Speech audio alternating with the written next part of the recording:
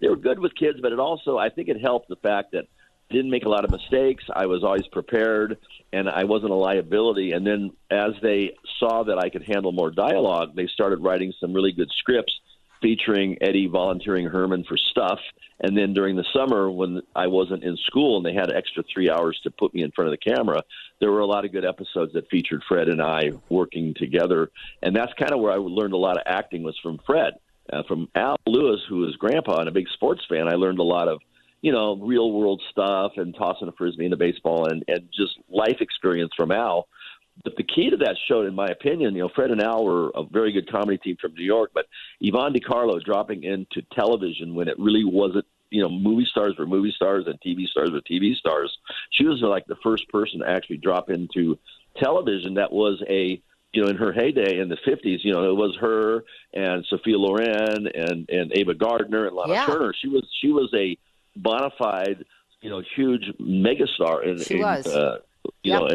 50s, and she also, she was a love interest for Howard Hughes and the Shah of Iran, and it was Ali Khan.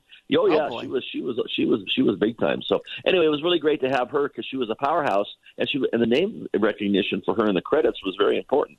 Yeah, I'm sure that it was. She played Moses' wife in the Ten Commandments. Yep, Sephora, she's unbelievable. Wow.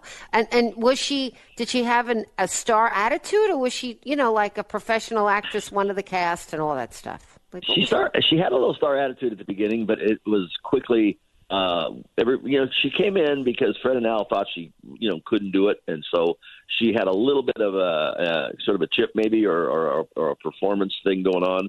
But as soon as they all saw that everybody was on equal terms and everybody had a part and everybody was important to it, there was nobody stealing the show. She did a great job, and she was really, really good at it. And it was difficult for her because she was up against two guys from New York that were constantly kind of poking fun at her. And that lasted maybe a month, and then after the first month, we were all getting along great. That's amazing. We're chatting with Butch Patrick, who has such wonderfully clear memories of being Eddie and the Munsters. When you were doing Eddie and the Munsters, did you have an idea of the impact? I'm sure you couldn't have an idea of the longevity. It looks like it was only on for 3 seasons. But, yeah. I mean, I guess in syndication year after year after year, I grew up with it, and I was born in 60, and I was watching it all throughout my childhood in repeats and reruns. No, nobody back then. Programming was much different. The shows, you did 39 episodes, you took off for 3 months, and you came back and did 39 more episodes.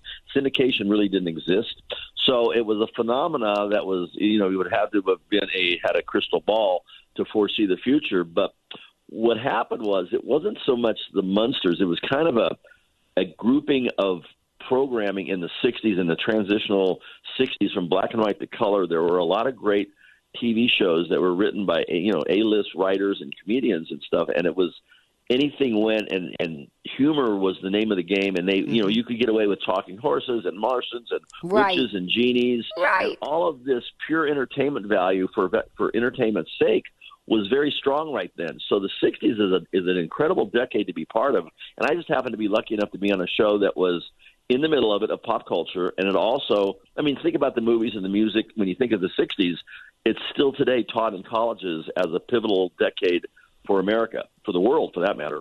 And it just happened to be the Munsters and the Addams Family and a few other interesting shows were there that have lasted because it was just pure entertainment and it wasn't any kind of heavy social commentary.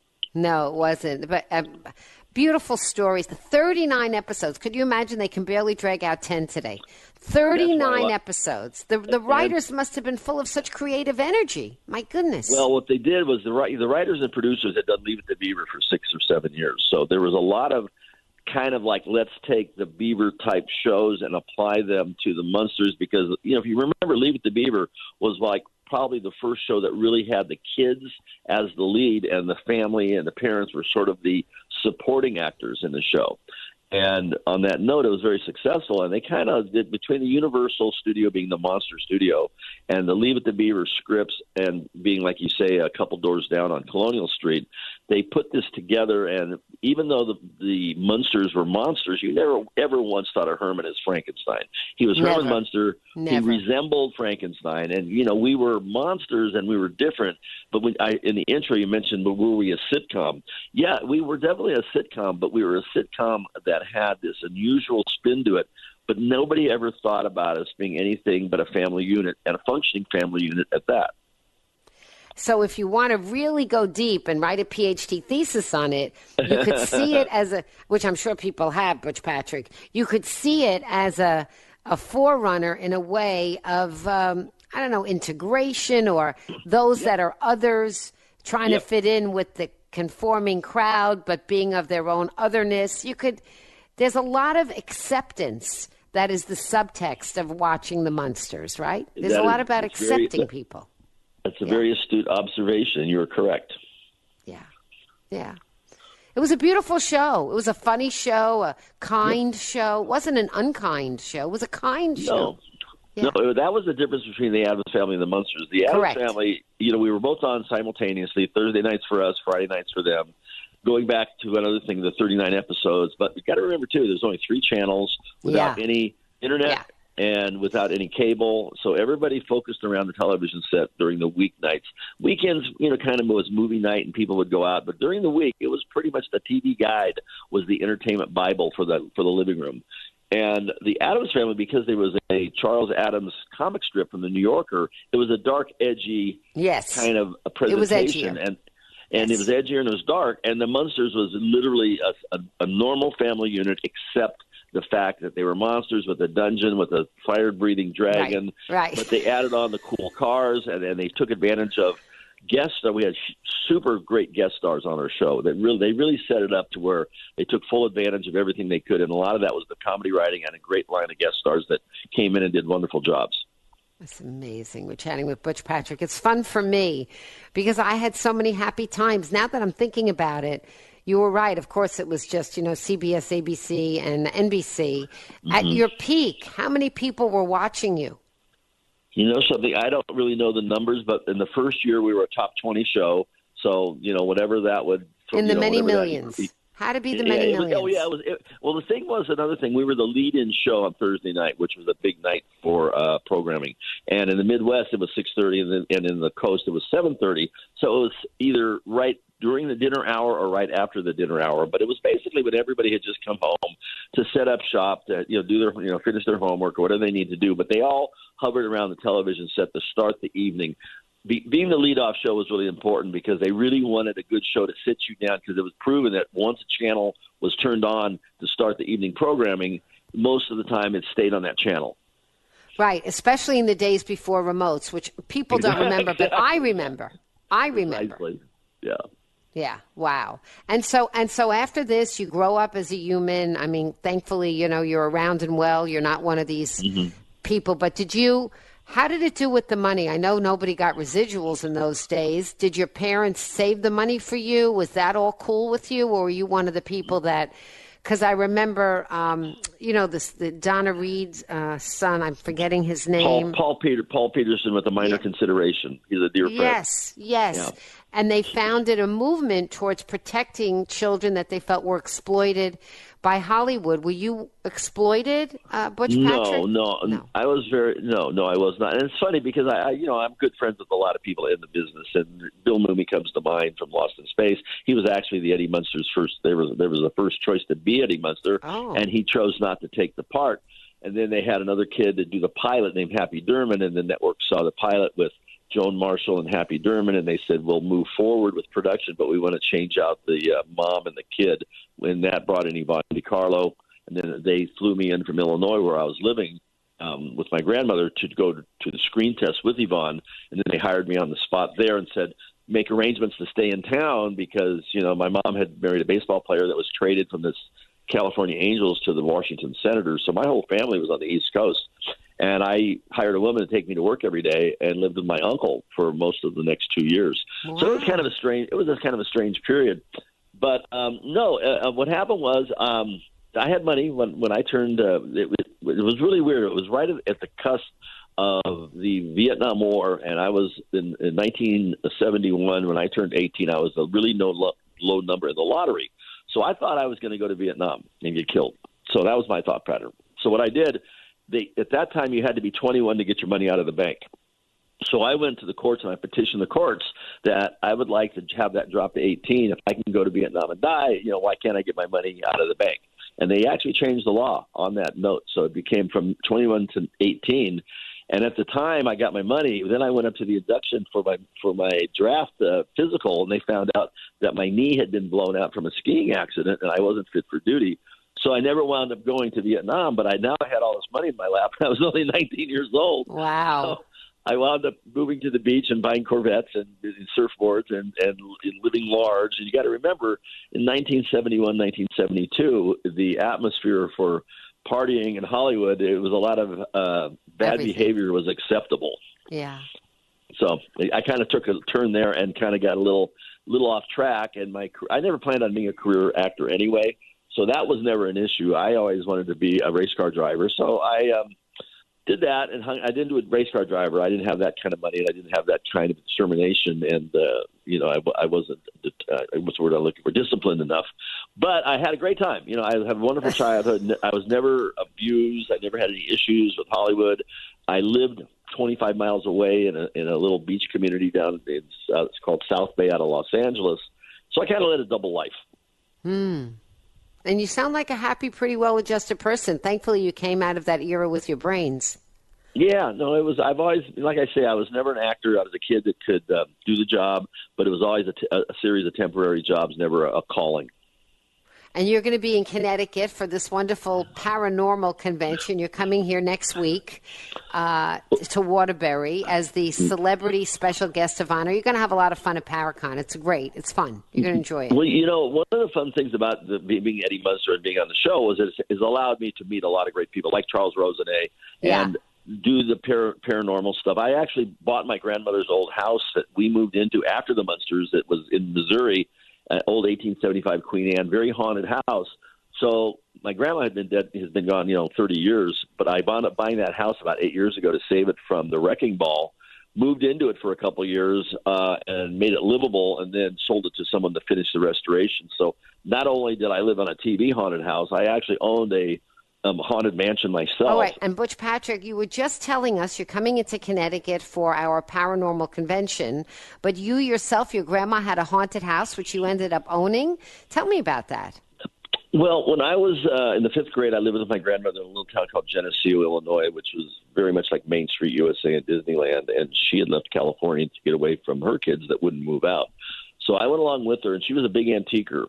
So when I left to do the Munsters, she moved from Geneseo to buy this big old house to display her antiques in Macon, Missouri. And when I went back after the Munsters, I lived there for about a year, 8th grade, but I loved the house and loved the small town, and then I left. And then over the years, she sold the house and moved away, but whenever I would travel cross country, I had made friends there that I would stop in and say hi and look at the house and just, memory lane type of thing. So a friend of mine called me about 10 years ago, and they said, the house that you always showed interest in your grandma's house, and if you really want to save it, it's going to be purchased and demolished for the local guy that puts up duplexes everywhere wants that land, and it would be a shame to see it go. So I wound up making arrangements to buy the house, and as I was leaving to move into it, my sister says, "Oh, and say hi to Ruby, Miss Ruby." I go, well, "Who's Miss Ruby?" "The ghost." "Did you know that house is haunted?" And I said, "No." And she goes, "Well, everybody knows the house is haunted." I said, "Well, I didn't." And one thing led to another. So when I got to the house, I did some investigation, and we had some people come in, investigators, and they stayed overnight, and they got all kinds of activity. And one thing led to another. I never actually saw the apparition personally, but we have them on video camera and security cameras. And when we would come back from trips, the orbs would all be downstairs having a party, and then they would all run up to the attic together and fly up the stairway. Yeah, fly up the stairway. So it was. We even had Oprah Winfrey send out a camera crew to do it, because what happened was John Provost's wife is a woman named Lori Jacobson, and she writes books for Haunted Hollywood and this and that. And she says, if you can prove there's ghosts in that house, you have gold for a reality show, because, Eddie Munster moving back to that's true. Buy his grandma's house and save the day and this and that. So the elevator pitch was, Eddie Munster meets Andy and Mayberry in the Twilight Zone. That's love the it. kind of thing. I love it. So, but nothing ever became of it. I mean, it was haunted, and it was there, and I stayed there for a couple of years, and literally it was 2.5 hours from any major airport, and it was very difficult for me to, as an adult, to live in a town of 5,000 people, which was great fun when you're on a Stingray and you're 13 years old, but not so much fun as an adult. Right. So what I did is I put a roof on it, I made it livable, and I saved it and flipped it to someone who was. I was actually visited the house about a month ago, and the man's done wonderful work with it. He's restored it, and they're nice people, and so the house survived. Everybody's happy. Are the ghosts still there? No, the ghosts have pretty much taken off. When these people moved in, they had a couple friendly situations and scenarios that the ghosts were there, but they're nothing like they were when I was there, because the house is built in a vortex, and it was super active. And for some reason, I think that these guys now have moved in. The house was vacant for 8 years. Remember that. So I think now that the ghosts kind of know these people are here to stay, and they're sort of doing the right thing to the house, they've made themselves, not to be funny, but invisible.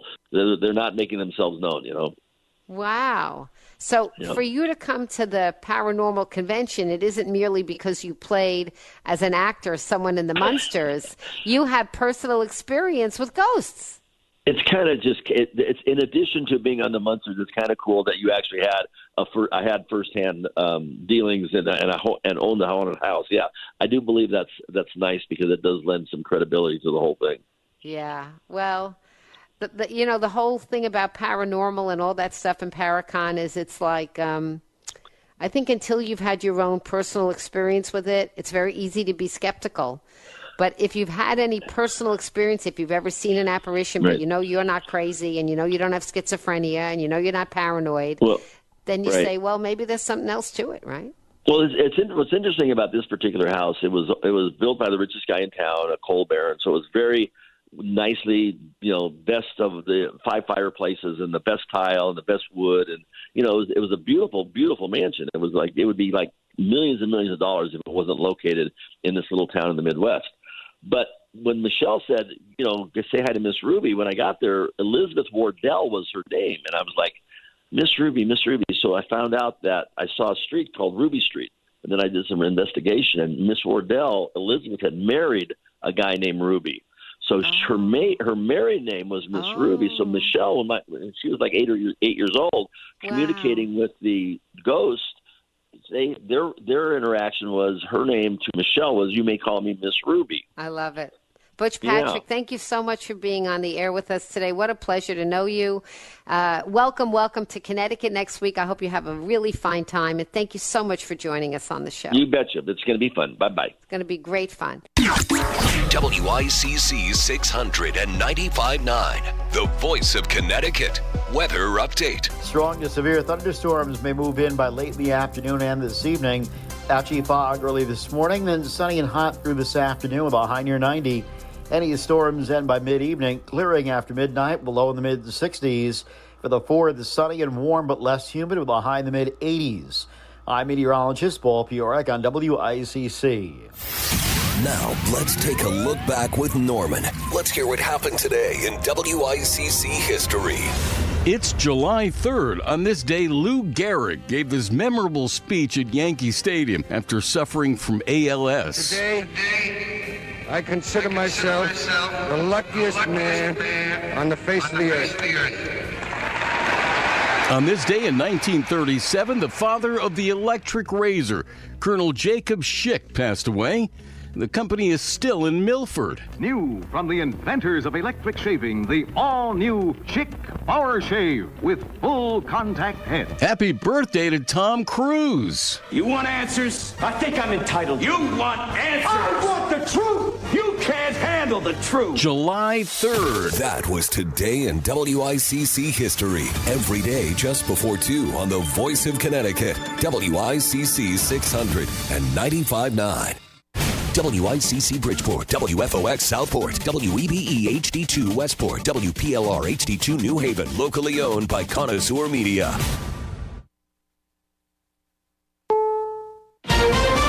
This is CBS CBS News on the Hour, sponsored by Progressive Insurance. I'm Cammie McCormick. The Republicans believe they have the votes to push through President Trump's tax and spending bill, but first Democratic leader Hakeem Jeffries delivered a marathon floor speech. Shame on this institution if this bill passes. That's not America. We're better than this. Democrats lacked the votes to stop it, but lawmakers on both sides of the aisle had midterms in mind during the deliberations. CBS's Hunter Woodall. It seems very clear Republicans are confident that they're going to be able to pass this bill. They're hoping, obviously, to have this be a bit of a 4th of July celebration for Republicans, because they feel like they are fulfilling a major part of President Donald Trump's agenda. Now, Democrats also feel poised to try and make a major attack out of this in terms of the 2026 midterms. They obviously view the changes to health care as being really politically volatile and something that could really help Democrats and Republicans in those 26 midterms. The Supreme Court will review lower court rulings that favored transgender athletes in Idaho and West Virginia, at issue whether transgender girls can participate in girls' sports. Legal analyst Lori Levinson. Women on those teams who are seeking to participate claim that that violates many laws, including Title IX and equal protection. But it's likely that the Supreme Court is not going to give a friendly welcome to the transgender athletes. It will be a record-breaking travel weekend. CBS's Nicole Valdez is at the airport in Nashville with a look at how things are going. The FAA does predict that this 4th of July weekend will be the busiest they've seen in 15 years. Today alone, we're expecting more than 50,000 flights across the nation. There have been some weather delays in the southwest, and bad weather could cause the same in the northeast later. Parcel giant UPS said today it will offer voluntary buyouts to its full-time U.S. drivers as part of the largest reconfiguration in its history. A sweeping overhaul that includes cutting 20,000 jobs and closing 73 facilities. Jason Brooks reports stocks were higher today. Wall Street sent stocks to fresh highs on the stronger-than-expected gain of 147,000 jobs in June, while the unemployment rate unexpectedly declined to 4.1%. First-time unemployment claims also fell for the third consecutive week, and there were positive readings on the services and manufacturing sectors in the economy. The Dow finished 344 points higher. Actor Michael Madsen has died. He was best known for his performance as Mr. Blonde in Reservoir Dogs. He also collaborated with Quentin Tarantino in Kill Bill. He was 67 years old. This is CBS News. Progressive Insurance, with insurance for cars, home, boat, motorcycles, RVs, and commercial vehicles at 1-800-PROGRESSIVE and Progressive.com.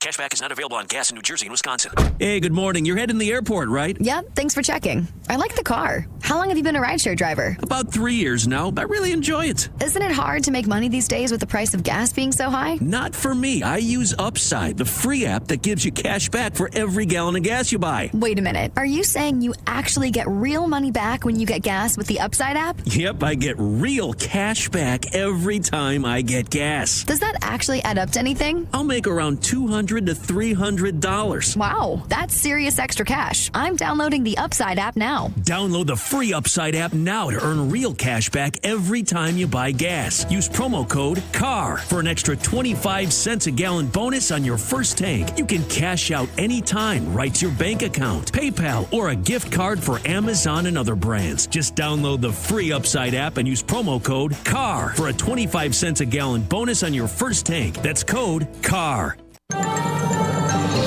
WICC 695.9, Voice of Connecticut Local News Update. Closing arguments were heard today in the murder trial of Raoul Valley, the Milford man accused of killing Shelton teen James McGrath in 2022. Valley was 16 years old at the time of the killing, and he testified that he stabbed McGrath and 3 others while wildly swinging a knife in self-defense. And I reached in my pocket and grabbed the knife. What were you thinking when your hand touched that knife? It felt like the only thing that would help me. McGrath was a 17-year-old Fairfield prep student, and he died from a stab wound to the heart. Valley faces up to 60 years in prison if convicted of murder. He turned down an offer of 40 years in prison from prosecutors and took the case to trial. There is the potential for scattered severe thunderstorms in Connecticut. The best chances from early this afternoon until around 8 p.m. Forecasters said that any storms that do develop are likely to produce heavy downpours and frequent lightning, damaging winds, and large hail. There was a small protest at the state capitol in Hartford yesterday over the use of the herbicide Diquat in Connecticut waters. Short for diquat bromide, the herbicide is commonly used to treat hydrilla, an invasive plant which has been found in numerous Connecticut lakes, rivers, and ponds. Diquat has recently been the subject of numerous videos on social media which describe its potentially harmful effects on humans, but Alicia Sharamit from the River Alliance of Connecticut told NBC that hydrilla problem is so bad the use of the pesticide is necessary. We do not advocate for the use of herbicides generally, but just like cancer, there are cancers that are so invasive and damaging that you have to treat it more aggressively. And Norwalk will be having their fireworks tonight. The display will begin at 9 p.m. at Calf Pasture Beach. The Derby Shelton fireworks display is also happening tonight at dusk. You can catch fireworks in New Canaan tomorrow at dusk at Waveney Park, as well as in Wilton at Wilton High School beginning at 5:30 p.m. Greenwiches are on Saturday at dusk at Binney Park, as well as oranges at dusk at the Orange Fairgrounds on Orange Center Road. I'm Chris Williams with WICC News. WICC Smart MLS Right Now Traffic. Parkway southbound accident reported exit 37 has things backed up to Route 7 in Norwalk on 95 north over an hour from Greenwich through Fairfield. Some breaks along the way through. New Haven 95 busy but moving through Lone Wharf, West Haven, and on the other side of the bridge through Brantford as well. Traffic report is powered by Kitchen Corner in Fairfield. Visit Kitchen Corner in Fairfield, the headquarters for your cooking needs and grilling essentials. Offering expert knife sharpening, 203-374-1118 or kitchen-corner.com. I'm Edge Krause with WICC Traffic. Sunny and hot through mid-afternoon. There will be late day strong to severe thunderstorms through this evening. Otherwise, clearing after midnight with a low in the mid-60s. For the 4th, sunny and warm but less humid with a high in the mid-80s. Saturday, sunny and warm with a high again in the mid-80s. I'm meteorologist Paul Piorek on WICC.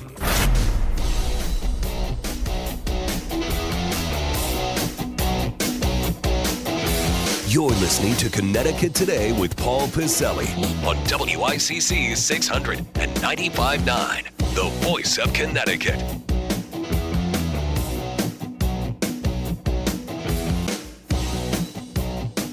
Yes, heading into the 4th of July weekend, today July the 3rd, and you probably heard, as I have in my area, the fireworks going off for about a week. You just heard Chris running down the fireworks scenario in the greater lower Fairfield County area. We'll be reminding you of that as the show goes on today. Great to have you with us. 203-333-9422, 333 WICC.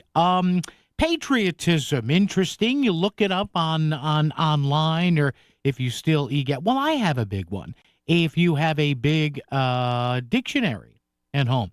But the definition of patriotism here is interesting. The quality of being patriotic, devotion to, and vigorous in support of one's country. Now, does that play into American pride? Yeah, I guess it plays into American pride. So let's start with this. And many of you, and we'll carry this through the whole show here, want to do something a little bit different. Don't worry, there's plenty of news to get into, plenty of guests coming up as we usually do.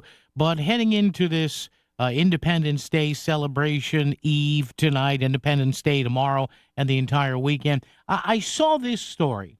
And it's kind of interesting, but you've got to peel back the layers here. And I have a Facebook question already on our Facebook page, facebook.com/Voice of CT. American pride slips to a new low. This from the Gallup people. You know, the Gallup poll, they're still there. George Gallup, after years and years and years and years and years, still there. The subheadline here, pride among Democrats tumbles, while independents also hit a new low, more than offsetting an increase among Republicans. So according to the Gallup situation here, they say that A lot of Democrats are disheartened. A lot of independents are disheartened. And Republicans are feeling pretty good. A record low, this is a record low number, 58%, roughly 6 out of 10. But this is a record low, 58% of U.S. adults say they are either extremely or very proud to be an American. Okay, and they get that 58%, 41% say they're extremely proud, 17% say they are very proud to be an American.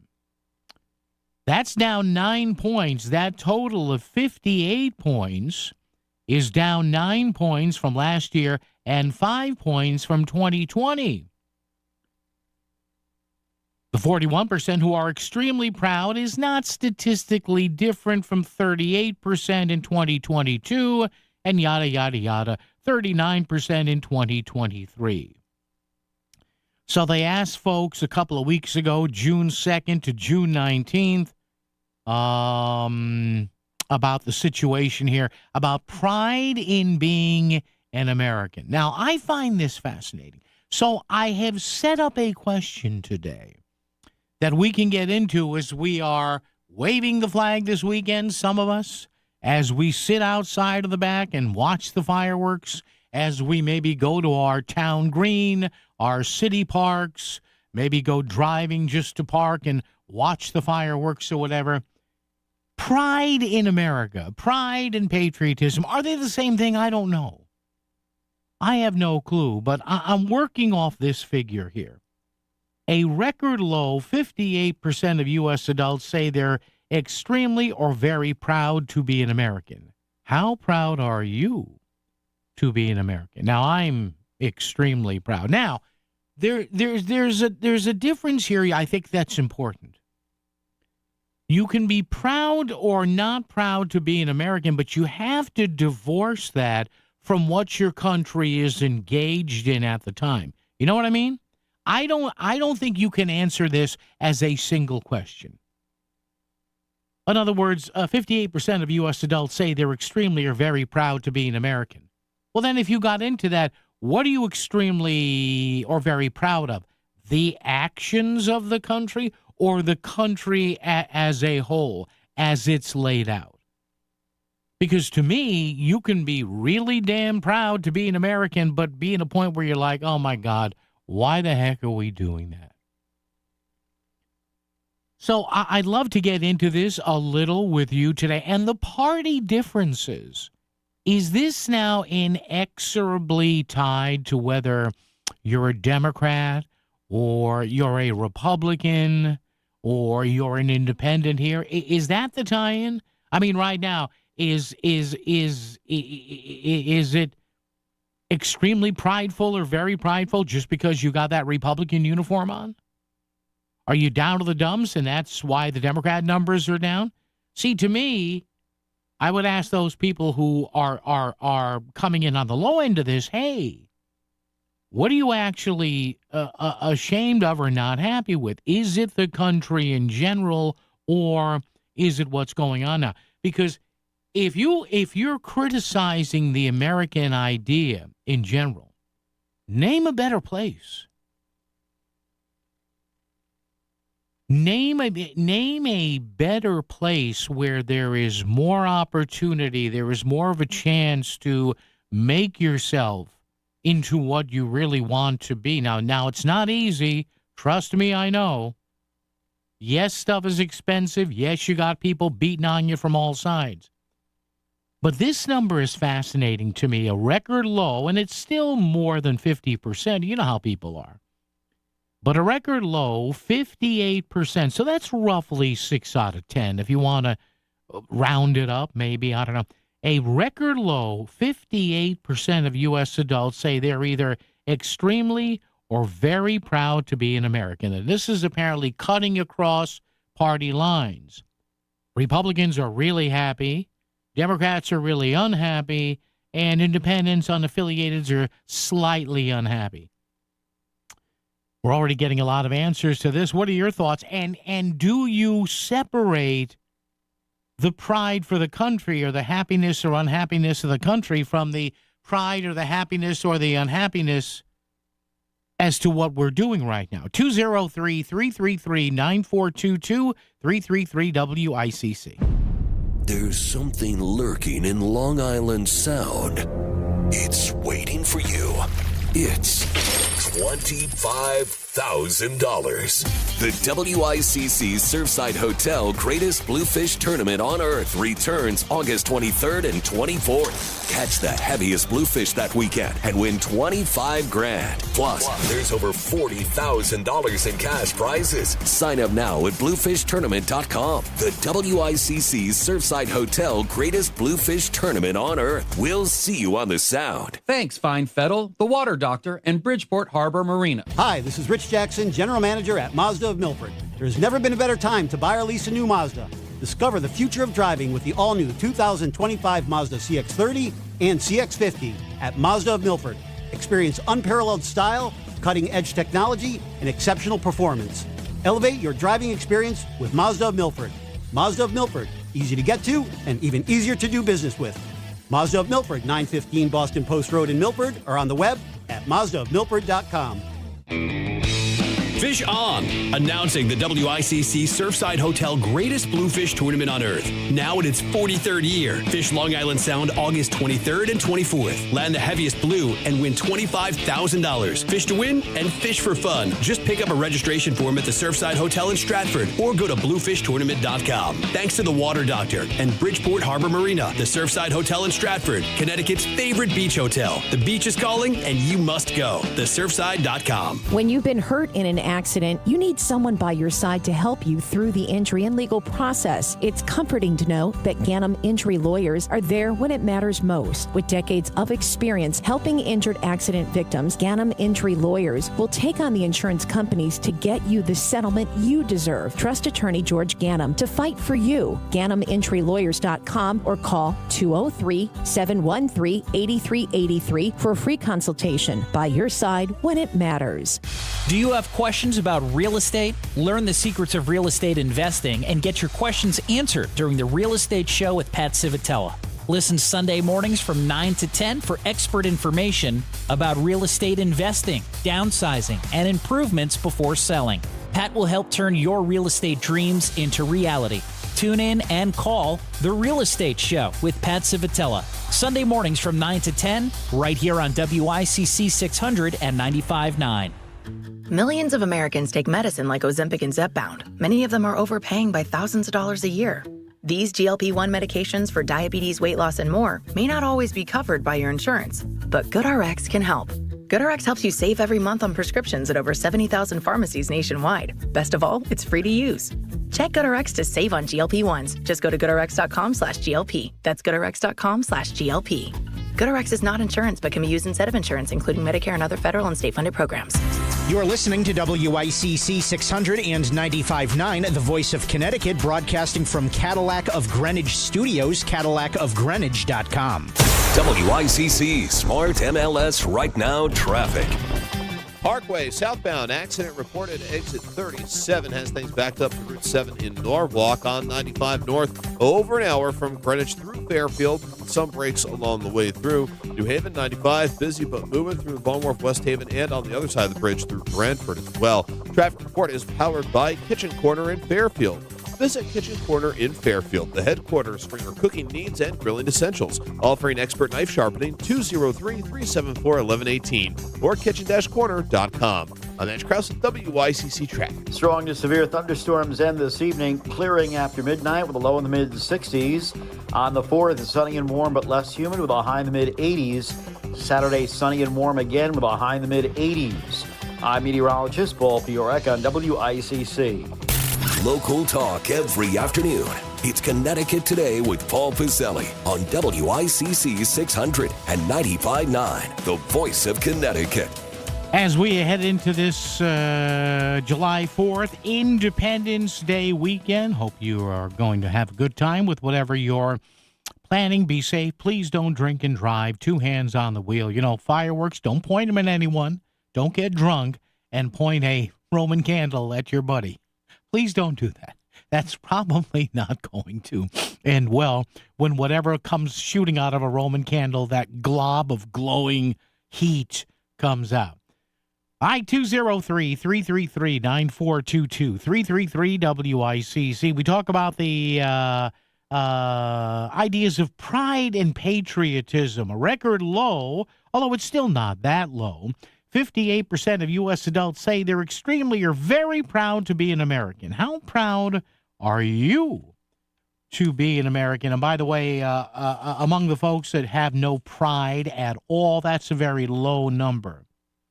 That is only 9% that says they have no pride in the country at all. So maybe there's a delineation between pride in the country overall and how things are going at a certain time. You may love a car that you have, right? An old car, but it breaks down a lot, but you still love it. Let's start off with Lynn in Sandy Hook today. Hello, Lynn. Yes. How are you? I'm good. Very good. I am extremely proud to be an American. Uh-huh. I was raised that way. My parents taught me that. The school that I went to, I'm in my 70s, so I went to school back, in the 60s. And back then, back in the day is what you're saying, yeah. They used to take a whole day for Flag Day. Yeah. We would go outside, sing songs. So that was ingrained in me. Yeah. But all I want to say is to people who don't like America, then leave. Find somewhere to go and go. That's all I can say. All right, Lynn, thank you. Appreciate that. 203-333-9422, 333-WICC. To Lynn's point, though, can people who say, and it's a relatively low number according to this, do people really dislike America, or do they dislike what the country is doing at a certain point? Like I said, you can have, oh, man, I love that guy. I mean, I've owned a couple of cars, right, where we love them. They feel great. They're so comfortable, but they're in the shop every week. Oh, this again? I had that fixed last year. Yeah, well, the design of the car, you see, there's a little too much emphasis on the understeer and the oversteer. Okay. Is that the problem? Is America kind of like that car that you love? But gosh darn it goes in the shop every 4 years. Chris in Newtown is with us. Hello, Chris. How are you? Good. How are you? I'm good, Chris. What's on your mind? My father taught me a long time, you don't have to love your government to love your country. Aha. That's what I was leaning at. Yeah. Yeah, and I've been around for the Bush, the Obama, the Trump, the Biden, all the eras, and I was happy sometimes, I was unhappy sometimes with the government, but it never swayed my love of where I'm living. Chris, that's so well put, because I know people get emotional about it, and you probably know the same kind of people I do, and you're talking about this stuff. But I think, Chris, we can all look at each other, right, and say, well, where's better, though? It's not like all these other countries don't have uprisings and people yelling and screaming at each other, right? Absolutely. Yeah. Chris, thank you. Appreciate it. Chris there in Newtown. A couple of calls to start the show from the Newtown and Sandy Hook area. Up there, Route 34, I-84. Thanks for checking in. 203-333-9422, 333-WICC. American Pride, now according to Gallup, this is the headline. American Pride slips to a new low. Again, let me give you some of the numbers. You let me know what you think. And I'm kind of like our last caller, Chris, there. I mean, yeah, there's no place I'd rather be on earth. Now, I've done a little bit of traveling. Could I see myself, living in Canada for a little while, or maybe Europe or Italy, spend some time? Yeah. If I ever got of any means and I could have different homes in different parts of the world, would I do that? Yeah. Do I get cranky with how things go in this country sometimes? Yeah, if you listen to me every day from 2 to 6. But again, it's like that car that you love. You have a love for it, even though it goes in the repair shop every 2 years on Election Day, or every 4 years. 58% of adults say they are extremely or very proud to be an American. 41% say extremely. 17% say very. The 41% who say they're extremely proud, not all that much different from 38% in 2022. Gallup says they did this survey right before the U.S. bombing of Iran. In addition to the 58% of adults who were extremely or very proud, 19% say they are moderately proud, and 11% say they're a little proud. So the bottom line here is, on the back end of this whole thing, just 9%. Just 9 out of 100 people say they're not proud at all. They're just cranks. No, I'm kidding. The combined 20% at the lower end of the pride scale essentially ties the record 21% in 2020. So you see, folks, I think we're pretty stable about this. I mean, and if anything, I'd like to see this survey taken right after Independence Day. Like maybe somebody will do it again next week, because I think that, these numbers might be a little higher. I don't know. They're not horrible. But again, they do split by party. Democrats are miserable, Republicans are really happy, and independents have a little agita. That's the way it works. Bob in Stratford's here. Hello, Bob. How are you? Good. You're doing a great job as always. But I got to tell you, thank you. I love when these people say, if this president's elected, I'm leaving the country. There is no better country in the world that we live in now. You may not like certain things that go on, sure, but it's the best country in the world. And you know what, Bob? If you don't like a president of either party in 2 years on the midterms, you can give that person a political smack and say, we don't like what you're doing here, right? Yep, exactly. Yeah. And but, one more yes, thing sir. to get off the yes, subject. sir. Yeah. Pitt Diddy got away cheap, I'll tell you that. I'm sorry, you broke up there. Who? Oh, P. Diddy. Yeah, you know what? You know what they're saying, Bob? And Bob, you are breaking up, my friend. I got to let you go. Yeah, and we'll get more analysis of that as the weeks go on. I know Bill Bloss was on with Melissa. I watched a lot of the P. Diddy or Puff Daddy or Sean Combs or whatever you want to call him. A lot of the analysis, a lot of these legal eagles on cable TV, they all said the same thing. They overcharged in the case. In other words, when you bring an overcharging to a case and the prosecution can't meet those charges, the tendency of our system, even if people are a little sketchy about somebody, the tendency of our system is to let them go. WICC Smart MLS Right Now Traffic. Parkway southbound accident remains exit 37. Backup starts in Norwalk. 95 or the Parkway northbound, well over an hour from Greenwich through Trumbull and Bridgeport.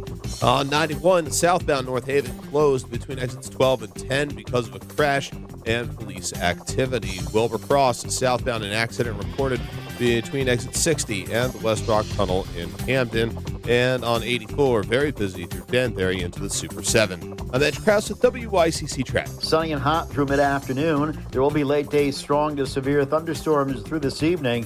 Otherwise, clearing after midnight with a low in the mid-60s. For the 4th, sunny and warm but less humid with a high in the mid-80s. Saturday, sunny and warm with a high again in the mid-80s. I'm meteorologist Paul Piorek on WICC.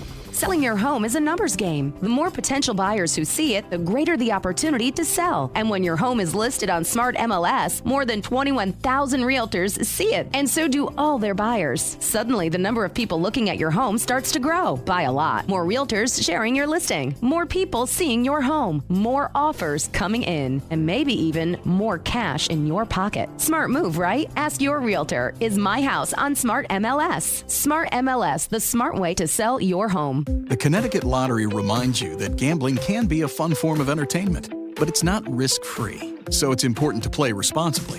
Make sure you understand how the games work. Know the odds, set time limits, and take breaks. To find out more, visit ctlottery.org or responsibleplayct.org. Must be 18 or older to purchase lottery and 21 or older to place sports wagers. Help is available for problem gambling. Call 888-789-7777 or visit ccpg.org. With Progressive, you can reach customer service in the way that's easiest for you, by phone, app, or online. We know it would be great if we just magically appeared, but that's more of a genie thing, and we do insurance. But with us, you'd be like, well, it wasn't a genie, but it was great customer service, so that's nice. And sure, you probably would still like the whole 3 wishes thing, so if you meet a genie, you should definitely ask. But when you need us, contact Progressive by phone, app, or online. Just no genies. Progressive Casualty Insurance Company and Affiliates. How did Babbel become the award-winning language learning app? We thought of you. All of you. Take Sierra. As a visual learner, she uses Babbel's wordplay videos. Today I'll share a quick lesson on shopping in French. Merci beaucoup. Malcolm is a listening learner. So he checks with Babbel's speech recognition to be Precio. However you learn, Babbel makes it easy. Save up to 50% on your Babbel subscription at Babbel.com. That's BABBEL.com. This is WICC 695.9, the voice of Connecticut. CBS News Brief. House Republicans are ready to vote on President Trump's $4.5 trillion tax breaks and spending cuts bill. Democrats lack the votes to stop it. CBS's Hunter Woodall. Republicans are confident that they're going to be able to pass this bill. They're hoping, obviously, to have this be a bit of a 4th of July celebration for Republicans because they feel like they are fulfilling a major part of President Donald Trump's agenda. Camilo Montoya Galvez reports the first group of immigrants has arrived at a new detention center deep in the Florida Everglades. This is civil immigration detention, so it is not supposed to be a punishment or punitive. It is only designed to hold people while they await detention and deportation. Nicole Valdez reports on what will be a very busy travel day ahead of July 4th. We are seeing some airports like Dallas, Fort Worth, and Miami topping the list of some of those delays and cancellations today, but overall, really not a bad day to travel. CBS News Brief, I'm Cammie McCormick. WICC 695.9, Voice of Connecticut Local News Update. Closing arguments were heard today in the murder trial of Raoul Valley, the Milford man accused of killing Shelton teen James McGrath in 2022. Valley was 16 years old at the time of the killing, and he testified that he stabbed McGrath and 3 others while wildly swinging a knife in self-defense. And I reached in my pocket and grabbed the knife. What were you thinking when your hand touched that knife? It felt like the only thing that would help me. McGrath was a 17-year-old Fairfield Prep student, and he died from a stab wound to the heart. Valley faces up to 60 years in prison if convicted of murder. He turned down an offer of 40 years in prison from prosecutors and took the case to trial. Warnings are being issued after 22 people died from drug overdoses in Connecticut during a recent period of several days. The deaths involved overdoses of prescription and street drugs between June 27th and July 1st. The spike in drug-related deaths is reported as the state and nation have been experiencing a drop in deadly overdoses. This drop has been largely attributed to the use of the anti-overdose drug Narcan. Narcan is available in Connecticut pharmacies, and according to Dr. Jack Young from Main Street Pharmacy in Bridgeport, it's extremely easy to use. If they ask the pharmacist can show them how to utilize it. It's very simple. It's hard to screw that up. And the best thing about Narcan is if you administer Narcan and you feel like the person is not coming to quick enough, you can administer again. It's pretty safe. Harm reduction teams have headed out in cities around Connecticut to warn of the current overdose dangers. A loaded handgun was found in a student's bag while attending summer school in Stamford. The ghost gun loaded with 1 bullet was reportedly found in the unidentified 17-year-old male's bag at West Hill High School last week. Security at the school searched the student's bag after he was caught vaping and the weapon was allegedly found. The teen is charged with possession of a handgun without a permit. The daughter of a member of Bridgeport's City Council was due to appear in Superior Court today. 26-year-old Jasmine Cooper is charged with first-degree threatening and with a firearm and second-degree breach of peace at a public place. Cooper is accused of arguing with someone outside Bridgeport City Hall and then pulling out a gun and attempting to strike the person with that gun, which witnesses described as a black Glock 9mm handgun. This is not Cooper's first brush with the law. She has been arrested for 3 previous incidents. Cooper is the daughter of Democratic City Councilwoman Anita Martinez. Danbury Municipal Airport is receiving a $225,000 federal grant for an infrastructure project. The money will be used to replace existing airport lighting vault equipment at the facility. Danbury is a general aviation and commercial airport operated by the city. The Connecticut Wing Civil Air Patrol also operates out of the airport. Bradley International Airport has been awarded a federal grant of $8.5 million for its terminal expansion projects. The Windsor Locks Airport is undergoing a $250 million overhaul that has been going on since 2023. The federal government has now contributed $113 million towards the effort through the FAA Improvement Program. Officials say the work will greatly improve the passenger experience and will also make sure Bradley meets all safety standards. Attorney General William Tong is calling on state utility regulators to reject a rate hike request from United Illuminating. UI is seeking an increase of $105 million, which would add between $25 and $30 to an average residential customer's electric bill. Tong says the request is being made by UI in bad faith. UI serves 345,000 customers in the Bridgeport and New Haven areas. The Public Utility Regulatory Authority is expected to make a decision on the rate hike in September. The Attorney General has also joined another multi-state lawsuit against the Trump administration over the sharing of personal health data with the Department of Homeland Security, which runs ICE. I and other state attorneys general are holding the president accountable and making sure that he follows the law. In a statement, Tong said that, quote, Trump is doing this to bully immigrant families away from seeking health care.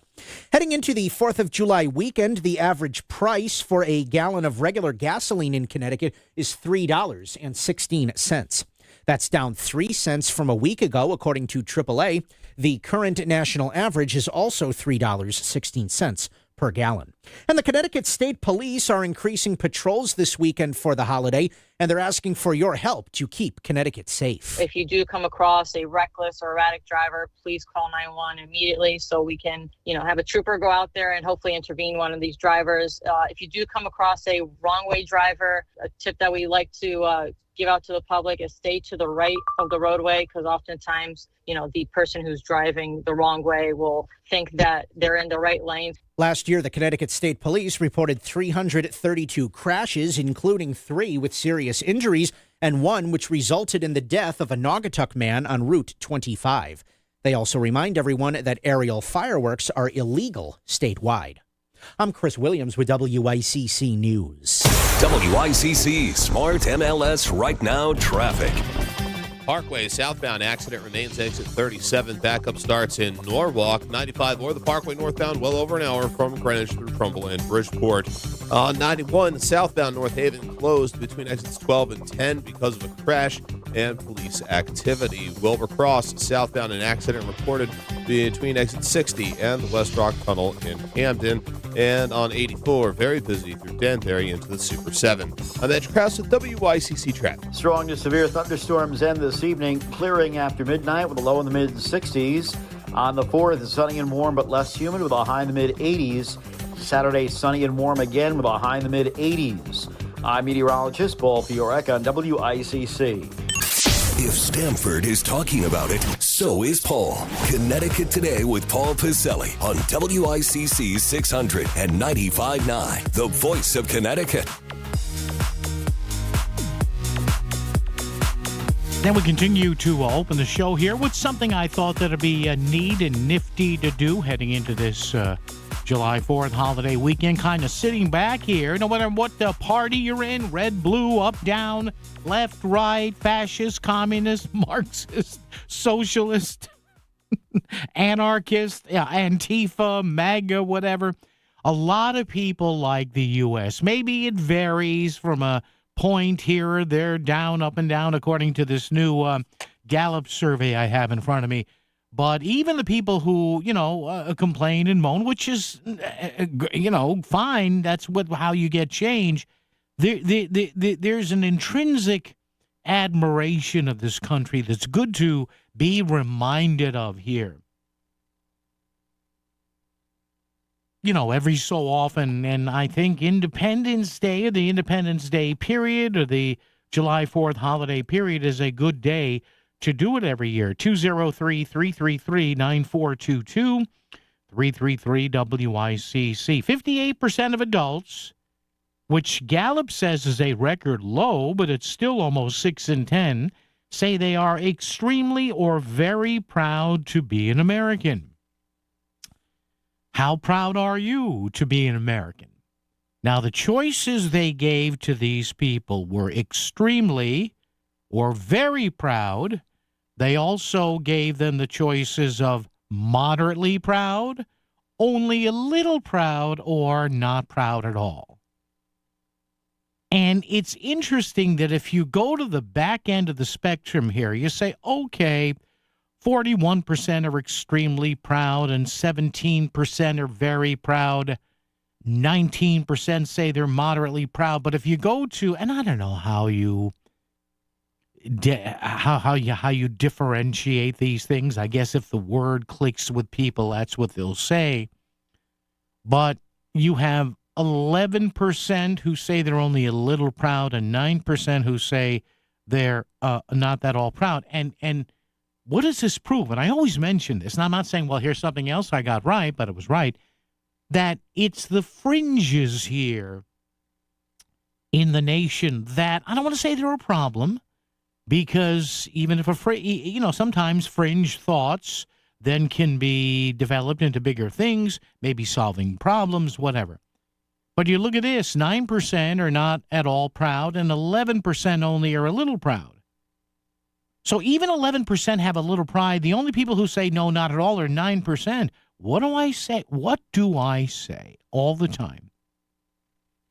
9%, let's make that 10%. There's 10% on the right, and there's 10% on the left that suck up all the oxygen in the room, in the Capitol, in the various capitals, on airplanes, on spaceships, in your car. The middle 80% of this country, to one extent or another, is basically on the same page. Some people care more about immigration. Some people care about abortion. Some people care about guns more. Some people care about taxation and business, business policies and all that. But again, you've only got, and it says right here, you've only got about 9% of people, 10%, let's round that up. You got like 10% of people who are the constant cranks. And it's okay to be the cranks.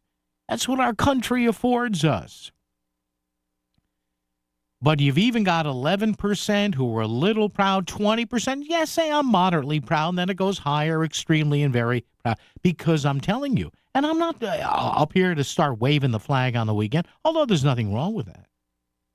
On balance, there's no better place on earth. Now, I said on balance. There are some countries that do some things better than we do, and then there are countries that don't do things nearly as good as we do. 203-333-9422, 333-WICC. And do we fail as a country sometimes, and as consumers of politics and the great life this country affords us? Do we sometimes as a people don't stop and say, hey, the machine is pretty good, but we have to maintain it better? Because you tell me, if you just go by the owner's manual of this country, the owner's manual, you got a new country, hey, where is it? The glove compartment there. What's a glove compartment? Oh, that's right. But if you go by the owner's manual in this country and you maintain the machine, you do your regular maintenance every 2 years or 4 years, and you maintain the proper maintenance and lubrication with tax policy and money policy and whatever, what country runs better than we do? What major industrialized country? I'm not talking about comparing America to Sweden. You know, some of these comparisons, I read, don't you love that? Well, Fiji has a better health system. I love that. In New Zealand, really, the size of what, Queens? I visited Norway, and they're so happy there, really, because they're all white. They ride bikes and eat a lot of fish. What's New Zealand? No offense. What's Norway? The size of Long Island? I mean, come on.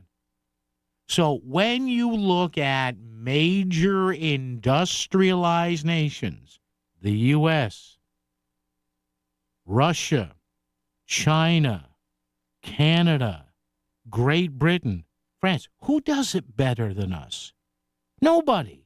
Now, sometimes we need more maintenance. Sometimes the system tends to break down, especially when you don't do preventative maintenance, the border. But on balance, when you look at everything from civil liberties to speech controls to monetary policy to military policy and protection, nobody does it better. Imagine waking up in the morning, you look out your window, and there's a massive tree that's all across your driveway. Hey, it's Melissa Sheketoff, and I actually have been in that situation before. That's when I started working with K&J Tree Services. And starting June 1st until July 4th, K&J Tree Service will be offering their special storm season discounts. Starting June 1st until July 4th, K&J Tree Service will be offering their special storm season discounts. KJTreeservice.com or text them at 203-248-TREE. KJTreeservice.com. Are the taxes on your financial savings cutting into your retirement? Do you truly understand the taxes on your IRAs and 401ks? Would you like a future where your taxes are minimized and investments are sound? If you're nearing or in retirement, have at least a $250,000 portfolio, Bridgelight Financial Advisors can help. Call for a complimentary consultation. They'll show you real tax savings on your savings. 203-795-7080. 203-795-7080. Bridgelight Financial Advisors, your retirement tax strategy specialists. Millions of Americans take medicine like Ozempic and Zepbound. Many of them are overpaying by thousands of dollars a year. These GLP-1 medications for diabetes, weight loss, and more may not always be covered by your insurance, but GoodRx can help.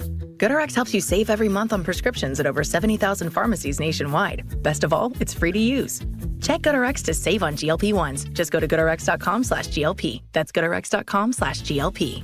GoodRx is not insurance, but can be used instead of insurance, including Medicare and other federal and state-funded programs. Find what you love what you find. A Total Wine and More. There's so much waiting for you. Spirits and beer, thousands of wines. Guides in the know and prices so low, it just might blow your mind. You're gonna find what you love and love what you find. With curbside pickup and delivery available, you'll always find what you love, only at Total Wine and More. Drink responsibly, B21. WICC Smart MLS Right Now Traffic. 95 or the Parkway northbound, well over an hour from Greenwich through Trumbull and Bridgeport. On the Wilbur Cross southbound, crawling through Hamden, going down into the West Rock Tunnel. 91 southbound, residual delays in North Haven from an earlier problem that has been cleared.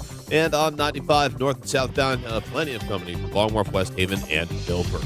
I'm Andrew Krause at WICC Traffic. Sunny and hot through mid-afternoon. There will be late-day strong to severe thunderstorms through this evening. Otherwise, clearing after midnight with a low in the mid-60s. For the 4th, sunny and warm but less humid with a high in the mid-80s. Saturday, sunny and warm with a high again in the mid-80s. I'm meteorologist Paul Piorek on WICC. Keeping you up to date on everything that matters. It's Connecticut Today with Paul Piselli on WICC 600 and 95.9, the voice of Connecticut. 203-333-9422, 333-WICC. A record low, says here by Gallup. It's not all that low. Basically, 6 out of 10 U.S. adults, you want to round it down to exactly what it is, 58%. Say they're extremely or very proud to be an American. That's down 9 points from last year, 5 points from the prior low back in 2020. All right. Again, I think people have to, even the people who say they're not proud to be an American, and you know, you can tell it's by the current country, it's by the current situation of the country. You can be proud as hell to be an American and despise Trump. I got nothing wrong with that. There's nothing wrong with that at all. In fact, I will submit to you that in no other country in the world could we as easily shift back to where we were pre-Trump than the U.S. You think that happens in China? In Russia? Even in our allies that use parliamentary systems, you try. Now, it does happen occasionally if you get a polarizing prime minister candidate here and there, especially when it comes to immigration. But everybody's like, well, Trump's here to say, well, you know, in a year and a half, The country could tell Trump again, no, that's it, you're done. We gave you another shot, that's it, nothing's going to happen. That's the beauty of America. That is the incredible thought procedures or thoughts that were put in by the founding fathers and the founding mothers, because if you don't think these guys went home at night and bounced some ideas off of their wives or girlfriends, or both. you trust me. My dear, what do you think of this idea? Well, of course, she's going to give hubby or her boyfriend or whatever, or her farm owner or whatever, give him her ideas, but he's never going to say, my wife at the estate the other night. Nobody's going to say that. But if you don't think women had a point in this, good God. Best system in the world. Now, is the system always run by the people that we like? No. On both sides of the aisle. We've gone through that hither and yon. But the strength and the beauty of the American system is how resilient it is. Well, we need these no kings rallies. Another one coming. We don't have a king. Get off of that. We don't have a king. Well, you never know with Trump. Listen, if Trump really went off the deep end, he'd be done. Do you think that a bunch of members of his own party, the Republican Party, who may be 40, 45, 50 years old, you think they want to torch the rest of their political careers for him? Come on. They will toss Donald Trump under the next bus they can, the next CT Transit bus, as quickly as the Democrats are doing it right now with Joe Biden. Remember Joe is sharp as a tack. He lost, and now all we hear is, I was starting to have my doubts. And, there was an he was very insular, and he was kept from us. Now they say, they trust me. Donald Trump is no monarch. He's no king. He's no Beelzebub. He's no this or that. They will, if he went off the deep end, they would be wheeling him out of the White House in a heartbeat, especially when you have J.D. Vance there with his matinee idol good looks. I got to tell you, I have some women friends who don't agree with anything the Republicans do. I said, yeah. And they said, but though, J.D. Vance. I said, but what? I said, well, he's, you think he's cute, huh? Yeah. Best country in the world, best industrialized country in the world. And I'm not saying you've got to be patriotic. You can love it or hate it, but use your head. Who's better than the U.S. of a comparative size? Don't give me Norway. Don't give me Sweden. Wonderful people, wonderful country. Don't give me New Zealand. Don't give me Fiji. Don't give me the Seychelles Islands, the Northern Marianas. No. We're talking, the class of country we're talking. Well, in what country could you pull a political 180 overnight? Overnight it could happen. Henry's here. Henry, good afternoon. How are you? Hey, Paulie, just give me a minute. Yes, sir. I don't mean to break up the party. No, do whatever you want. Just give me a minute. You Go always ahead. hang up on me. Well, give me a minute. You got a minute. Go ahead. If you take all you, because you're right about the sizes. You can't take the size of Italy. It's the size of New England. But if you take all of Europe, yeah, just like you take all of us and throw in Canada, throw in Canada and all of Europe, and you just take everything into consideration. Everything. We have more mass shootings in 1 week than all those countries do in a year. Mm-hmm. Now, do you know that? Yeah. If you know that, just absolutely. say yes or no. There was a mass shooting there was a mass shooting in Chicago last night, by the way. No, don't you find that there is a couple every week? Doesn't it seem like? Yeah. Okay. All right. Now, all of Europe and all of Canada, they don't get in a year what we get in 1 week. Yep. There's one advantage. There's one advantage of living there, and most of those their children, if they qualify, they go to college. Taxes are higher. No, yeah. But they go to college for nothing. All right. The only state here that does it is California, by the way. Okay. California, if you're a citizen in California, with all those Cal State Fullertons and Southern Cal, and all those Northridge, there's so many of them. Yeah. You go to. I didn't know that you go for nothing. Okay. If you're okay now, but the other 49 states don't. Okay. But all of Europe does it, and Canada, and you know something else, Canada and when you add up all of Europe, to Portugal, to Spain, you're good at geography. Okay. Take the three Balkans, take them all. Yeah. Take them all together. Yeah. You know what all those in Canada, you know what they give their people? What do they give? We'll never think of giving our people? Okay. Health insurance. Uh-huh. Health insurance. Well, we could do that. That's a minor thing, isn't it? Well, Henry, we could do that. Now, let me ask you this: if somebody we came, can't do that. All right, goodbye. That's it. Geez, I don't know. We the guns and the health insurance all the time.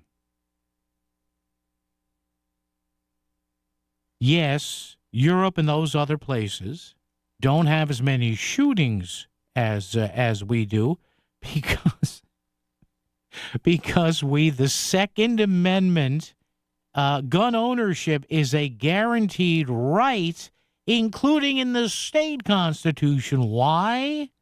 Because a lot of those European countries rolled over to kings. That's why. The beauty of this country is back in the 1700s, our founding fathers said, screw that, everybody get a gun. And we have 400 million guns in the country. And yes, Henry, you're right, there are a lot of mass shootings, including the one in Chicago last night. It's odd, though. We haven't heard a lot about that mass shooting today, have we? Because it's an inner city shooting in a blue city run by a disaster of a mayor. Brandon Johnson. This guy, you think Brandon Johnson, this guy's got a few things on Mamdami here.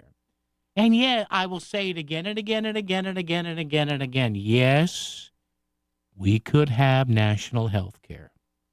Take a look at what the taxes would have to be. And take a look at what the waiting times would have to be. WICC Smart MLS Right Now Traffic. 95 or the Parkway northbound, well over an hour from Greenwich through Trumbull and Bridgeport. On the Wilbur Cross southbound, crawling through Hamden, going down into the West Rock Tunnel. 91 southbound, residual delays in North Haven from an earlier problem that has been cleared. And on 95 north and southbound, plenty of company from Long Wharf, West Haven, and Milford. I'm Mitch Krause with WICC Traffic. Strong to severe thunderstorms end this evening, clearing after midnight with a low in the mid-60s. On the 4th, it's sunny and warm but less humid with a high in the mid-80s. Saturday, sunny and warm again with a high in the mid-80s. I'm meteorologist Paul Fiorek on WICC. Hey Yankees fans, on Sunday, July 13th, when the Yankees take on the Chicago Cubs, take your family out to the ballpark for the chance to receive a fun, kids-friendly giveaway. It's Mo Willems, the Pigeon, 4-inch plush keychain day. The first 10,000 guests 14 and younger will receive a Mo Willems, the Pigeon, 4-inch plush keychain courtesy of Polco. For tickets, log on to Yankees.com/tickets. That's the Yankees and Cubs on Mo Willems, the Pigeon, 4-inch plush keychain day, Sunday, July 13th. Visit Yankees.com/tickets today. Craving a delicious meal? Head to Frankie's Diner, the go-to spot for comfort food at 1660 Barnum Ave in Bridgeport. For over 90 years, Frankie's has been serving diner classics using the freshest ingredients, open 7 days a week and 24/7 on the weekends. Whether you're an early bird, hungry for lunch, or a night owl, enjoy Frankie's. Plus, party rooms available for your next family or office event. Become part of the Frankie's family. Frankie's Diner, 1660 Barnum Ave in Bridgeport. Back to the news and talk, thanks to Smart MLS. Smart sellers ask, is my home on Smart MLS? The voice of Connecticut, WICC's 695.9. It's Connecticut Today with Paul Pacelli. And again, I will say this over and over and over and over again when it comes to national health care, because Henry brought it up. Okay, you want national health care? Fine. Take a look. And you don't have to believe a skosh of what I'm saying. And Chris in Oxford, by the way, hang on. We'll be with you right after the news. Go. There are websites. Okay, this is not secret information. There are websites that tell people in Canada how long they have to wait for a procedure. Something that you and this is a country of about 50 million people. We're 350 million. Imagine having to wait, as they do in Canada, for basic procedures or basic orthopedic things 3, 4, 5, 6 months, a year that we can get done here in a couple of weeks. WICC Bridgeport, WFOX Southport, WEBE HD2 Westport, WPLR HD2 New Haven, locally owned by Connoisseur Media. This is CBS News on the Hour, sponsored by Progressive Insurance. I'm Cammie McCormick. The House has passed President Trump's massive tax and spending plan. On this vote, the yeas are 218, the nays are 214. The motion is adopted. House Speaker Mike Johnson. Today, we are making the dream of a government that puts the American people first a reality. A reality. The White House was feeling very confident. We've learned that the White House is already planning a bill signing ceremony at the White House tomorrow around 5 p.m., potentially right before all the July 4th festivities. CBS's Aaron Navarro. This is going to be a cornerstone for President Trump's agenda in this term. He could potentially be seeing a different Congress in terms of party control in just 2 years. So he has really played up, the White House has really played up the importance of passing this bill now. Republicans overcame multiple setbacks to approve the package before tomorrow's deadline. Millions of Americans are on the move for the July 4th holiday. I'm Jim Crisula along U.S. Highway 58 in Galax, Virginia. The 4th of July holiday will see record travel as more than 72 million Americans hit the road, according to AAA. Gas prices are down nationwide. I'm kind of wondering why it's happening, but I'm glad it's happening, and I hope it happens some more. AAA says the nationwide average for a gallon of regular unleaded is $3.17, the lowest for a 4th of July in 4 years. Jim Crisula, CBS News, Galax, Virginia. A release party for a hip-hop album turned into a mass shooting spree. In Chicago last night, police say gunmen pulled up in a vehicle and opened fire. Police Superintendent Larry Snelling. They didn't care who was struck, and in a matter of seconds, they were able to shoot 18 people in a matter of seconds, taking 4 lives. The new immigrant detention center in the Florida Everglades is open for business. Camilo Montoya Galvez reports. We know that according to Florida state officials, the first group of detainees have already arrived to be detained at this site, and they will be held there, according to officials, on a temporary basis while the U.S. adjudicates their claims and is able to determine whether they can be deported to their countries of origin or not. CBS's Kelly O'Grady on the new jobs report out today. It's better than expected. There was a lot of concern that this was actually going to be a really low number and it would put pressure on the Fed to cut at the end of July when they next meet to discuss interest rates. Stocks finished higher. The S&P 500 set another record. The Dow was up 344. This is CBS News.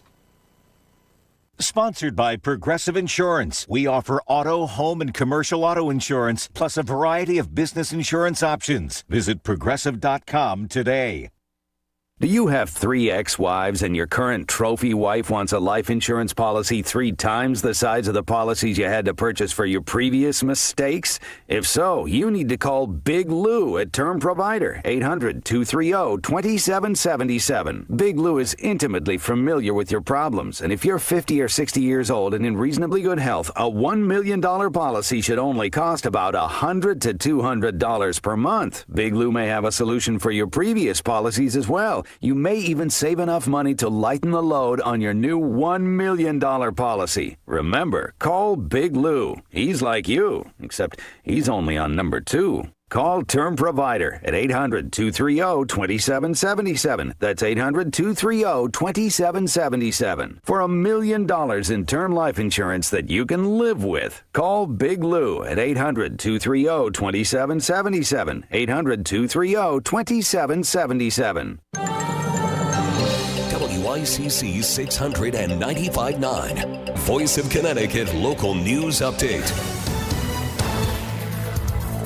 Closing arguments were heard today in the murder trial of Raoul Valley, the man accused of killing Shelton teen James McGrath in 2022. Valley was 16 years old at the time of the killing, and he previously had testified that he stabbed McGrath and 3 others while wildly swinging a knife in self-defense. And I reached in my pocket and grabbed the knife. What were you thinking when your hand touched that knife? It felt like the only thing that would help me. McGrath was a 17-year-old Fairfield prep student, and he died from a stab wound to the heart. Valley faces up to 60 years in prison if convicted of murder. He turned down an offer of 40 years in prison from prosecutors and took the case to trial. There is the potential for scattered severe thunderstorms in Connecticut. The best chance is from early this afternoon until around 8 p.m. Forecasters said any storms that do develop are likely to produce heavy downpours and frequent lightning, damaging winds, and large hail. Attorney General William Tong is calling on state utility regulators to reject a rate hike request from United Illuminating. UI is seeking an increase of $105 million, which would add between $25 and $30 to an average residential customer's electric bill. Tong says the request is being made by UI in bad faith. UI serves 345,000 customers in the Bridgeport and New Haven areas.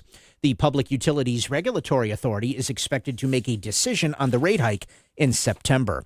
And Connecticut State Police are increasing patrols this weekend for the holiday, and they're asking for your help to keep Connecticut safe. If you do come across a reckless or erratic driver, please call 911 immediately so we can, have a trooper go out there and hopefully intervene one of these drivers. If you do come across a wrong way driver, a tip that we like to give out to the public is stay to the right of the roadway, because oftentimes, the person who's driving the wrong way will think that they're in the right lane. Last year, the Connecticut State Police reported 332 crashes, including 3 with serious injuries and 1 which resulted in the death of a Naugatuck man on Route 25. They also remind everyone that aerial fireworks are illegal statewide. I'm Chris Williams with WICC News. WICC Smart MLS Right Now Traffic. Parkway southbound accident remains between exit 37 and exit 36. Backup starts at Route 7 on either 95 or the Parkway northbound up to 90 minutes from Greenwich through Fairfield. Maybe some breaks along the way through, but they're few and far between.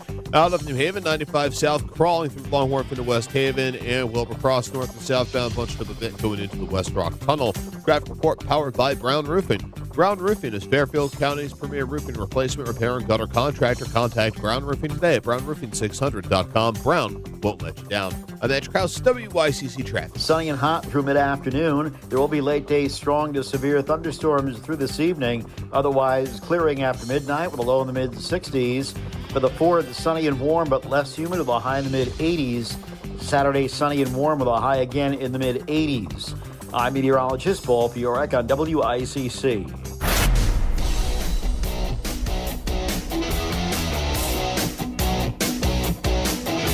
You're listening to Connecticut Today with Paul Piselli on WICC 600 and 95.9, the voice of Connecticut. Just chatting with Chris Williams there, and kind of tongue-in-cheek. Obviously, we want everyone to be safe, but, in that forecast there by our own chief weather guy, Paul Piorek, 2 of the words that some body shops love, large hail. About that. But seriously, be careful tonight. The sky, when was it? Last night or the night before?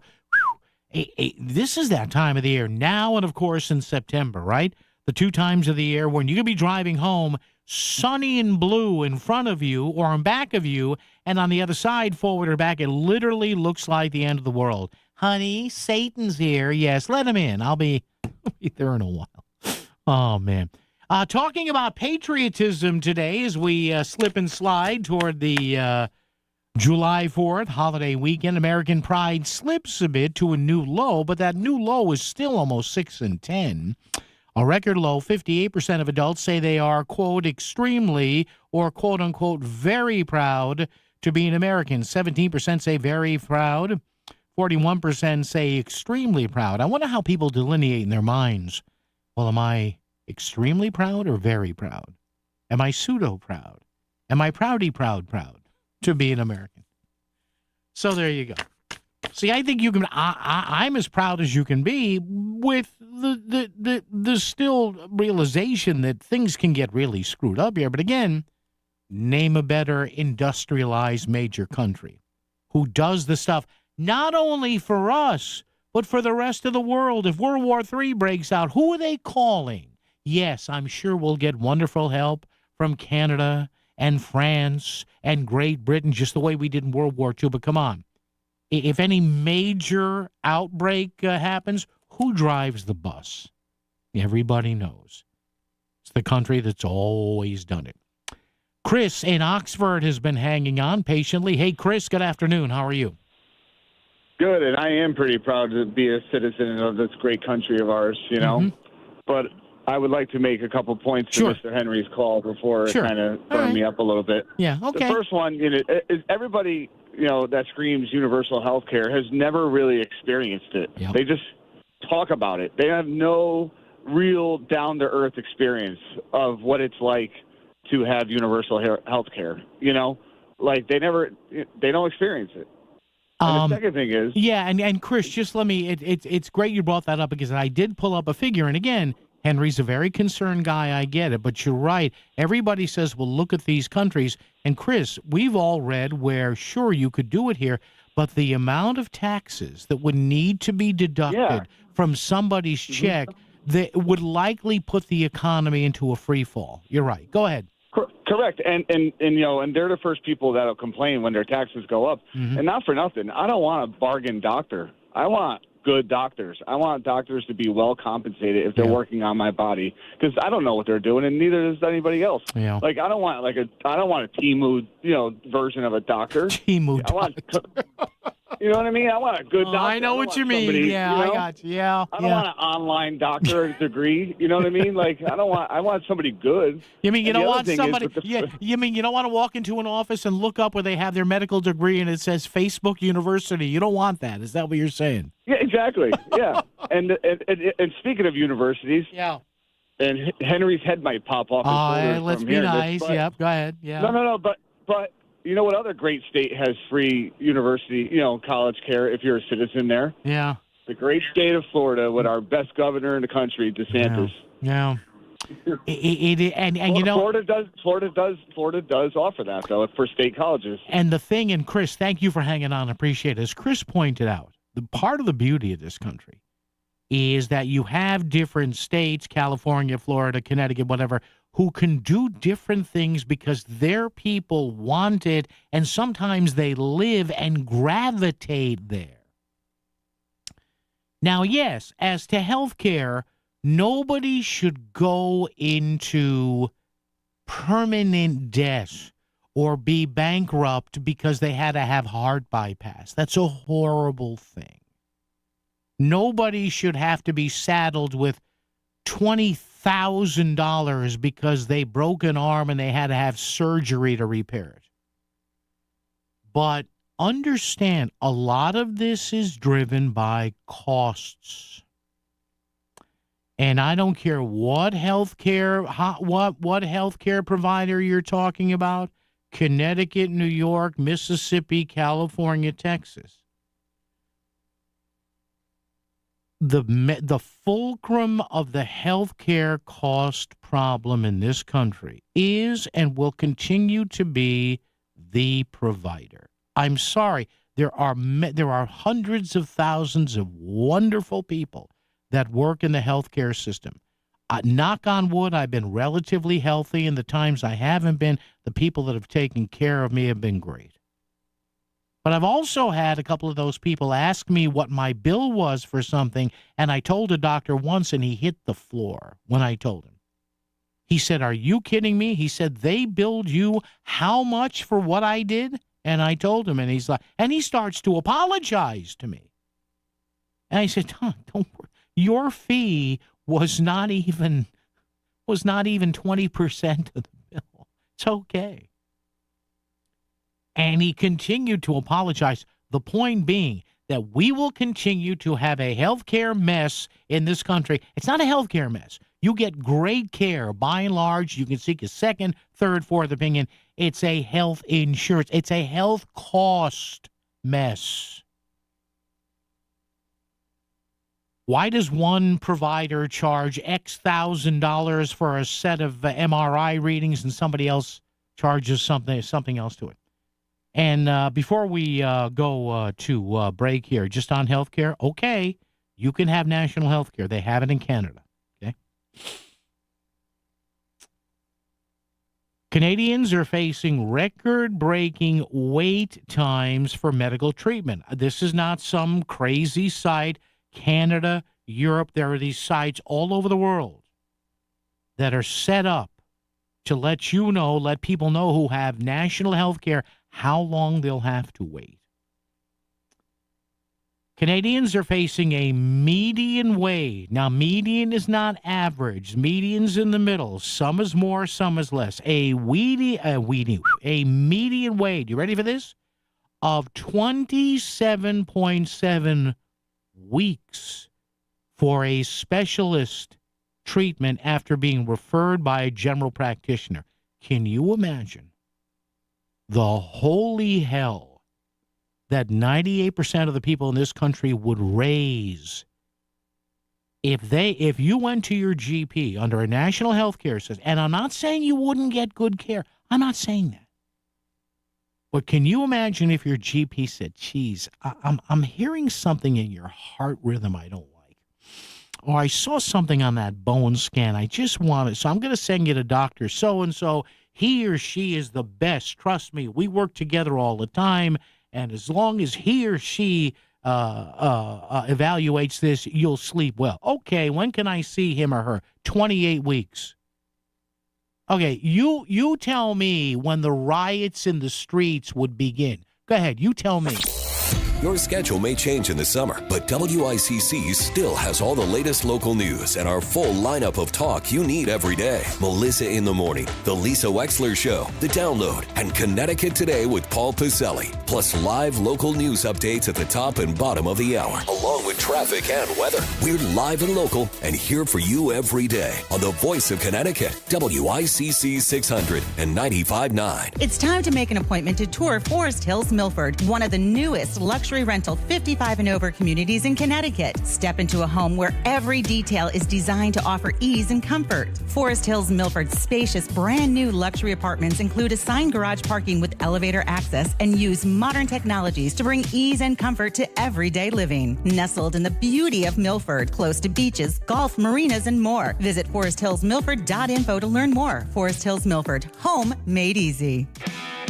Fish in the WICC Surfside Hotel Greatest Bluefish Tournament on Earth. Making memories on the water is what Bridgeport Harbor Marina is all about. That's why the Bridgeport Harbor Marina is proud to sponsor the $1,000 cash prize for the heaviest bluefish caught by an 18 and under angler. Register your kids for the WICC Greatest Bluefish Tournament on Earth and make sure to visit the Bridgeport Harbor Marina, your new destination for dining and boating. Register today at bluefishtournament.com. Looking for a reliable dentist in your neighborhood? Columbia Dental's Norwalk office is here for you. Located at 91 East Avenue, our team of general dentists and an oral surgeon are ready to serve you. As part of the Columbia Implant Center network in Manchester, we offer 7-day-a-week services, including an in-house digital dental lab for same-day emergency care. Visit our website at columbiadental.com for more information and to book your appointment today. Your smile is our priority.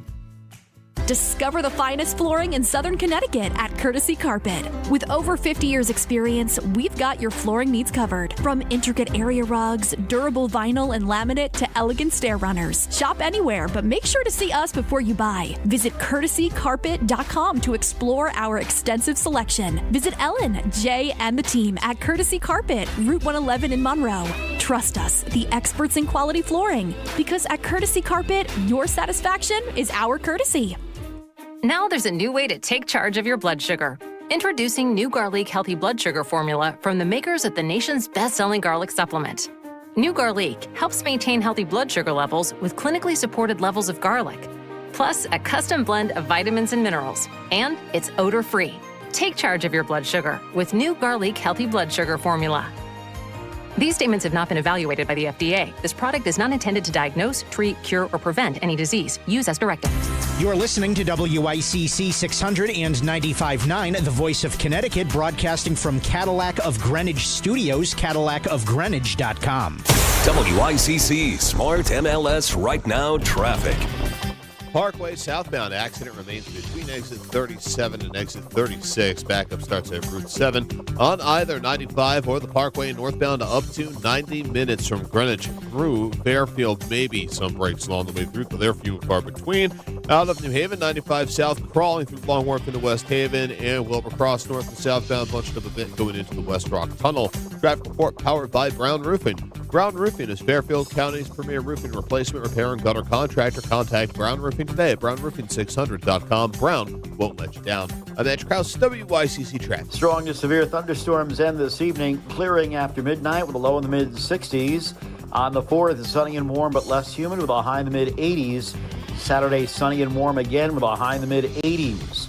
I'm meteorologist Paul Fiorek on WICC.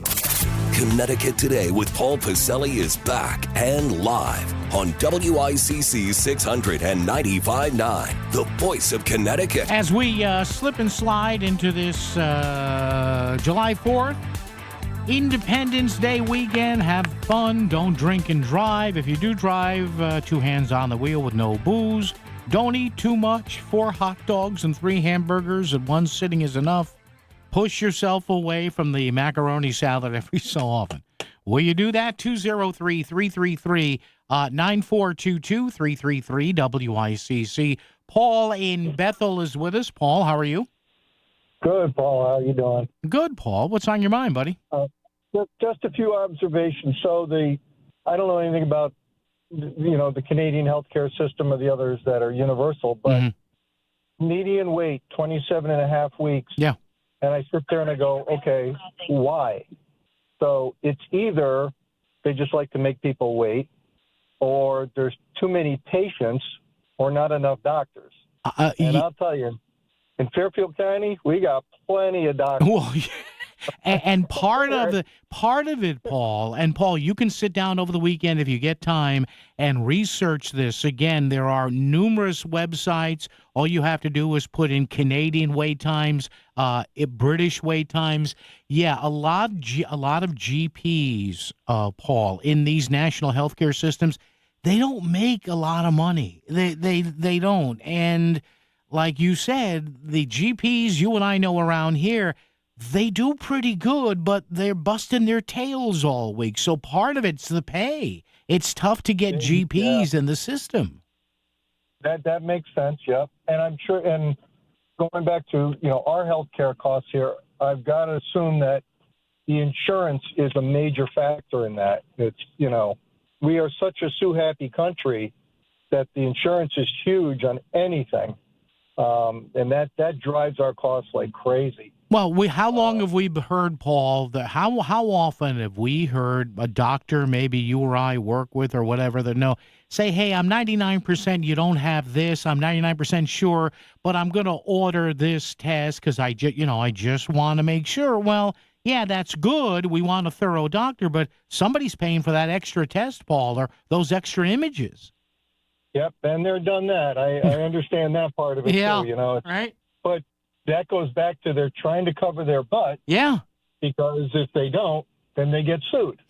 I deal with customers all day long, and let me tell you, they all want to sue somebody. And even if there's no reason to, it's just how everybody's wired now. It drives me bananas. I had, and Paul, thank you for the call. Appreciate it. Have a good weekend, my friend. Stay safe. I've had relatives in the healthcare business, and years and years and years ago, my late ex-stepfather-in-law, we were talking one day, and now he and his son had a rather successful psychiatric practice on Long Island. They made good money, but now we're talking, he told me this maybe 23 years ago, and he told me, now this is a psychiatrist. Now, granted, they don't cut people open, but they have to be careful with psychiatric tendencies and some serious psychosis and basically just use medication and psychotherapy.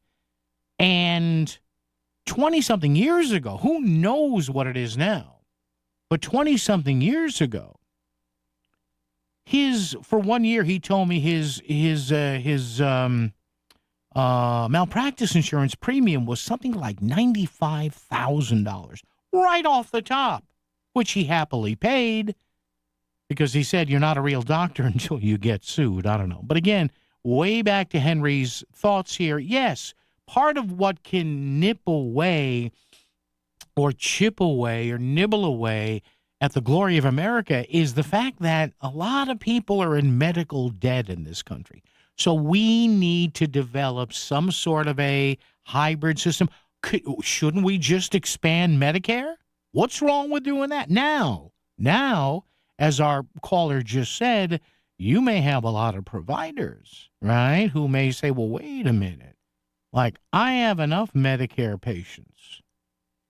There's no way I want the other 70% of my practice to be on Medicare. Well, why not? Well, look at the reimbursement rates. Look,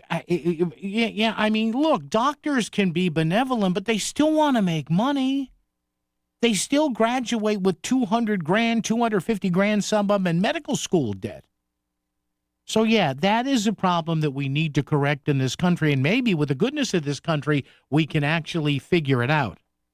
WICC Smart MLS Right Now Traffic. Parkway southbound accident remains between exit 37 and exit 36. Backup starts at Route 7 on either 95 or the Parkway northbound up to 90 minutes from Greenwich through Fairfield. Maybe some breaks along the way through, but they're few and far between. Out of New Haven, 95 south, crawling through Long Wharf into West Haven, and Wilbur Cross north and southbound, bunched up a bit going into the West Rock Tunnel. Traffic report powered by Brown Roofing.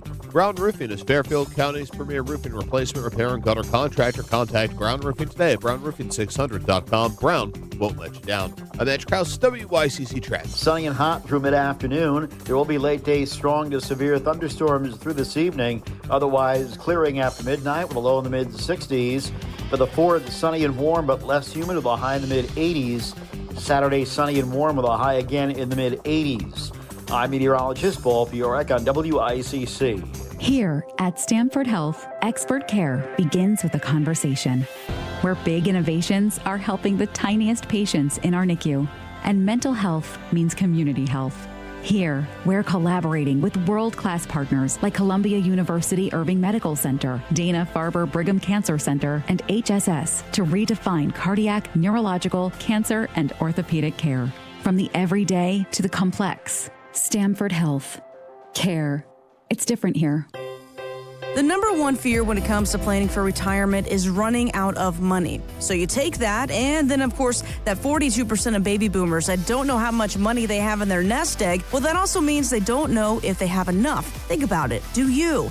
Find out by listening to Mastering Your Wealth. Join host David Gagnon of First Financial Planners every Saturday morning at 8, right here on WICC 600. And, of course, for more details, you can always visit online at masteringyourwealthradio.com. William is one of millions of Americans who uses GoodRx to save on the cost of their prescriptions. My oldest daughter, Camilla, 2 days old, she had to have open heart surgery. All of a sudden, she's on 5 different medications. It adds up at the end of the month. Me and the pharmacist got so tight. She said, GoodRx save you a lot of money. Saving that extra $200-300 a month. We're able to do all these extra activities, so it puts less stress on our household and it puts less stress on our pockets. Download the free app or visit GoodRx.com and start saving today. GoodRx user compensated for their time. GoodRx is not insurance, but can be used instead of insurance. Find what you love what you find. A Total Wine and More. There's so much waiting for you. Spirits and beer, thousands of wines. Guides in the know and prices so low, it just might blow your mind.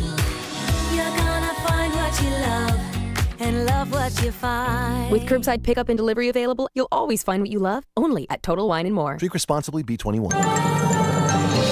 This is WICC 695.9, the voice of Connecticut.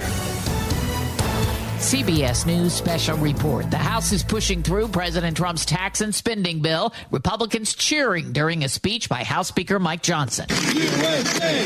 USA!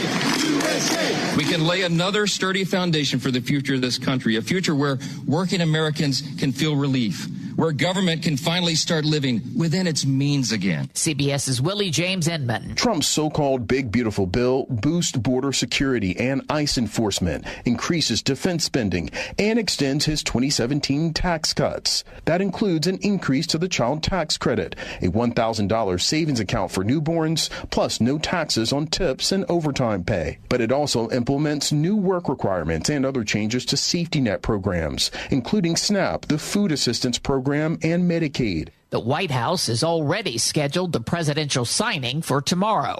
CBS News Special Report, I'm Cammie McCormick. WICC 695.9, Voice of Connecticut Local News Update.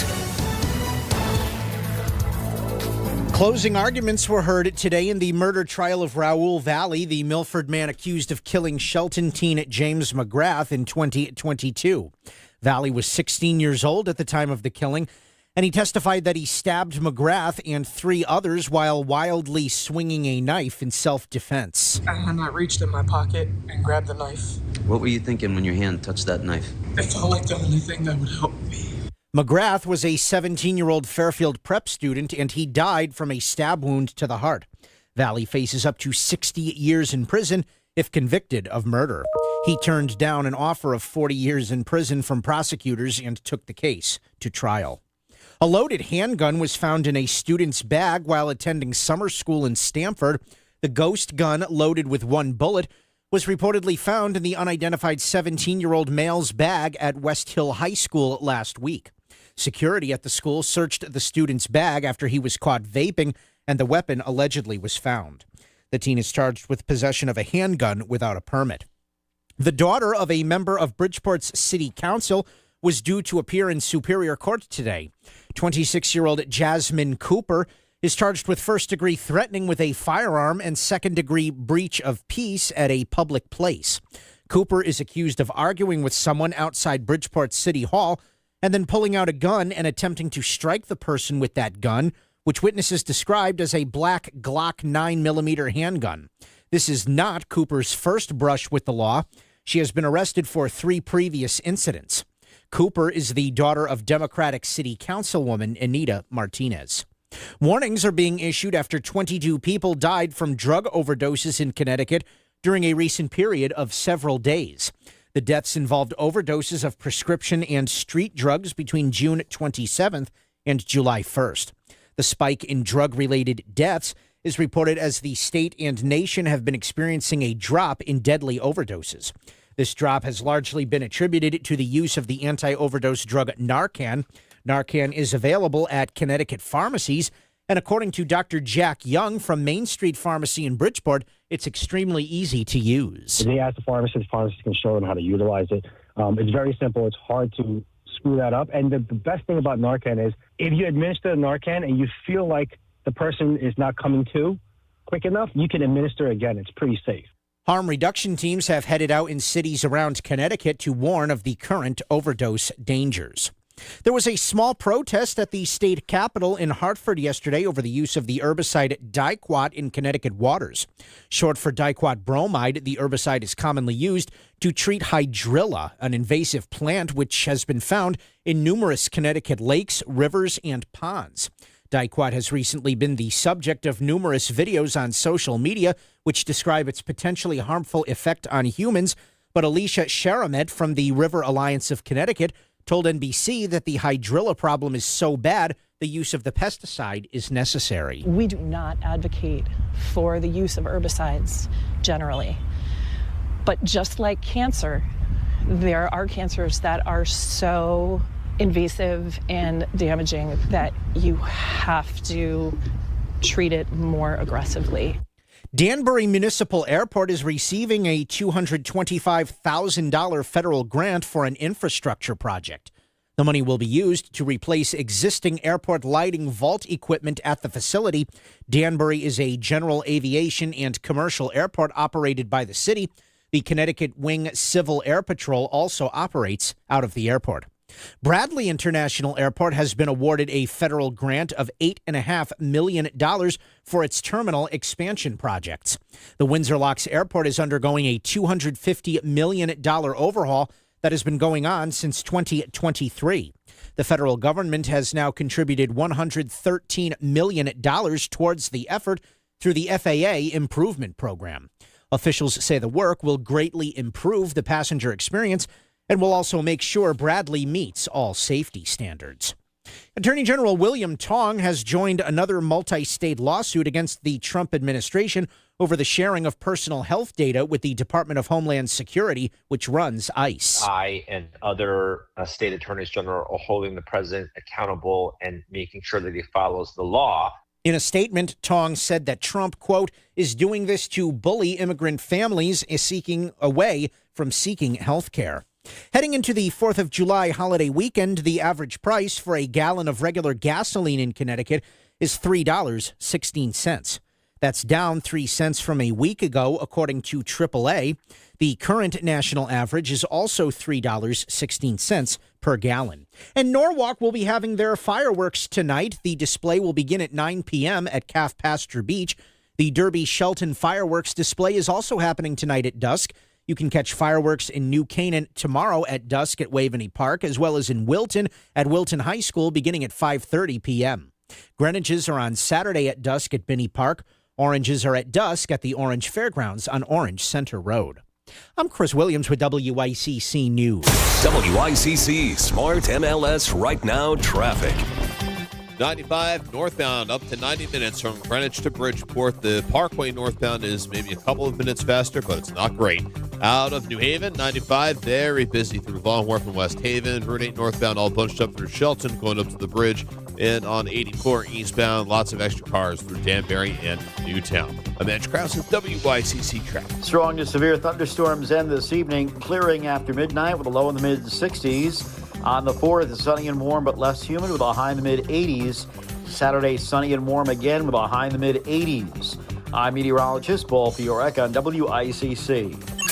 If Trumbull is talking about it, so is Paul. Connecticut Today with Paul Piselli on WICC 600 and 95.9, the voice of Connecticut. Talking about a lot of things, including that so-called, as the White House likes to refer to it, the big, beautiful bill that finally got the votes it needed in both the Senate and earlier today in the House. And looks like Mr. Trump will get what he wants, signing this maybe tomorrow on July 4th. One of our go-to guys for this, Aaron Navarro, CBS News, live from D.C. Aaron, how are you? So anything going on today or what? What's Yeah, Paul, quiet day. You know, I'm joking. This is a busy day for President Trump. It's been a package that he's been working on pretty incessantly in recent weeks, and especially yesterday, where we've been told that he was really working the phones to try and get House Republicans to support this bill. And I believe that some of the first big remarks he'll make about this will actually be in Iowa. In about an hour, he's going to go speak on the Iowa State Fair grounds in Des Moines, talk about this bill, the anniversary of America. But certainly he's heading over to Iowa with a big win under his belt. Yeah, and you mentioned that, Aaron, and this guy, and I tell people whether you love him or hate him or can't stand him or in the middle about this from our end here as a talk radio station, Aaron, the guy's got instincts, and like you said, he could have just went down to Florida here and spent the weekend basking in some sort of glow, but he's already thinking about the midterms next year, right? Yeah, certainly. And that has been a conversation that has followed as he was looking to get, congressional Republicans that were maybe on the fence, to eventually support the bill. And he certainly got the numbers to do so. One senior White House official tells us, the president reserves his political prerogative at all times, meaning he reserves, the time, the right to potentially launch primary challenge, kind of, speak down on a member, if they, don't necessarily do what he wants. There are a couple that he has already cited, including Kentucky Representative Thomas Massey, who the president has been posting a lot about. But at the end of the day, a lot of members that were on the fence maybe a couple weeks ago ended up voting in favor of this bill. Yeah. Aaron Navarro, CBS News. Aaron, thank you as always. Love the time. Take care. Have a good weekend, my friend. Be good. You too, Paul. Bye. Thanks, Aaron, right there. Aaron Navarro, CBS. Listen, if you're any sort of a presidential or political historian, when I see Trump operate this way, And whether you love him or hate him or you can't stand him or you're pumping your fist in the air in glee, when you go back through history, and a lot of you people live through this, you know who comes to mind with this? Not Bill Clinton, although I'm sure he worked the phones. Not either one of the Bushes, 41 or 43. Not Barack Obama. Not necessarily JFK or Jimmy Carter. This, I'm telling you folks, this just reeks of Lyndon Baines Johnson. Because if you read about LBJ, and you folks who are about my age, a little older, a little younger, he is legendary. You can hear some of these phone calls on YouTube. I mean, the Johnson Library has released a lot of these tapes. And as it was said years ago, you did not want to get a call from LBJ. You read about how, there were House and Senate members on maybe bills just like this with taxes and all that and spending or whatever. The ultimate political operator, LBJ, you didn't want your assistant, your secretary, whatever they called them back then, to say, a congressman, yes, the president's on the phone for you. Can you imagine what, like a guy like Thomas Massey, and he's one of these guys, lives off the grid, whatever. Anybody who's elected, I give props to. It's not easy. In a country of 340 million people, there's only 435 House members. There's only 100 Senate members. There's only, 15 cabinet members or something like that? But I got to tell you, I would love to be, maybe not a fly on the wall, I would love to have a phone tap to listen in on how Trump does this. And what about what Aaron just said? He's not going to golf yet this weekend. He probably will, but he's already heading to a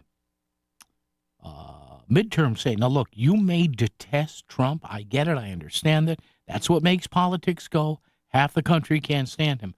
But look, it's almost like one of it. You remember there was a critic of Ronald Reagan, and I think he called Reagan once an amiable dunce. And somebody said, well, former Hollywood actor, former governor of California, former union head, and twice elected president of the United States. We should be that much of a dunce. Many tire dealers will sell you Falcon tires, but Town Fair Tire doesn't just sell Falcon tires, they sell them at the guaranteed lowest price. Plus, they give you free services for the life of your Falcon tires. That's an unbeatable deal only Town Fair Tire can offer, because Town Fair Tire is New England's largest name brand discount tire dealer. Nobody beats a Town Fair Tire deal, and I mean nobody. Name brands at discount prices. Town Fair Tire. This summer, cruise to Norwalk Sheffield Island and the historic Sheffield Island Lighthouse with the Norwalk Seaport Association. Try the Sunset Cruise Wednesdays to Sundays and enjoy being on the Sound while sipping a glass of wine. Or choose the Sheffield Island Cruise with a tour of the 157-year-old lighthouse. The Seaport's vessel is roomy and comfortable with plenty of space. Make your reservation today at seaport.org. Enjoy all the Sound has to offer. Go to seaport.org. See you on board. Do you have 3 ex-wives and your current trophy wife wants a life insurance policy 3 times the size of the policies you had to purchase for your previous mistakes? If so, you need to call Big Lou at Term Provider, 800-555-1509. Big Lou is intimately familiar with your problems, and if you're 50 or 60 years old and in reasonably good health, a $1 million policy should only cost about $100 to $200 per month. Big Lou may have a solution for your previous policies as well. You may even save enough money to lighten the load on your new $1 million policy. Remember, call Big Lou. He's like you, except he's only on number 2. Call Term Provider at 800-555-1509. That's 800-555-1509. For $1 million in term life insurance that you can live with. Call Big Lou at 800-555-1509. 800-555-1509. WICC Smart MLS Right Now Traffic. 95 northbound up to 90 minutes from Greenwich to Bridgeport. The Parkway northbound is maybe a couple of minutes faster, but it's not great. Out of New Haven, 95 very busy through Long Wharf and West Haven. Route 8 northbound all bunched up through Shelton going up to the bridge. And on 84 eastbound, lots of extra cars through Danbury and Newtown. I'm Edge Krause at WICC Traffic. Sunny and hot through mid-afternoon. There will be late-day strong to severe thunderstorms through this evening. Otherwise, clearing after midnight with a low in the mid-60s. For the 4th, sunny and warm but less humid with a high in the mid-80s. Saturday, sunny and warm with a high again in the mid-80s. I'm meteorologist Paul Fiorek on WICC. Just a man who has a lot of thoughts. Connecticut Today with Paul Piselli is back on WICC 600 and 95.9, the voice of Connecticut. Yeah, the doctor told me if I upped the medication, the thoughts would go away. But I'm trying that, and it's not working. I'm kidding. It's a joke. Don't get all mad at me. Good God. 203-333-9422. Yeah, look, you people, and look, I'm not a Trump lover on everything. Don't get me wrong here. But I have friends of mine, acquaintances, who say, well, the guy's an idiot. He doesn't know anything. No, you got to stop that. Okay? He won twice. He's gotten major bills through. He's won court cases. He would have won a third time. You're not dumb when you do that. Neither would somebody be on the Democratic side. The way we criticize our politicians is idiotic. And I found that quote. Took me a few seconds on the inner tube here. It was Clark Clifford. I think he was a Kennedy era or an LBJ era staffer. Yes, he referred to Reagan as an amiable dunce. Yeah, two-time elected president, governor of California, former actor, former union head. Yeah, okay, whatever, dunce. It's just the same thing when you say, look, you can detest Trump all you want. The guy ain't dumb. In fact, he's God. And if you're sincere in your politics, you have to understand, this guy has got incredible political and marketing and personality instincts. He's up there with Reagan. He's up there with Bill Clinton. He's up there with Barack Obama as far as political instincts and marketing. So say what you will, but nobody thought this bill would pass. And we'll see. This bill might bring down the Republican Party, or it could bring down the Democrats. None of us know. None of us know. Let's not be like people who try and handicap the NFL draft. Oh, this guy's a can't-miss tight end. 2 years later, he's out of the league. Man, he's got an arm. Yeah, and he can't complete a pass. Big arm. Or as a buddy of mine likes to say, who does sports broadcasting. Well, how does he say it? He says, all the tools, no toolbox. Jerry in Stratford is here this afternoon. Jerry, how are you? Well, I was calling about this, the political events of today, but I heard one of your the news at the hour, or half hour. Yeah. And that story about a rash of drug overdose happening in the last 4 or 5 days. Yes.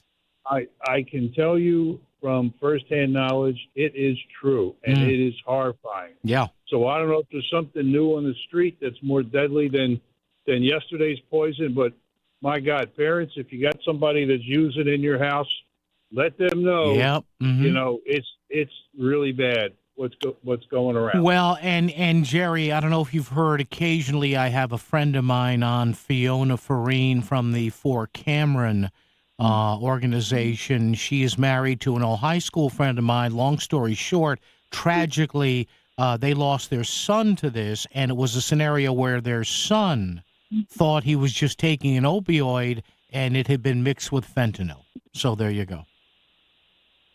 Anyway, regarding today's event,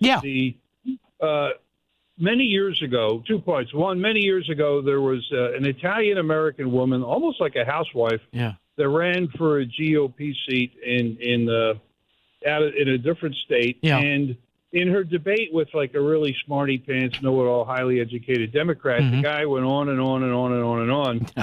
And then when he was done, she just looked at him and said, "Are you finished?" And he said, "Yes." She said, "Good. Go wipe yourself." Oh, gee. Did she really say that? Wow. She really said that. And that, of course, was something with the new speech record being set today. I'm wondering if somebody said that to, I can't stand the hand jive, the motions and all that, where he punctuates the word. Yeah. With anyway, the other thing is the reason why, we talk a lot about Massey and Rand Paul, and I respect them, and sure. I respect them. But where are the Masseys and the Rand Pauls on the Democrat side saying, you know what, there's more good than bad in this bill. I'll participate in the process. I'll help craft something that. But nobody, Democrat or Republican, really seems to work for their constituents. They all seem to be saying it's our party, that it's our team, not the people we represent that seems to drive so many votes. I mean, there wasn't a single thing in there for a California Democrat, or I mean, I like that they have they're funding school choice, and I like that they are not funding Planned Parenthood. And I think those were the deal makers, the deal killers for Democrats. Jerry, to your point, and thank you for the call, Jerry. I appreciate it. To your point, I am sure that there are Democratic ideas that some Republicans like. And I'm sure that there are some Republican ideas that Democrats like.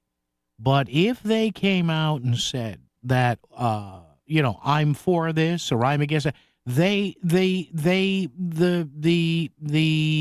ton of bricks would begin falling on them, because we're in a scenario now. You're right, Jerry. There's very little bipartisanship, and that's not good.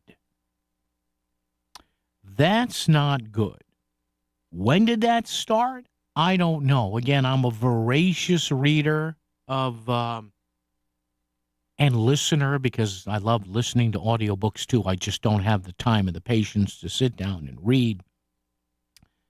And I've told you folks this a couple of times. Two things I have read over the years that have stuck with me from a couple of books. One is Bob Schieffer's book. The CBS guy, who I believe Mr. Schieffer is still alive. I don't think he passed, but he did the Sunday show Face the Nation for years. In his book, he thought part of the acrimony began when airfare got cheap, because he said, and he quite accurately points out, that Congress only meets from basically Tuesday morning to Thursday afternoon. Usually, not unless you have a bill like this. Tuesday morning to Thursday afternoon. Come Thursday afternoon, everybody's on a plane, cheap airfare, going back to their district to work the rubber chicken dinner over the weekend, or the Little League dinner, or the softball dinner. They do that on Saturday. They'll do a golf tournament on Sunday, and then Monday morning they'll make some phone calls, and then they're back on the jet, cheap airfare, back to D.C. And it was interesting, as Schieffer narrated it in his own voice, which was, quite good to listen to. And he said, both sides don't golf with each other anymore. And he says, what do I mean? He goes, you would be surprised, or maybe not surprised, how much, this is Bob Schieffer saying, remember, he was an old-time print guy when he got to D.C., how much, how many pieces of legislation, how much bipartisanship took place on a golf course. Yes, he said, believe it or not, Democrats and Republicans hammering out a bill as one guy is putting and one guy is watching. So that's one thing. The other thing, besides the cheap airfare, years and years ago, 10, 12 years ago, Chris Shays, former Republican 4th District Congressman in Connecticut, the last elected Republican House member in New England. So Chris Shays, as you remember, he was defeated in the Obama win in 2008. Chris Shays had been in the House for 22 years, I believe, 11 terms. So that took him back to 1986. Yeah. And I interviewed him. You remember a couple of times Chris had run for governor or Senate, whatever. So I had him on a show I was hosting in Hartford. And one thing Chris Shays brought up to me, and this is not whether you like Shays or not, wasn't a real Republican or rhino, he helped Democrats. No. He said something interesting. And I asked him, I said, Chris, where did this acrimony come from? Where did this acidic nature of politics, how did we get here? And he said something that I've actually read in a couple of other places. The seeds of what we're going through now were ultimately planted and have been harvested since Ted Kennedy's takedown of Robert Bork. Remember that? If you're old enough, remember? Robert Bork, nominated U.S. Supreme Court by Ronald Reagan, seemed to be gliding through the Senate until Ted Kennedy's takedown, because they called him a couple of days earlier and Planned Parenthood was going crazy.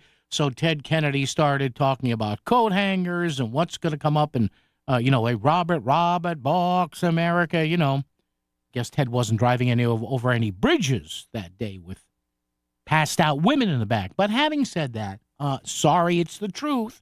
Don't get mad at me. Read your history. And Chris Shays told me, he said, Paul,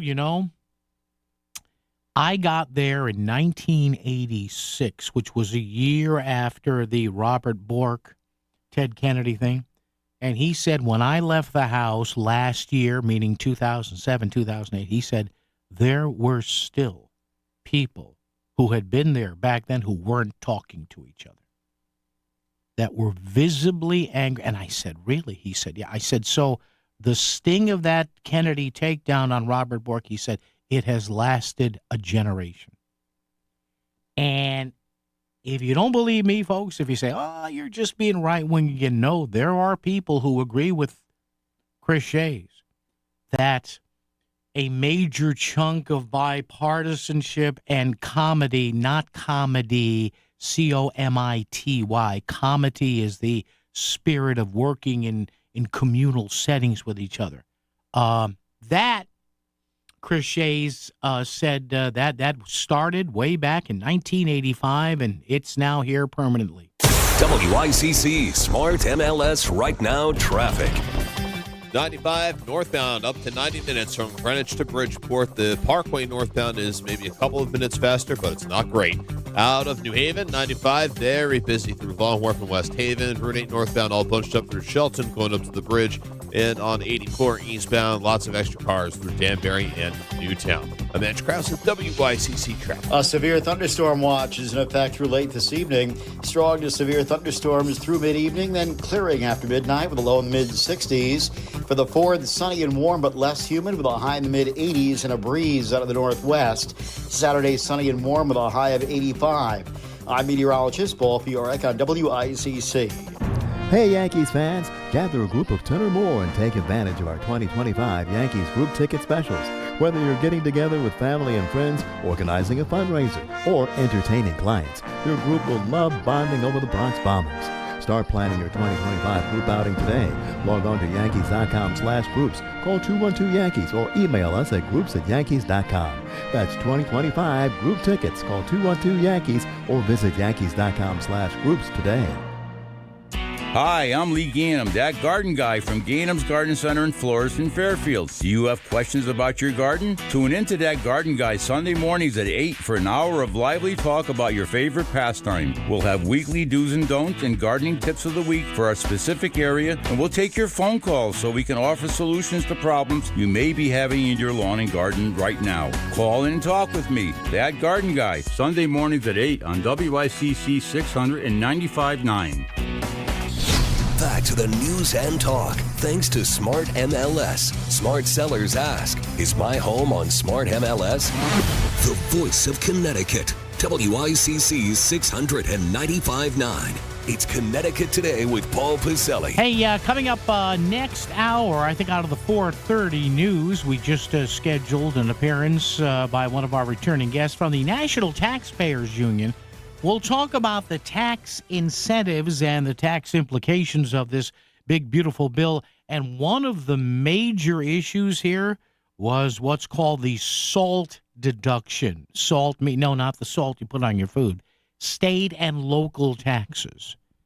And I guess the goal by Republicans was to make sure that's around $40,000, which I know a lot of. Now, trust me, where I am, it's way below $40,000. I would have been safe with, trust me, 10 grand. But I believe don't worry, it's not 10 grand from what I understand. Don't go nuts.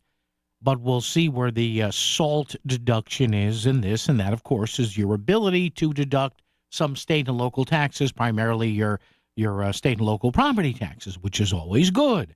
I'm not into double taxation. I don't know about you. Tax me once, fine. Tax me twice, no.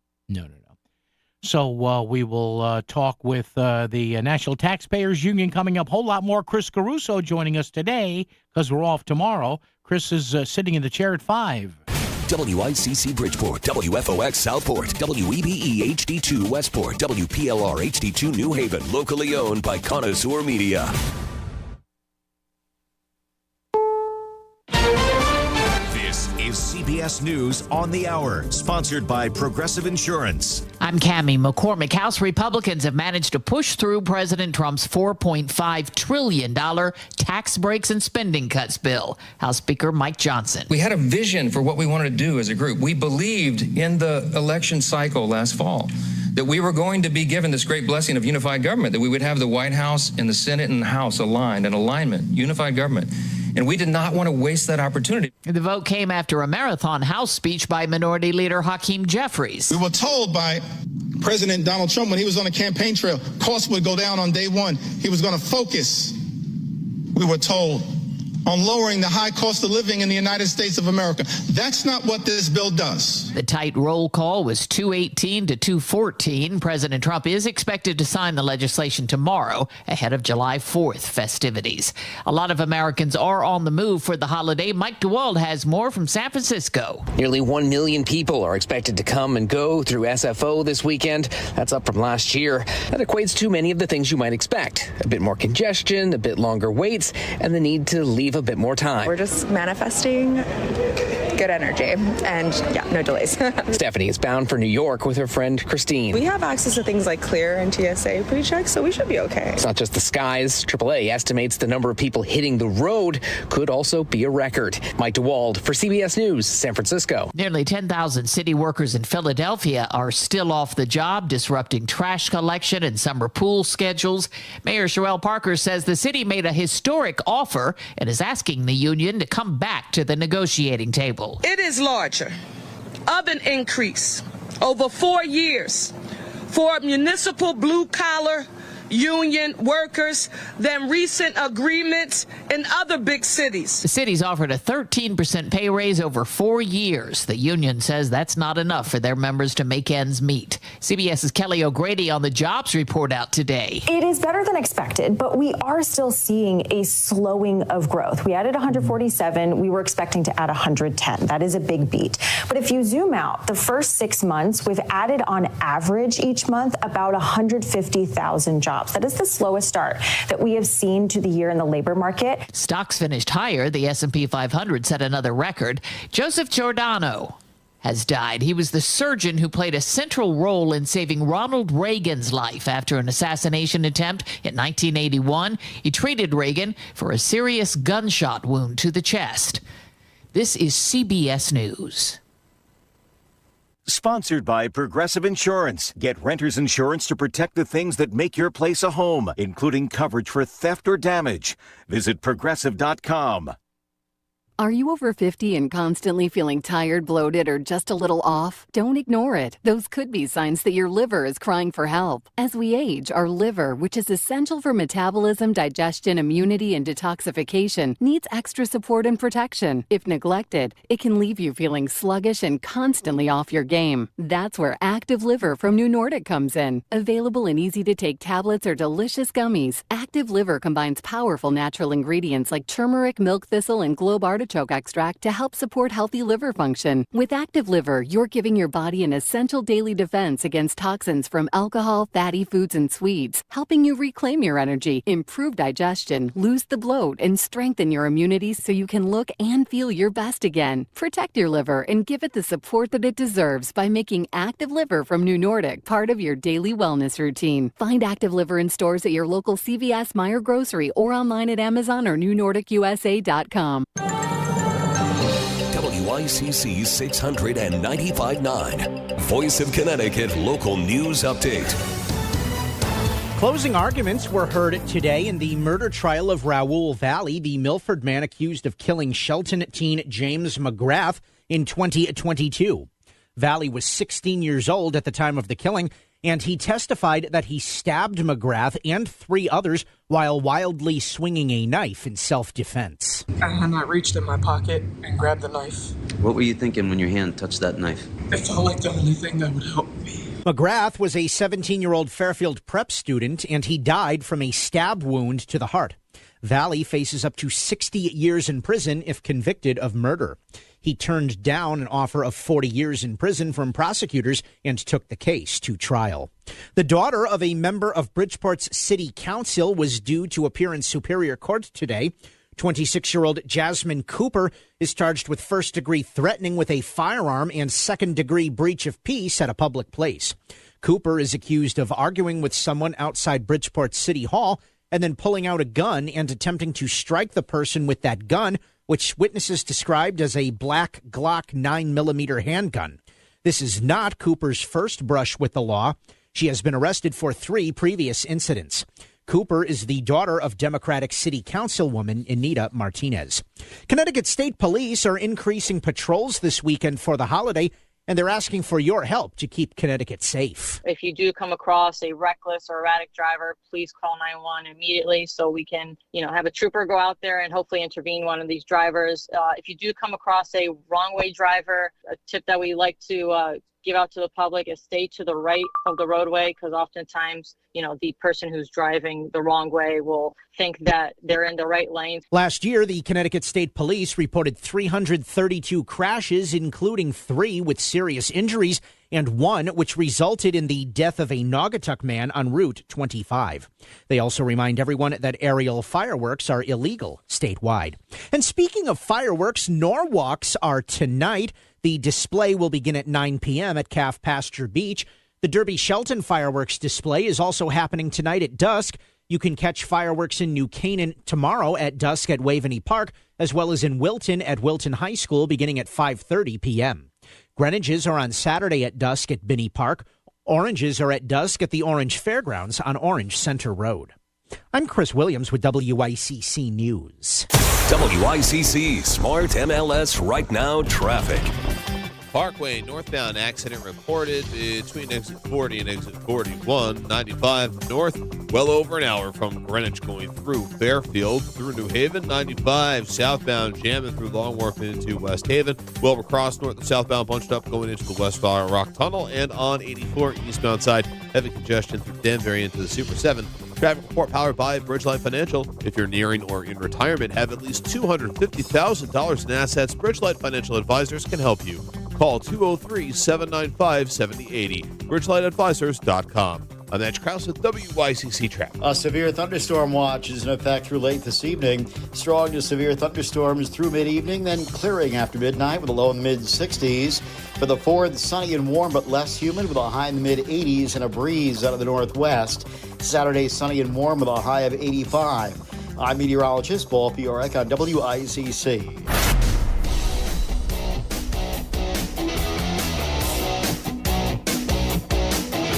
You're listening to Connecticut Today with Paul Piselli on WICC 695.9, the voice of Connecticut. And like Chris Williams just said in his news, a reminder, their aerial fireworks, I guess, are illegal in the state. So you can't, I can't launch mortars this weekend? I can't lob grenades over the over the golf course I live on. That doesn't work. I can't lob something over the 14th fairway in the back of my condo. All right, 203-333-9422-333-WICC. Our Facebook question of the day and my lead question on the big program today, how proud are you to be an American? And the reason I'm asking this is the Gallup people, George Gallup, the Gallup survey, I guess he and Lou Harris were the original national pollsters. Using probability, using statistics, yes, you can poll the entire country with as little as 1,300 people. I know, but they never call me. Well, chances are they won't call you because they look for chunks of 1,300 to 1,500 people in a country of 350 million. So Gallup's lead on their website this week, American pride slips to new low. Now, you would think that the country is in a revolt. Well, it's not. A record low of 58% of U.S. adults, so roughly 6 out of 10. A record low of 58% of U.S. adults say they're either extremely or very proud to be an American. 41% say extremely. 17% say very proud to be an American, but 58% is down 9 points from last year and 5 points below the previous low of 2020.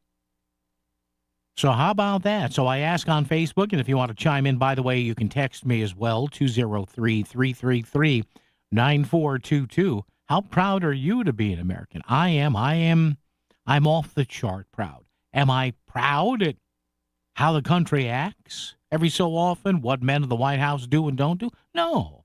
You can be really proud of something, a country as a whole, but still say, what are you doing? What are you doing? But turns out there are very few people, I guess, in the country who are not proud at all. That's only 9%.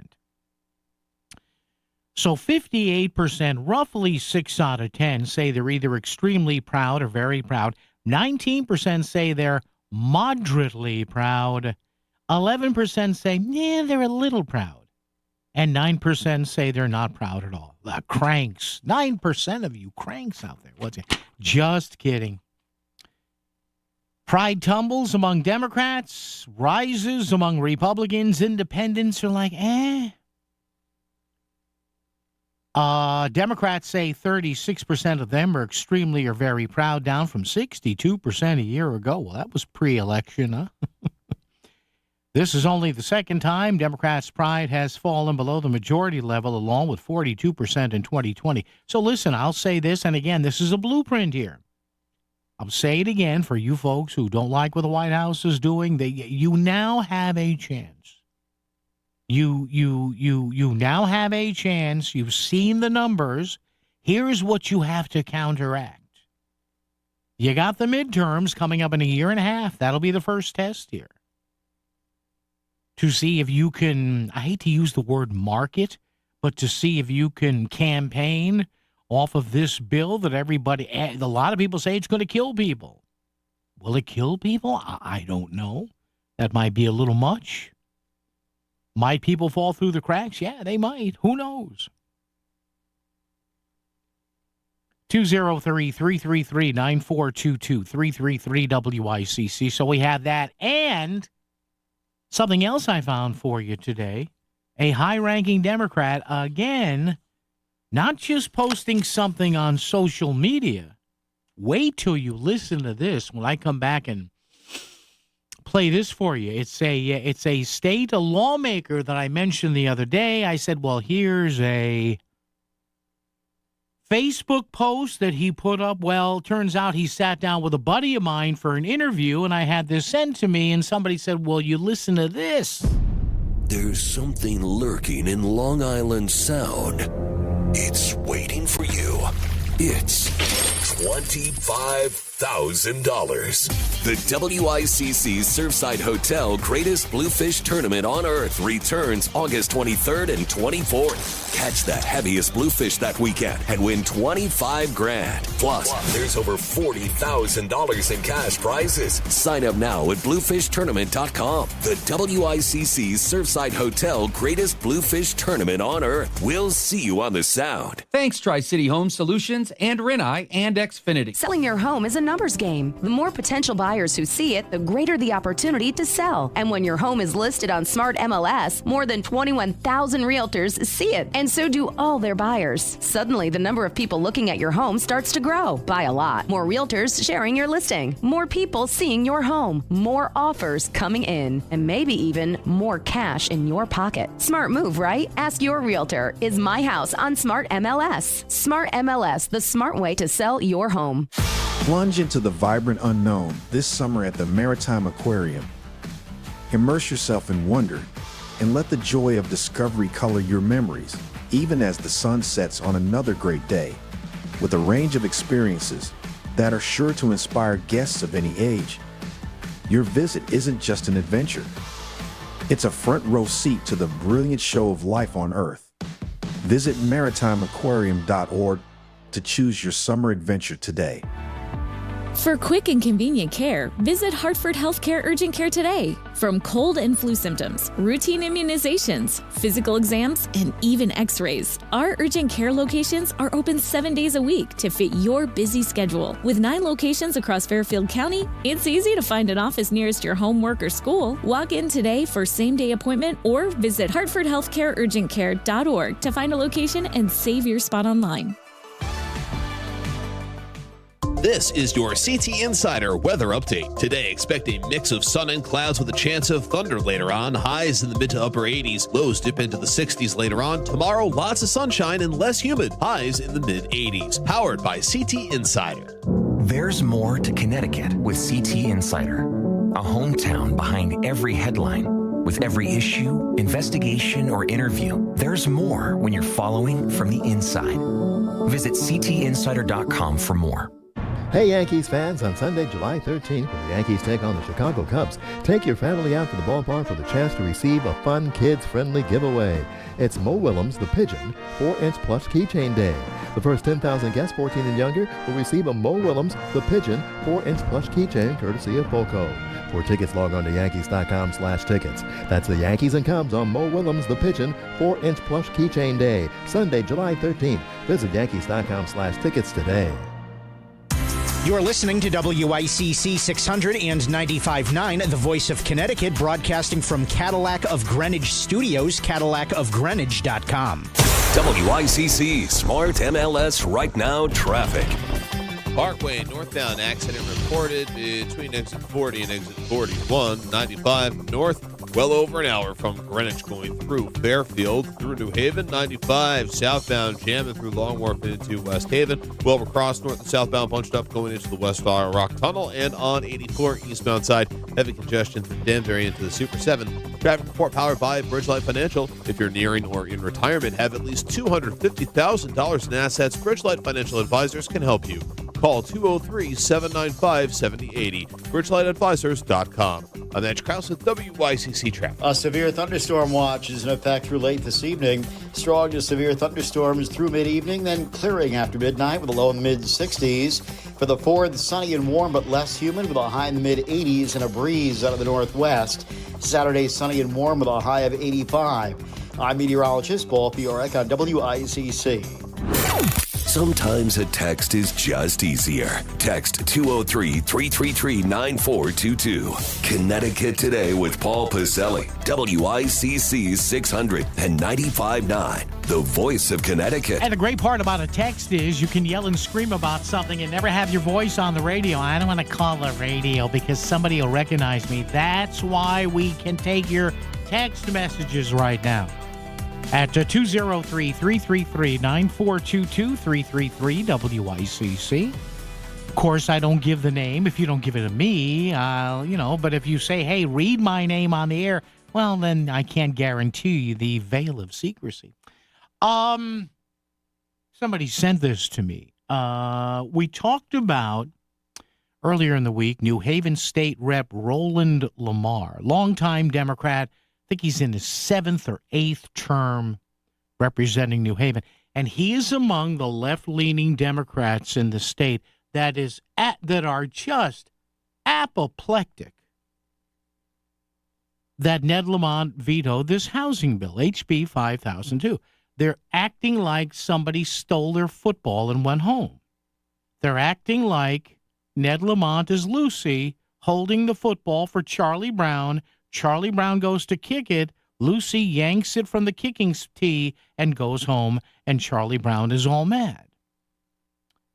So we talked about a line that Representative Lamar let loose with yesterday, something along the governor thinks he's the governor of Greenwich and associated lands. And this is why I'm starting to think that if Ned Lamont runs again, now again, he has not said he's definitely running again. So could all this blowback from people in his own party, this is not coming from Republicans. These are the children in his own party all upset that he wouldn't sign the housing bill. Now he said, we're going to make a better bill. We'll come into session in September. But you wonder now, the more the governor hears this, is he susceptible to what happened to Zohran, what New York saw with Zohran Mamdani a few days ago? Here is Roland Lamar speaking here at some length, about Governor Ned Lamont and the veto of HB 5002, with some pointed critiques at, ding, ding, ding, Fairfield County. What have I tell? I know there are members of the General Assembly who were venting on this radio station on other day parts that I was wrong. Why is Paul saying it's Fairfield County? Well, why do you think? But having said that, Roland Lamar sitting down a few days ago with my buddy, my pal, Paul Bass, who runs the New Haven Independent. They also have a low-power radio station in New Haven, and you can watch this interview if you'd like, Dateline New Haven. So if you want to hear more of the vitriol against Governor Lamont, go to Dateline New Haven, State Rep Roland Lamar on YouTube. Now listen to this. Does this sound like somebody who is going to enthusiastically support the governor if there is a primary challenge? And this is Representative Lamar, a nice enough guy. I've met him a couple of times in person. Who do you think he would support here? And this is an open question. I'm not putting words in his mouth. But listen to what he said about the housing bill and the governor's veto. 5002 took some of the first small steps necessary to address this problem, and the governor spent almost a month having a tortured experience, listening to some of the worst NIMBYs in the country, the mayors and first selectmen of some of these Fairfield towns, completely demonize the bill, misrepresent its aspects, talk about the things that weren't even in there, and try to scare and fearmonger people into being against 502, and the governor fell for it. Did he fall for it? Did he know what he's doing? If you watched his press conferences, the governor came out and said, yeah, I know a lot of it is inaccurate. I know there's a lot of misrepresentations, but I kind of think the towns need to be bought in. No, these towns will never be bought in. They can't be bought in. They're some of the wealthiest communities in the entire world. There's no amount of money that can buy them in. You cannot convince them to do something they do not want to do. The only way we can do this is by putting real state structures in place that we accomplished in 5002. It was an embarrassing, frustrating few weeks watching the governor give voice to the people who've stood in the way of positive housing development. That's happened in a bipartisan way across the country. Connecticut's not the only state dealing with this issue. Right. The basic idea is a liberal and conservative idea. That's right. That zoning regulation, over-regulation, rules that are outdated that might have been well-intentioned or meant for other purposes is stopping us from building stuff. And now people can't afford to live places. And when they can't live places, you can't develop as a community, meet challenges, get revenue right. So some stuff he did was kind of interesting in the bill. You said that no longer could a town say that you need a certain amount of parking if you're going to build apartments in a commercial district. You said that if it's up to 9 apartments, you got to say yes unless there's some special reason, right? Yeah. You can't reject based on parking, basically. You can't say no to somebody, and that you give them goals they're going to work toward. Or those goals just Are they enforceable, or is it just to have goals? Yeah, there were goals for a number of things. One, we set fair share goals for affordable housing. Municipalities should be aware of what they need to do. If we're going to address the housing crisis, we recognize that over 100,000 units need to be brought online if we're going to address the dramatic decrease in available units, the changing marketplace, what types of units need to be available for the Connecticut economy that exists now. All right, and there you go. I could go on and on, but again, the second voice you heard there was Paul Bass, my friend of the New Haven Independent. But boy, Roland Lamar there, not holding back. Some of the worst NIMBYs around are in Fairfield County. Yes. Do you understand? No, not that I'm agreeing with him, but this is why they say, well, it's not about Fairfield County. It is. Do you think if Fairfield County didn't exist in this state, if the state just ended in Milford and there was no, you went over the Milford line into New York State, do you think this bill would exist? No, it wouldn't. And for everybody like Representative Lamar and Bob Duff and Martin Looney and everybody, just freaking relax. You'll get a special session, which I know you don't want, because the spotlight will then be on you. And listen, if you have grievances with Governor Ned Lamont, then use the special session to air them out in public where everyone can see and hear what's going on. Don't do this behind closed doors. If you think you stand on moral and good political ground on this, then for God's sake, make it open. Have public hearings. Well, we can't do that. Really, why not? So there you go. 203-333-9422. 333-WICC. I continue to chuckle at the heads that are cracking over this bill. You didn't cure cancer here, okay? You're trying to set up a housing bill. You're not rewriting the human genome here. Oh, my God, I can't believe the governor vetoed it. Relax. Relax. He'll bring his ball back to the sandbox. Everything will be good. You Democrats in Hartford, it's not like he's a Republican governor. Here's the thing, though. You don't want the redo because you don't want to do stuff that may be in the spotlight that now is going to shine a light on what you're doing. News coming up, traffic and weather together right here, right now, WICC. WICC Smart MLS Right Now traffic. Parkway northbound accident reported between exit 40 and exit 41. 95 north, well over an hour from Greenwich going through Fairfield through New Haven. 95 southbound jamming through Long Wharf into West Haven. Wilbur Cross north and southbound bunched up going into the West Fire Rock Tunnel. And on 84 eastbound side, heavy congestion through Danbury into the Super 7. Traffic report powered by Bridgelight Financial. If you're nearing or in retirement, have at least $250,000 in assets, Bridgelight Financial Advisors can help you. Call 203-795-7080. BridgelightAdvisors.com. I'm Edge Krause with WICC Traffic. A severe thunderstorm watch is in effect through late this evening. Strong to severe thunderstorms through mid-evening, then clearing after midnight with a low in the mid-60s. For the 4th, sunny and warm but less humid with a high in the mid-80s and a breeze out of the northwest. Saturday, sunny and warm with a high of 85.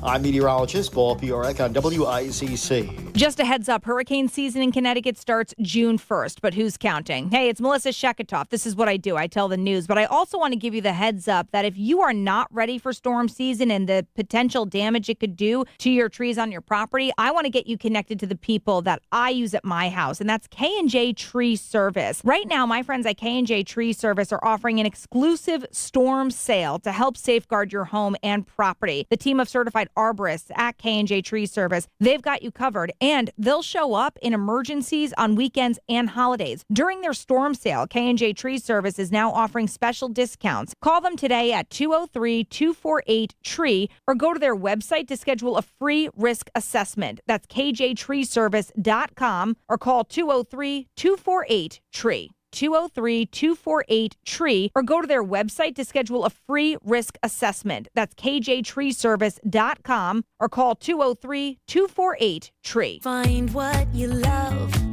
what you find. A Total Wine and More. There's so much waiting for you. Spirits and beer, thousands of wines. Guides in the know and prices so low. It just might blow your mind. You're gonna find what you love and love what you find. With curbside pickup and delivery available, you'll always find what you love, only at Total Wine & More. Drink responsibly, B21. William is one of millions of Americans who uses GoodRx to save on the cost of their prescriptions. My oldest daughter, Camilla, 2 days old, she had to have open heart surgery. All of a sudden, she's on 5 different medications. It adds up at the end of the month. Me and the pharmacist got so tight. She said, GoodRx save you a lot of money. Saving that extra $200-300 a month. We're able to do all these extra activities, so it puts less stress on our household, and it puts less stress on our pockets. Download the free app or visit GoodRx.com and start saving today. GoodRx user compensated for their time. GoodRx is not insurance, but can be used instead of insurance. Now you can find out who's under the helmet and behind the jersey with the Root and Report Athlete Profile. High school sports are made great by the student athletes who play them. Check out the High School Athlete Profile, sponsored by BMW of Darien at therootenreport.com. This is WICC 695.9, the voice of Connecticut. CBS News special report. The House has passed President Trump's massive tax and spending bill. Republican Congresswoman Lisa McClain. Because of our work, the One Big Beautiful Bill Act is headed to the president's desk for signature.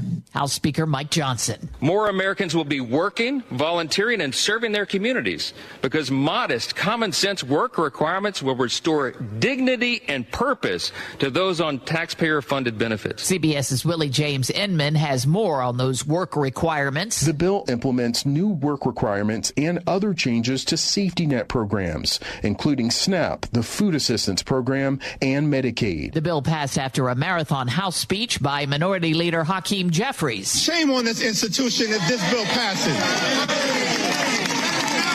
That's not America. We're better than this. CBS News Special Report. I'm Cammie McCormick.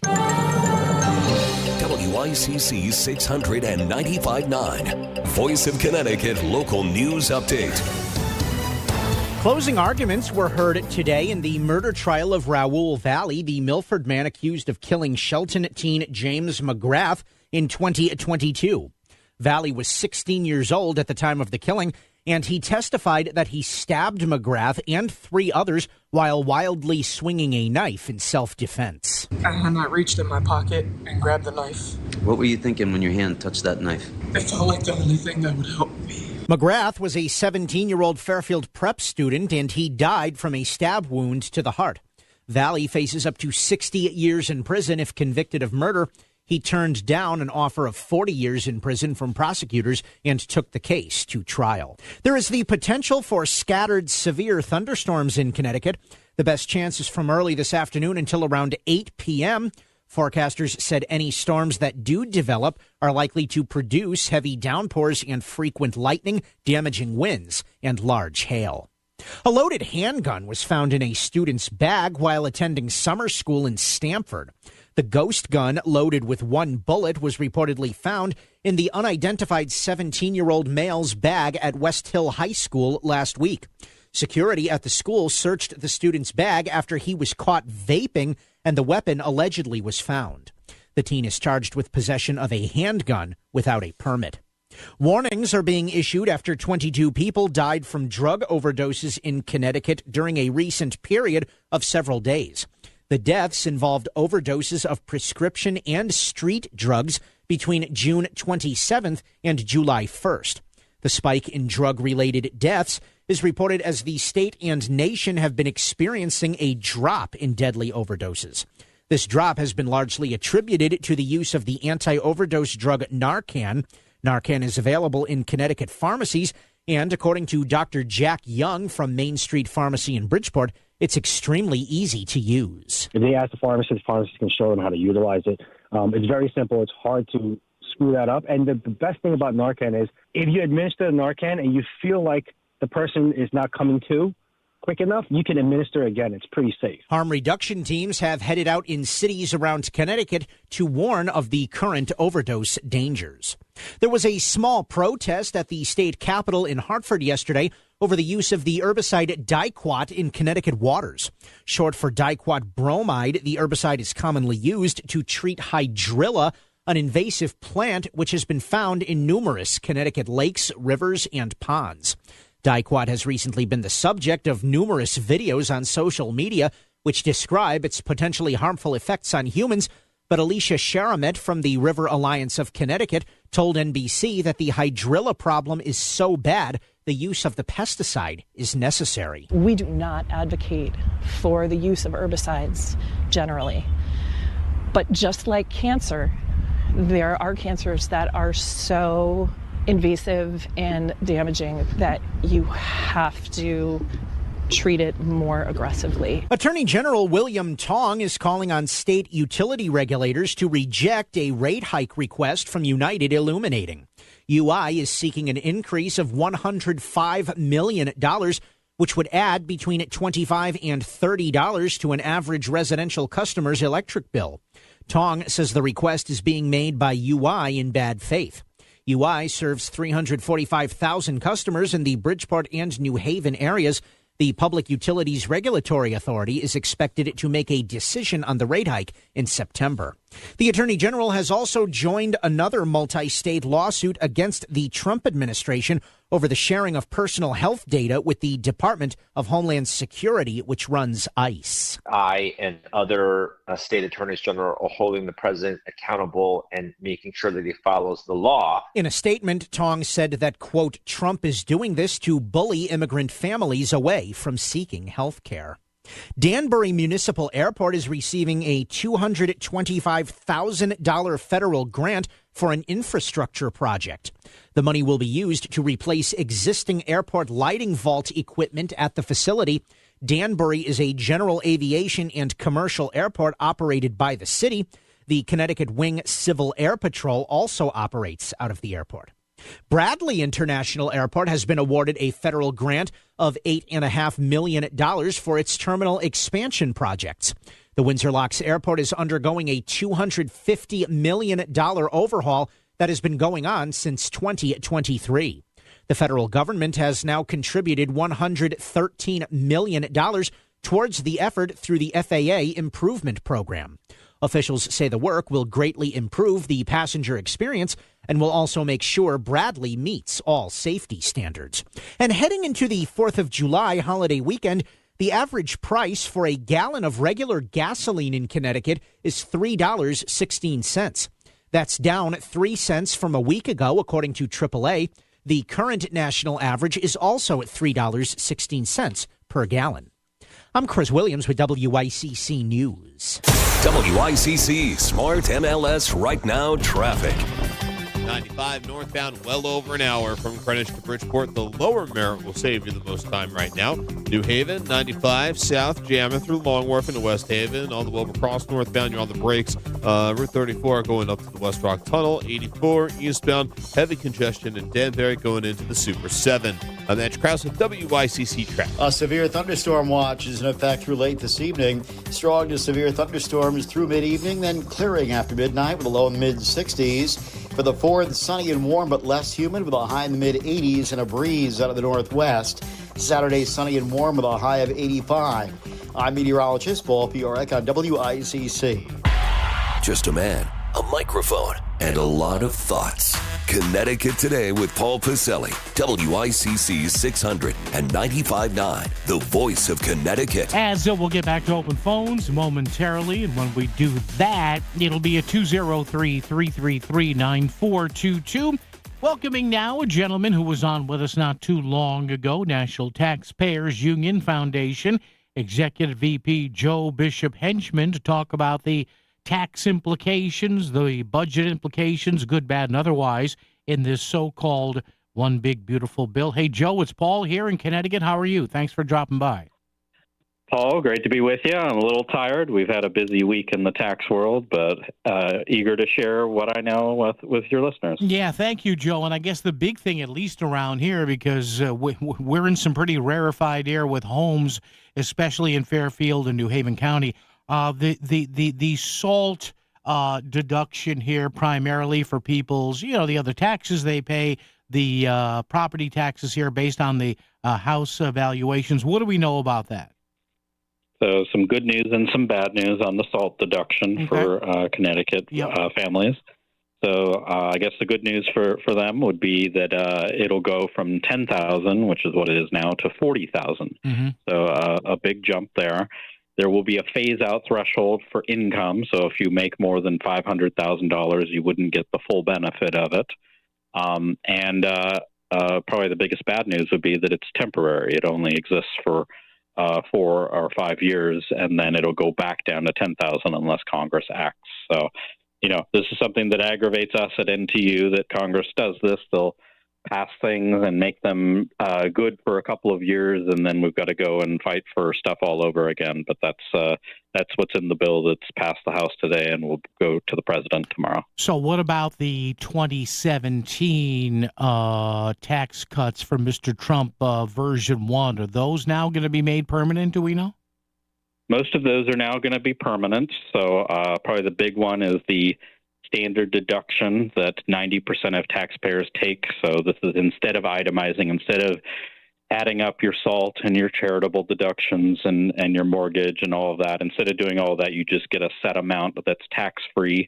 The 2017 bill had doubled that to about $25,000 per family, and that'll continue, and that'll be permanent.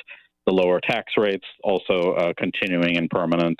And then, of course, some of President Trump's campaign promises on tips and overtime and lower taxes for seniors, those are now in the bill also, although those will be temporary and expire after 4 years. Oh, so the Joe, with all due respect, not here at this operation, but something I do on the side, as a lot of us do, I do get paid overtime from time to time, so I'm putting my thumbs up in the air for that one. But a lot of people see that stuff, Joe, and they say, just to be fair here, well, if we don't get taxes there, we have to get them from somewhere else. So as you folks look at this, what's the good, the bad, and the ugly about what this all costs? Yeah, so there's a big debate in Washington, D.C. about, how it's kind of a metaphysical debate over, what are you comparing it to? Because from our perspective, passing something was important because on January 1, we would have had a $500 billion tax increase if we had done nothing. Yeah. So does this count as a $500 billion tax cut or a $0 tax cut? And that's a debate that's been going on in Washington. There's actually a difference between the House and the Senate, how they approached it. But at the end of the day, we've got a $36 trillion national debt. We're adding $2 trillion a year to it. We're paying interest of about $1 trillion a year. That's more than we spend on national defense. And something's got to be done about that. So we actually had put out, we at NTU had put out about $1 trillion of ideas for further savings in the bill. They were not adopted, but we're going to keep pushing for that. And we really do need to get serious about getting the deficit under control so that we're not piling up the national debt for future generations. And, Joe, finally, Mr. Trump had alluded to something, and I don't think it was even entertained this time around, something that has always driven me nuts, and looking ahead into a few years when I start collecting, taxes on Social Security. Did that enter into this discussion, or has that kind of gotten kicked down the road? Where do we stand with federal taxes on a government program that everybody paid into? So there is a bit of they did try to do something on that. Yeah. And so how they did it is if you are on Social Security, you're going to get an extra standard deduction. So you take the standard deduction and then you get an extra one that if you add those two together, from what I saw in the statistics, it'll cover a lot of seniors that are currently on Social Security. So mainly if you only get your income from Social Security, you don't have investments, you don't have anything else, it'll probably cover all of the taxes that you would otherwise pay. If you have a lot of investment income and so forth, maybe you're still going to have to pay tax on that. So they're being a little careful with the language, just so it would be terrible if people go to file their taxes expecting to pay zero and they still owe something. Yeah. But they did try to put something on that. Of note, though, that one is also one of the temporary provisions that will expire after 4 years. Interesting. Well, good luck trying to get rid of that from seniors. I can't.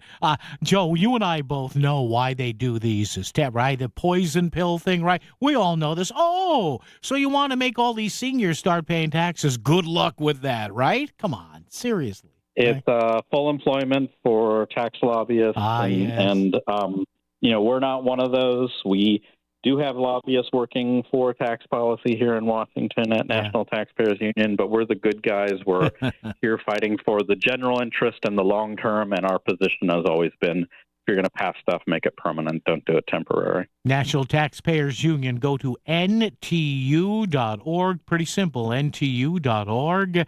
The Executive VP of NTU, Joe Bishop Henchman. Joe, thanks. Take a nice, long, relaxing weekend. Relax, and we'll talk to you down the road. Thank you, sir. Thank you. Happy 4th of July. You too, Joe. Thank you. Joe Bishop Henchman. And check it out, National Taxpayers Union. They've always been pretty bipartisan. Go to the webpage here, ntu.org. A lot going on tax policy, what passed, what didn't pass, what may pass. And as Joe said, consult your tax professional. All right, let's do this little business, traffic and weather together. A lot more coming up. Chris Caruso, next hour, commenting on all the vitriol being tossed at Governor Ned Lamont. If you've been injured in an accident and are dealing with the pain and suffering from injuries as well as the unexpected financial burden, you need an attorney by your side. You need Ganem Injury Lawyers. The truth is, insurance companies prefer not to deal with Ganem Injury Lawyers because they know attorney George Ganem will maximize your settlement and get you the compensation that you rightfully deserve. Contact Ganem Injury Lawyers for a free consultation. They don't get paid until you get paid. GanemInjuryLawyers.com. Call 203-713-8383. Never met a dent we couldn't smooth out. At Sono Collision, we turn your oopsie-daisy into amazing with our top-notch repair. No more crying over crumpled fenders. We'll erase your car's memory of that pesky light pole. Cruise over to Sono Collision today, where even your car forgets its accidents. Visit us at sonocollision.com because a good car deserves a great recovery. Hey, get in. What? Who are you? I'm future you.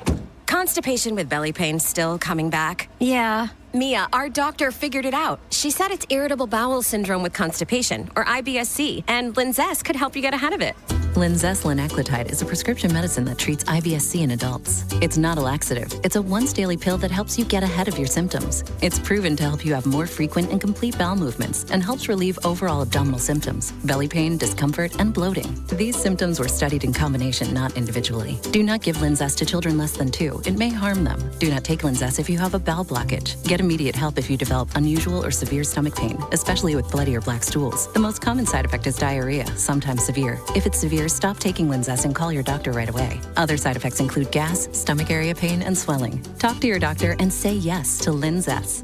Learn more at linzess.com or call 1-800-LINZESS. It's time for the Market Scoreboard Report with Ron and Sana. Now on WICC 695.9, the voice of Connecticut. In an abbreviated session before the July 4th holiday, stocks set records again today as the market got the benefit of stronger than expected job growth, 147,000 added last month, and the unemployment rate dipping to 4.1%. Now that takes a July rate cut, at least some say, off the table, so yields rose, but stocks rallied as the economy looks a little bit stronger than originally thought just only a day or so ago. The Dow, within striking distance of an all-time high, closed up 344 points to 44,828, while the S&P S&P and NASDAQ advanced to new all-time highs. The S&P up nearly 52 points to 62.79, and the NASDAQ up nearly 208 to 20,601. 10-year note yields jumped to 4.35% on the employment numbers.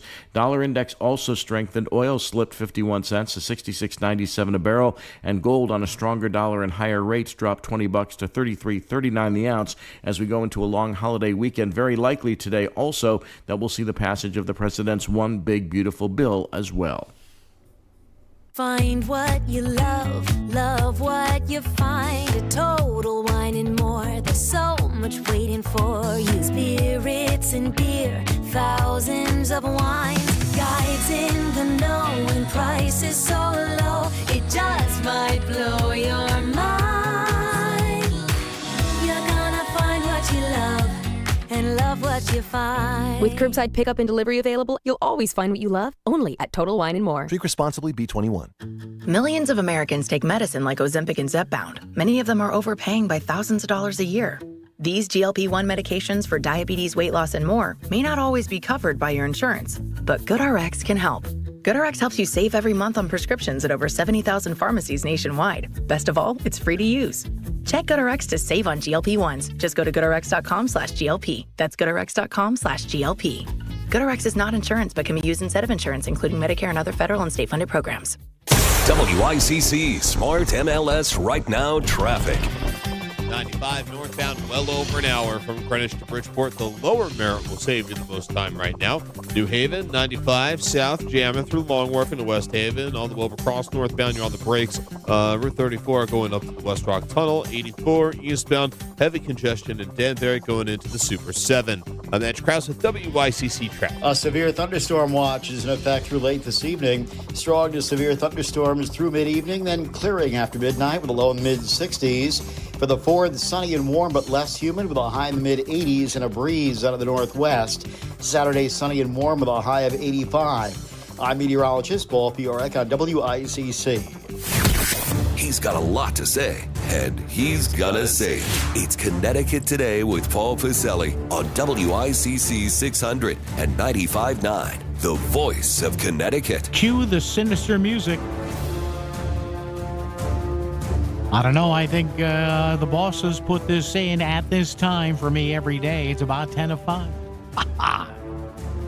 Thanks once again to Joe Bishop Henchman from the National Taxpayers Union. Check out the website where they're just a right-wing organ. No, they're not.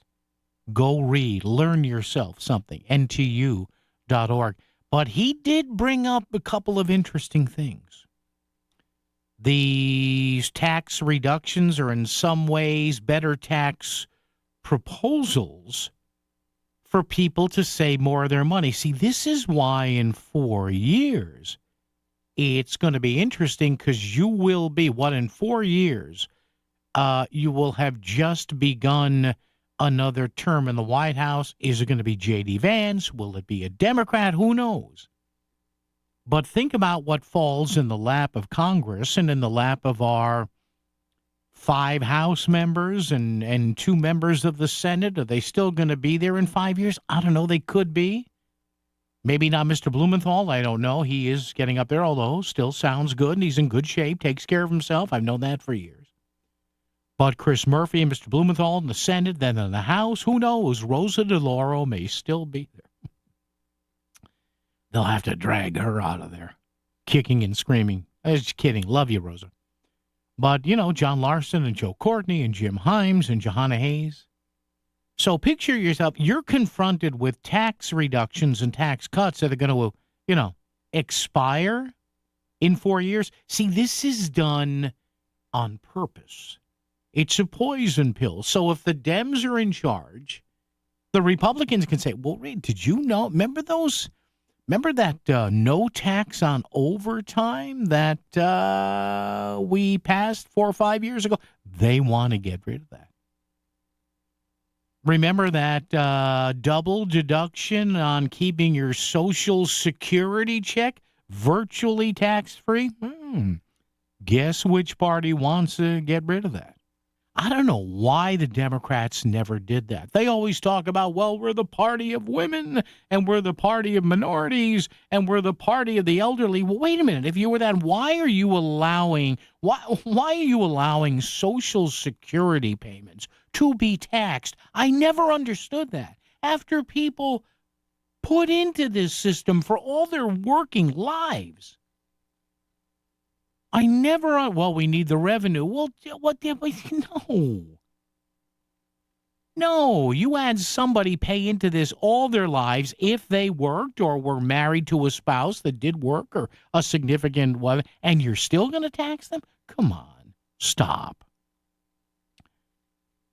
And the big one that would affect a lot of people here in Connecticut, you heard from Joe there, the SALT deductions, state and local taxes, SALT, meaning how much you can deduct mainly of your local property taxes. That's going from 10 grand to 40 grand. There's a great piece, by the way, on the Hearst site today by our pal Dan Haar, how this will affect,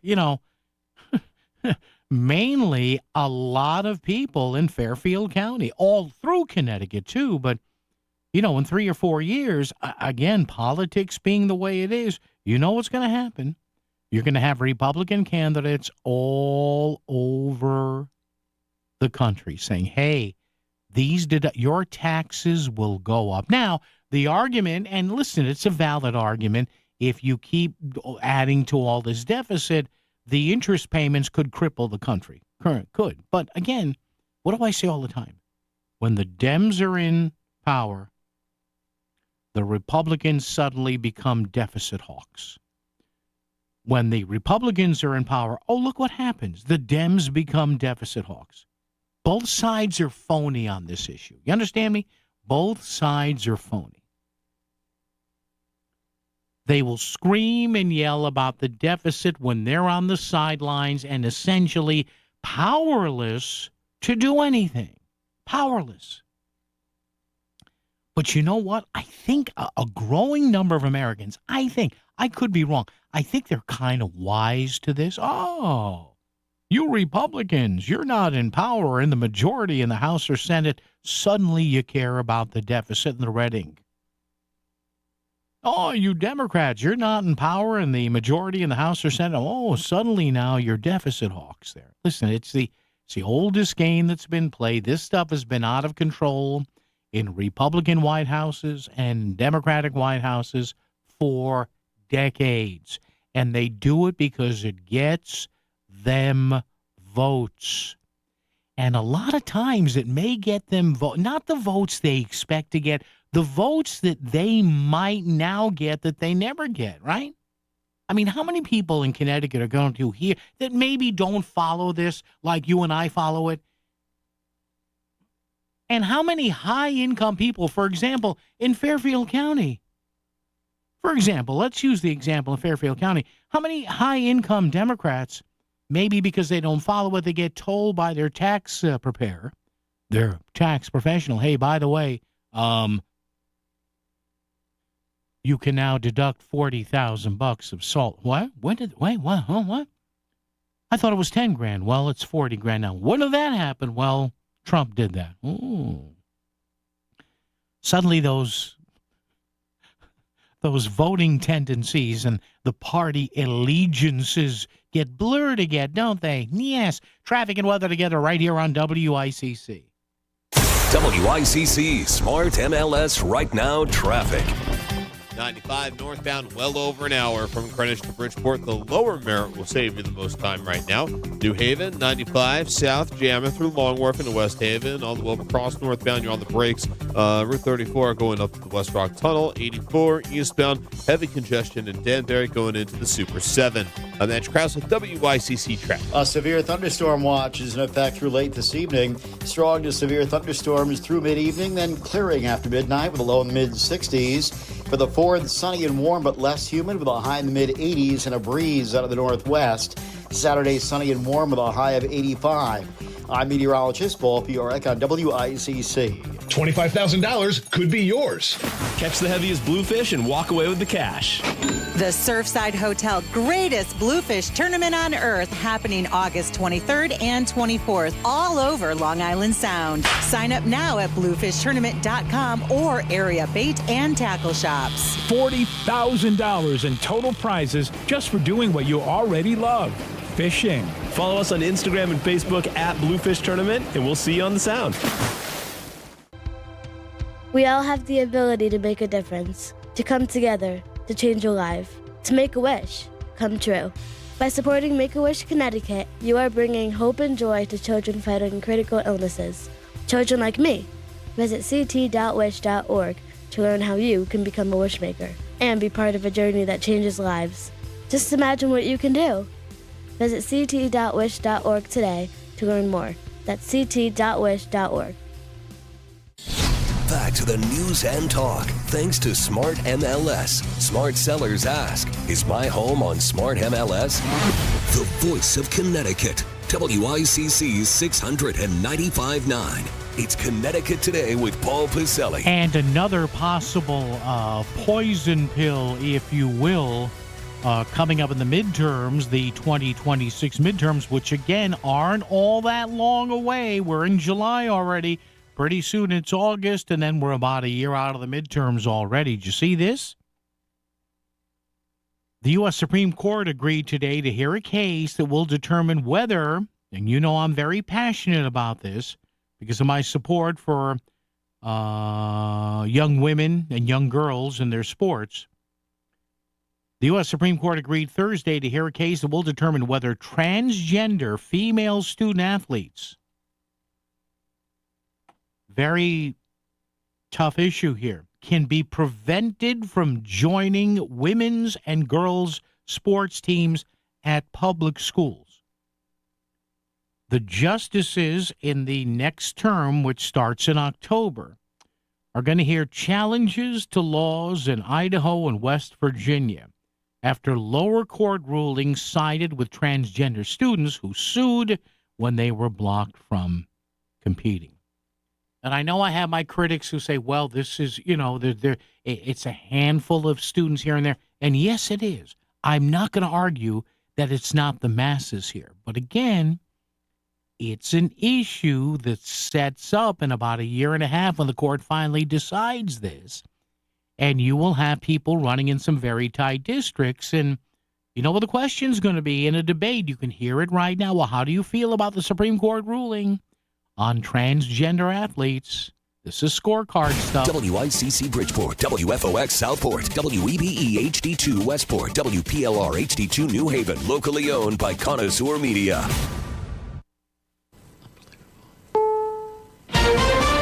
This is CBS News on the Hour, sponsored by Progressive Insurance. I'm Cammie McCormick. President Trump's massive tax and spending bill has passed the House. Linda Kenyon reports. The yeas are 218, the nays are 214.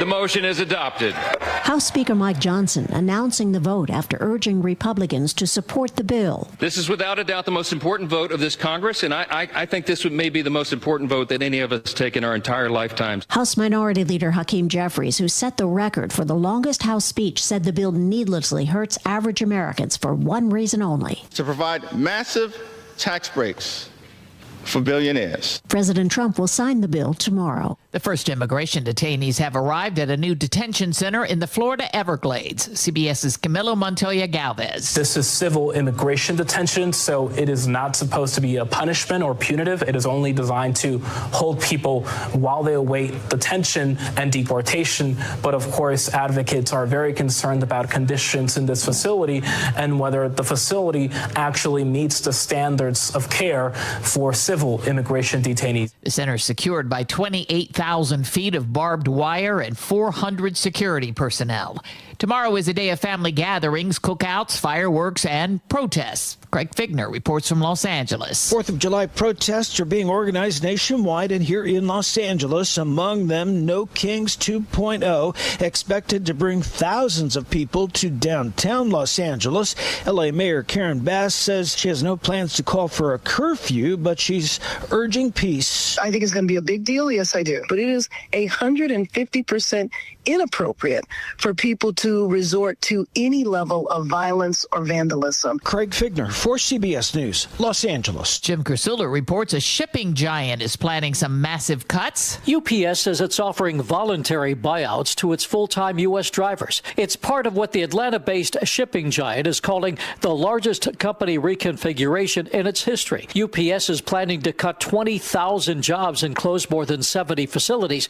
UPS has seen a big drop in deliveries from its key customer, Amazon, amid Trump administration tariffs. The jobs report for last month came in better than expected. Mark Hamrick of Bankrate. We had more jobs added on the month, 147,000 jobs added to payrolls. People were looking for something on the order of 110,000, which would have been a slowing from May, but instead we had an acceleration in hiring. And on Wall Street, stocks rallied. The S&P 500 set yet another record. This is CBS News. Progressive Insurance, with insurance for cars, home, boat, motorcycles, RVs, and commercial vehicles at 1-800-PROGRESSIVE and Progressive.com. If you have unfiled taxes or are in debt to the IRS, this is important news. Did you know the IRS has programs specifically designed to help people struggling with tax debt? Powerful tax assistance programs that can save you thousands if you qualify. No one knows these programs better than the experts at Optima Tax Relief, America's most trusted tax resolution firm. A-plus rated by the Better Business Bureau, their award-winning tax attorneys and licensed professionals have resolved over $1 billion of tax debt for their clients. One call to Optima can start the process, helping to put an end to your worries about wage garnishment, asset seizure, and other aggressive IRS actions. Find the best options to solve your tax problems. Call the experts at Optima Tax Relief today for a free consultation. Call 800-343-6460. 800-343-6460. 800-343-6460. Optima Tax Relief. Some restrictions apply. For complete details, please visit OptimaTaxRelief.com. WICC 695.9. Voice of Connecticut Local News Update. Closing arguments were heard today in the murder trial of Raoul Valley, the Milford man accused of killing Shelton teen James McGrath in 2022. Valley was 16 years old at the time of the killing, and he testified that he stabbed McGrath and 3 others while wildly swinging a knife in self-defense. And I reached in my pocket and grabbed the knife. What were you thinking when your hand touched that knife? It felt like the only thing that would help me. McGrath was a 17-year-old Fairfield prep student, and he died from a stab wound to the heart. Valley faces up to 60 years in prison if convicted of murder. He turned down an offer of 40 years in prison from prosecutors and took the case to trial. A loaded handgun was found in a student's bag while attending summer school in Stamford. The ghost gun, loaded with 1 bullet, was reportedly found in the unidentified 17-year-old male's bag at West Hill High School last week. Security at the school searched the student's bag after he was caught vaping, and the weapon was allegedly found. The teen is charged with possession of a handgun without a permit. There is the potential for scattered severe thunderstorms in Connecticut. The best chance is from early this afternoon until around 8 p.m. Forecasters said any storms that do develop are likely to produce heavy downpours and frequent lightning, damaging winds, and large hail. Danbury Municipal Airport is receiving a $225,000 federal grant for an infrastructure project. The money will be used to replace existing airport lighting vault equipment at the facility. Danbury is a general aviation and commercial airport operated by the city.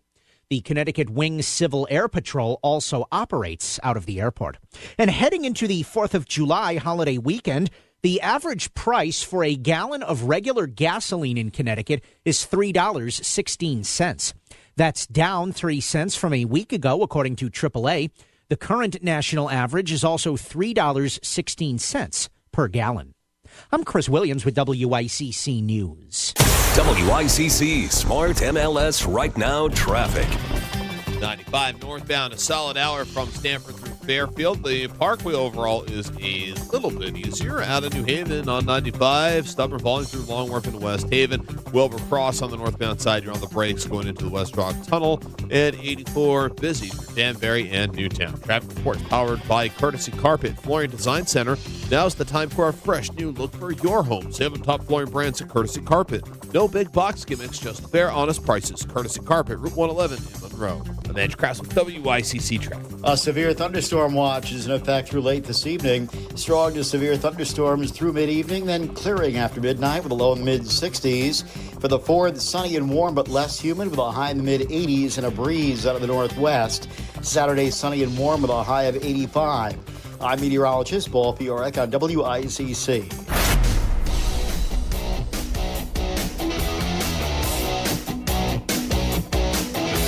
You're listening to Connecticut Today with Paul Piselli on WICC 695.9, the voice of Connecticut. So did you fire up the grill yet, huh? Or it's a little too early for that. No grilling for me. No. Somebody asked me, so you barbecuing this weekend? No. I'm cuddling up with my microwave. That's it. 5 minutes on high. That's my barbecuing. 203-333, unless somebody wants to invite me over. No, we don't need that. 333-9422-333-WICC. It is, though, Independence Day weekend. Be safe, be happy. No drinking and driving. If you're going to drive, don't drink. If you're going to drink, don't drive. Get a car service, have somebody drive you home. There's no excuse for drunk driving. There just isn't. There isn't. Well, I just had one more. No. If you're going to drive, you don't drink. Be an adult. Drive yourself home safely and then sit on the couch and douse yourself in beer. If you want to, don't do it on the road.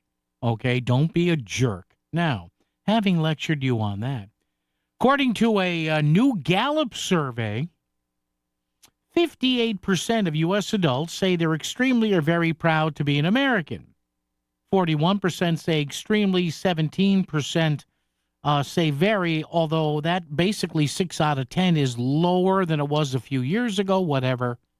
It comes and goes with the political ebbs and tides and flows. So we asked today, both on the air here at 333-9422 and on Facebook, facebook.com/Voice of CT, how proud are you to be an American, and do you separate American pride from what your country's doing? In other words, you can love the country, but say, gosh darn it, there are some real jerks running it right now.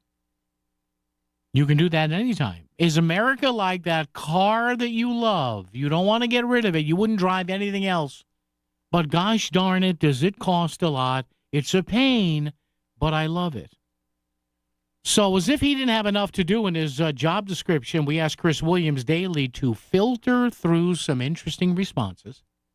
We asked him to leave out any obscenities, and yes, believe it or not, people do get a little crazy sometimes, and we asked Chris to use his discerning eye and ear to pick out some of the better ones. Mr. Williams, what do you have for us? Go ahead. Michael says it only takes one rotten egg to spoil the rest. Okay. And Democrats are the rotten egg. Get rid of the Democratic Party. Only solution. See, that's not good. Anyway, yes. Okay. Dave says extremely proud of, especially with Donald Trump as president. Yeah. Many similar answers here. 100% proud to be an American and 100% disappointed, embarrassed in the Democratic Party, says Mary. Adam says, my verdict is not yet in on Connecticut. Okay. And Sue says, I'm grateful and proud to be an American, but since this country is so divided, proud now depends on one's personal definition of an American. And that's exactly, and Chris, thank you, appreciate that. That's what it says in kind of part B of this poll here, where they said, the Gallup people said, well, yeah, right now, Democrats are really unhappy, Republicans are really happy, and as my people are known to say, the independents are kind of, meds on meds, as we say. There's something lurking in Long Island Sound. It's waiting for you. It's $25,000. The WICC Surfside Hotel Greatest Bluefish Tournament on Earth returns August 23rd and 24th. Catch the heaviest bluefish that weekend and win $25,000. Plus, there's over $40,000 in cash prizes. Sign up now at bluefishtournament.com. The WICC Surfside Hotel Greatest Bluefish Tournament on Earth. We'll see you on the Sound. Thanks, Fine Fettle, The Water Doctor, and Bridgeport Harbor Marina. Columbia Dental's Norwalk office is your go-to family dentist. They offer comprehensive care with general dentists and an oral surgeon. Conveniently located at 91 East Avenue, they're affiliated with the Columbia Implant Center in Manchester, operating 7 days a week, including holidays, to manage any dental emergency. With their in-house digital dental lab, they provide top-tier dental services, including prosthetics, ensuring all your needs are met. For more information, visit columbiadental.com and experience unparalleled dental care. Need the perfect flowers for any occasion? Trust Cityline Florist, Trumbull's local florist for 107 years and 4 generations. From birthdays to anniversaries, celebrations to just because, Cityline Florist delivers stunning, high-quality flowers, same day, anywhere in the country. Stop by their beautiful gift shop and greenhouse at 2978 Nichols Ave in Trumbull, or order online at citylineflorist.com. Cityline Florist, making life's moments bloom since 1918. Selling your home is a numbers game. The more potential buyers who see it, the greater the opportunity to sell. And when your home is listed on Smart MLS, more than 21,000 realtors see it, and so do all their buyers. Suddenly, the number of people looking at your home starts to grow by a lot. More realtors sharing your listing, more people seeing your home, more offers coming in, and maybe even more cash in your pocket. Smart move, right? Ask your realtor. Is my house on Smart MLS? Smart MLS, the smart way to sell your home. Flaming Hot Sevens and Scorching Hot Sevens scratch tickets from the Connecticut Lottery have top prizes of $50,000 and $100,000. With lucky number 7, it may be your chance to get on a hot streak. Play Flaming Hot Sevens and Scorching Hot Sevens today.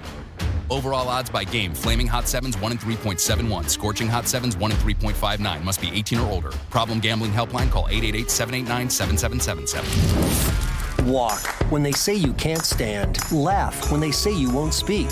When you're recovering from a severe illness or injury, even the smallest tasks can be the greatest mountains to climb. But at Gaylord Specialty Healthcare, we're not just doctors and nurses and therapists. We're experts and specialists and leaders. And we do whatever it takes to make your recovery possible. Gaylord Specialty Healthcare. Think possible. Now hiring for night nurse positions. Go to gaylord.org/nursing to learn more. You're listening to WICC 600 and 95.9, the voice of Connecticut, broadcasting from Cadillac of Greenwich Studios, CadillacofGreenwich.com. WICC Smart MLS Right Now traffic.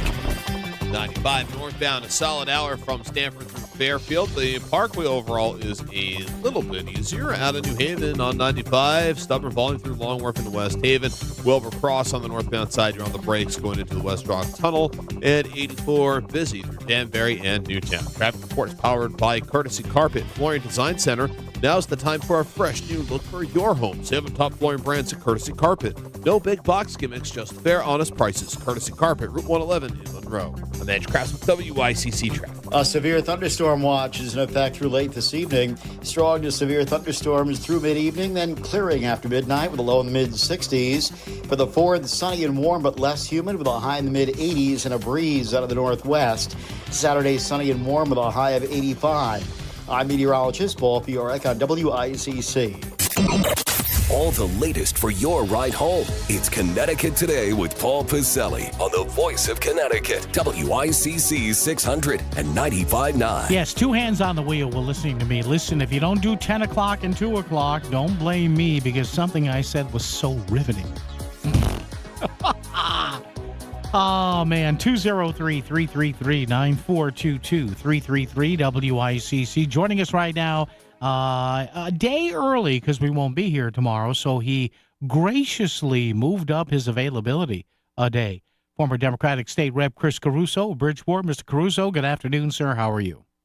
Good. Happy 4th of July to you and your listeners, Paul. Yes, Chris, thank you. Chris, you be careful. Don't do anything with a bottle rocket or a salute that I wouldn't do, okay? All right? I'll be or maybe careful. you're like me. I stopped years ago. I just sit in the lawn chair and watch. That's all. That's all I do. Chris, before we get into all this stuff going on at the State House and the Capitol and all the sniping, I know last week, I remember, you had urged people to attend a meeting of some sort or a very important hearing. So what was the latest on that we discussed last week? Well, it was a 4-4 vote by the commission.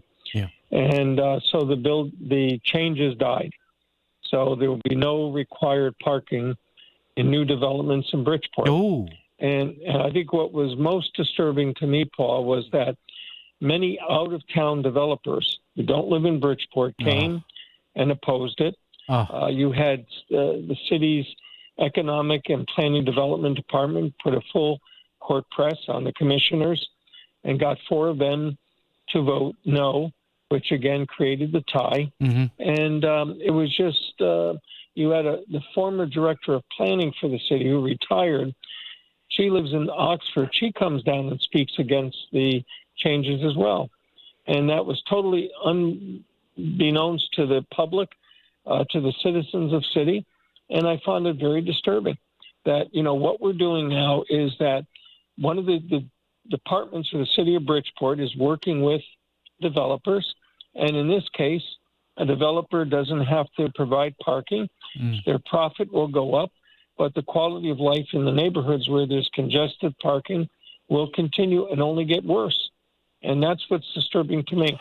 The other thing is that the Planning and Zoning Commission basically has no control. When you looked at the 47 units of housing on the east side, 6 stories high, it came before them, and they had no choice but to approve it. Because now the planning department meets with the developers, meets with the attorneys, and if they put something together, that's forwarded to the Planning and Zoning Commission. But the Planning and Zoning Commission basically has no control. So now we've put the onus and the responsibility of zoning into the hands of paid employees of the city. It's unheard of because we have other towns, Trumbull, Shelton, Stratford, Fairfield, are building affordable housing. But guess what? They require parking. So if I'm a person looking to rent an apartment in Bridgeport or Trumbull, where am I going to go? Where are you going to go? And Chris, it's not like you're going to the other side of the state. You're going one town over. Exactly. And the other problem you have, Steve, I'm sorry, Paul. Yeah. The other problem you have is when the planning staff meets with the developers and their attorneys, these are private meetings. They're not public meetings. Jeez. So corruption reigns in those situations. I'm not accusing anyone of any wrongdoing. However, the opportunity for corruption exists. Well, when the process, Chris, is not open, you're right. It just breeds it. Absolutely. That's exactly right. And that's what we're going to be seeing in Bridgeport. And neighbors' hands will be tied because they will not be able to, seek relief from the Planning and Zoning Commission. You can't take it to court because the regulations permit what's going on. And so, residents are going to suffer tremendously as a result of it. So I was very disturbed. I've never seen the Planning and Development Department, Economic Development, ever put a full court press like that. Wow. They called commissioners to lobby against the regulations. They also wanted to know whose commission members their terms expired. And the reason they want to know that is because they're going to stack the Planning and Zoning Commission with people that are favorable to their views. So they're just, Chris, I don't want to assume anything, but are these people just so desperate to get built, to somebody to invest and build in Bridgeport, that they're saying the heck with common sense regulations? What's your opinion on it? Paul, you nailed it. That's exactly what's going on. There is no vision for Bridgeport. I have said to the mayor repeatedly, Mayor, you got to have a vision for Bridgeport. It has to be coupled with a strategic plan. It doesn't exist. So when a developer comes in town and there's an abandoned lot or an empty lot, the developer says, I want to build housing. Okay, go ahead and build housing. Don't worry about the parking. Oh, I want to build this over. Okay, go ahead and do it. The reality is, Paul, the city's grand list, the commercial development that brings in the bulk of the taxes, that is declining every single year. So what that means is the taxpayers in Bridgeport are going to be paying more because housing does not make up the difference for commercial development. You need housing in the city, but you need commercial development. So, and because our Office of Economic and Planning has no vision, no strategic plan, the downtown's a prime example. They don't know what to do with downtown. They want to make it arts and entertainment. That's what the mayor's saying. But guess what? There's no plans for a strategic plan of what to do with downtown. And that goes for our business corridors as well. So shame on the Office of Economic Development and Planning, and shame on the out-of-town developers and their attorneys for doing what they're doing. But, I don't blame them. I blame the city.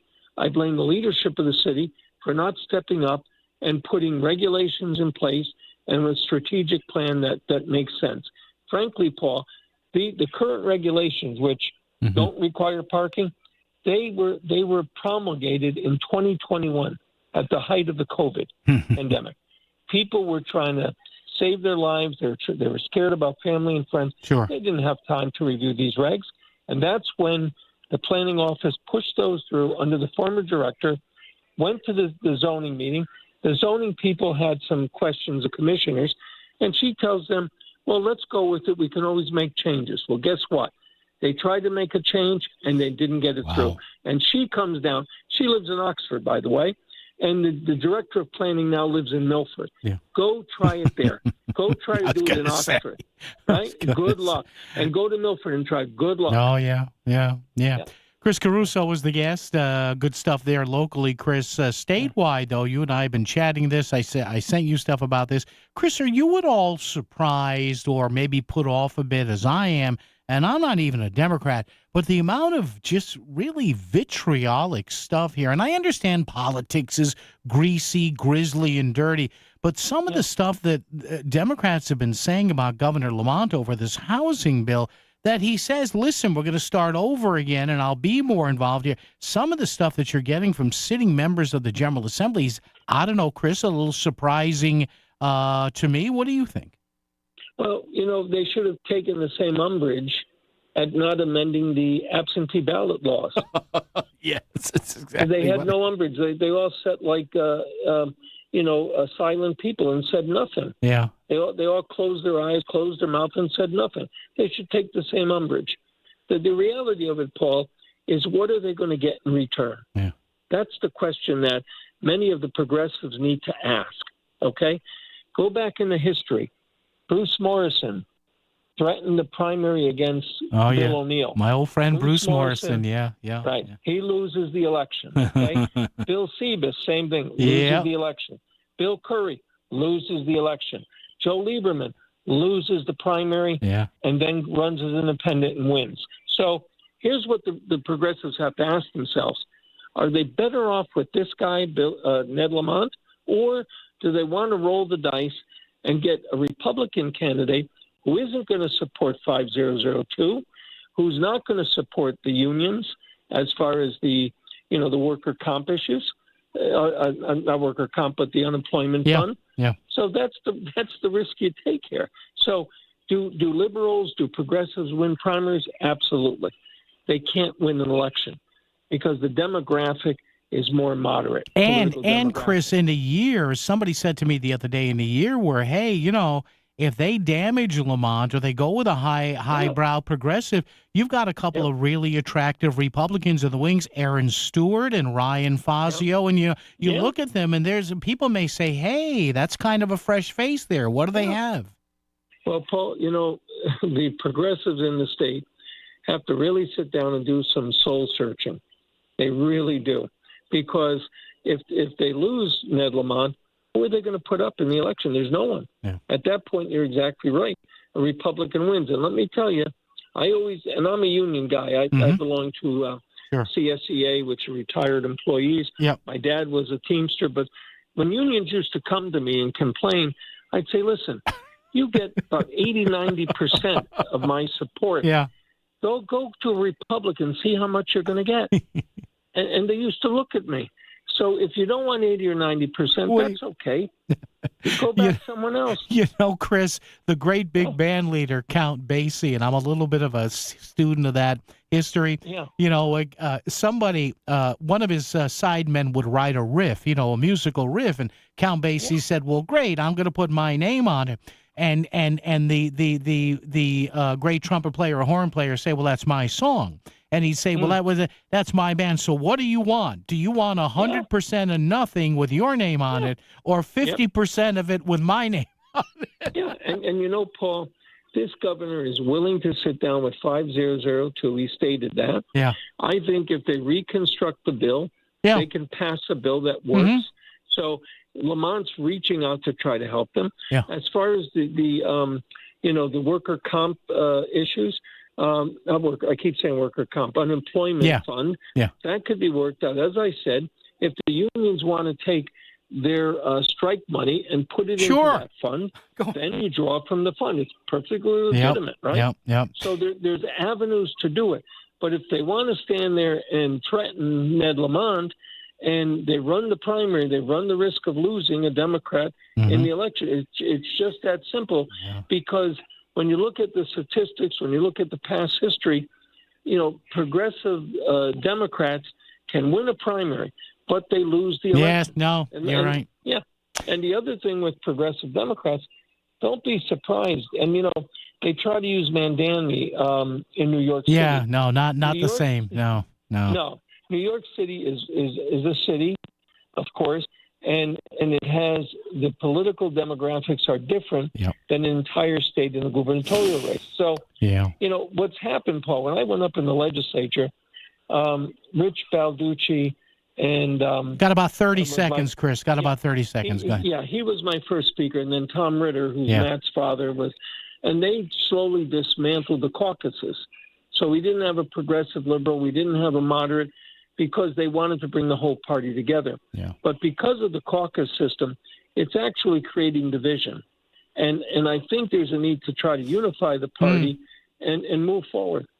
Chris, great stuff as usual. Chris Caruso. Chris, stay away from the bottle rockets and the Roman candles. And I hope tonight was quieter, by the way. We'll talk to you next week. Thank you, sir. Okay. All right, Chris. Thanks. Chris Caruso there. Always a great segment on WICC. WICC Smart MLS Right Now Traffic. 95 northbound, a solid hour from Stanford through Fairfield. The Parkway overall is a little bit easier. Out of New Haven on 95. Stubborn volume through Long Wharf into West Haven. Wilbur Cross on the northbound side. You're on the brakes going into the West Rock Tunnel. At 84, busy through Danbury and Newtown. Traffic report is powered by Courtesy Carpet Flooring Design Center. Now's the time for a fresh new look for your home. 7 top flooring brands at Courtesy Carpet. No big box gimmicks, just fair, honest prices. Courtesy Carpet, Route 111 in Monroe. I'm Edge Krause with WICC Traffic. A severe thunderstorm watch is in effect through late this evening. Strong to severe thunderstorms through mid-evening, then clearing after midnight with a low in the mid-60s. For the 4th, sunny and warm but less humid with a high in the mid-80s and a breeze out of the northwest. Saturday, sunny and warm with a high of 85. I'm meteorologist Paul Piorek on WICC. No part of your home is more important than the roof over your head. Hi, I'm Eddie Griffin, the owner of Brown Roofing, your local expert for roof replacement and roof repair. Water resistant, weather resistant, wind resistant, our products offer superior protection that come with a 50-year lifetime transferable warranty. Call us today at 475-445-1195 or visit us at brownroofing600.com. Brown won't let you down.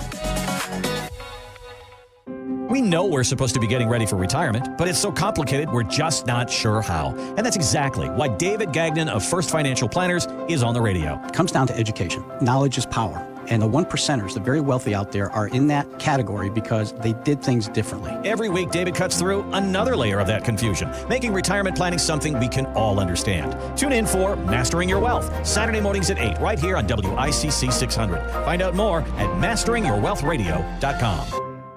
William is one of millions of Americans who uses GoodRx to save on the cost of their prescriptions. My oldest daughter, Camilla, 2 days old, she had to have open heart surgery. All of a sudden, she's on 5 different medications. It adds up at the end of the month. Me and the pharmacist got so tight. She said, GoodRx save you a lot of money. Saving that extra $200-300 a month. We're able to do all these extra activities, so it puts less stress on our household, and it puts less stress on our pockets. Download the free app or visit GoodRx.com and start saving today. GoodRx user compensated for their time. GoodRx is not insurance, but can be used instead of insurance. Find what you love what you find. A Total Wine and More. There's so much waiting for you. Spirits and beer, thousands of wines. Guides in the know and prices so low. It just might blow your mind.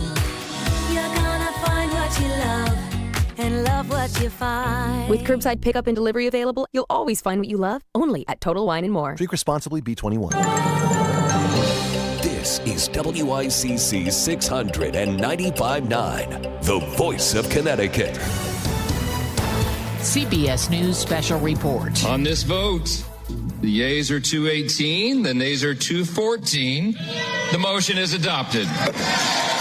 The House has given final approval to President Trump's big tax and spending bill. House Majority Leader Steve Scalise. There is not one bigger piece of legislation that will deliver more great benefits for the hardworking families who have been struggling in this country than this one big, beautiful bill. CBS's Hunter Woodall reports the messaging is important with an eye towards the midterms. When I talk to Republican sources, over the last few days, they're confident that the tax cut portions of this bill and others are things that they can both defend and champion in the coming months. CBS's Erica Brown on the Democrats' thinking. Democrats voted against the bill unanimously, citing changes and steep cuts to safety net programs, including SNAP, the Food Assistance Program, and Medicaid. President Trump will sign the bill tomorrow. CBS News Special Report. I'm Cammie McCormick.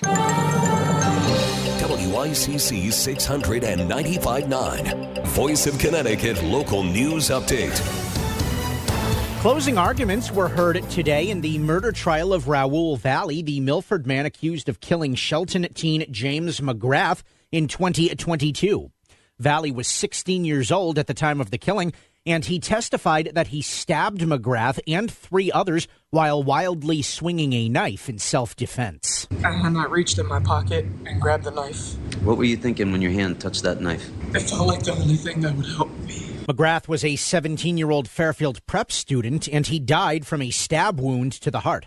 Valley faces up to 60 years in prison if convicted of murder. He turned down an offer of 40 years in prison from prosecutors and took the case to trial. The daughter of a member of Bridgeport's city council was due to appear in Superior Court today.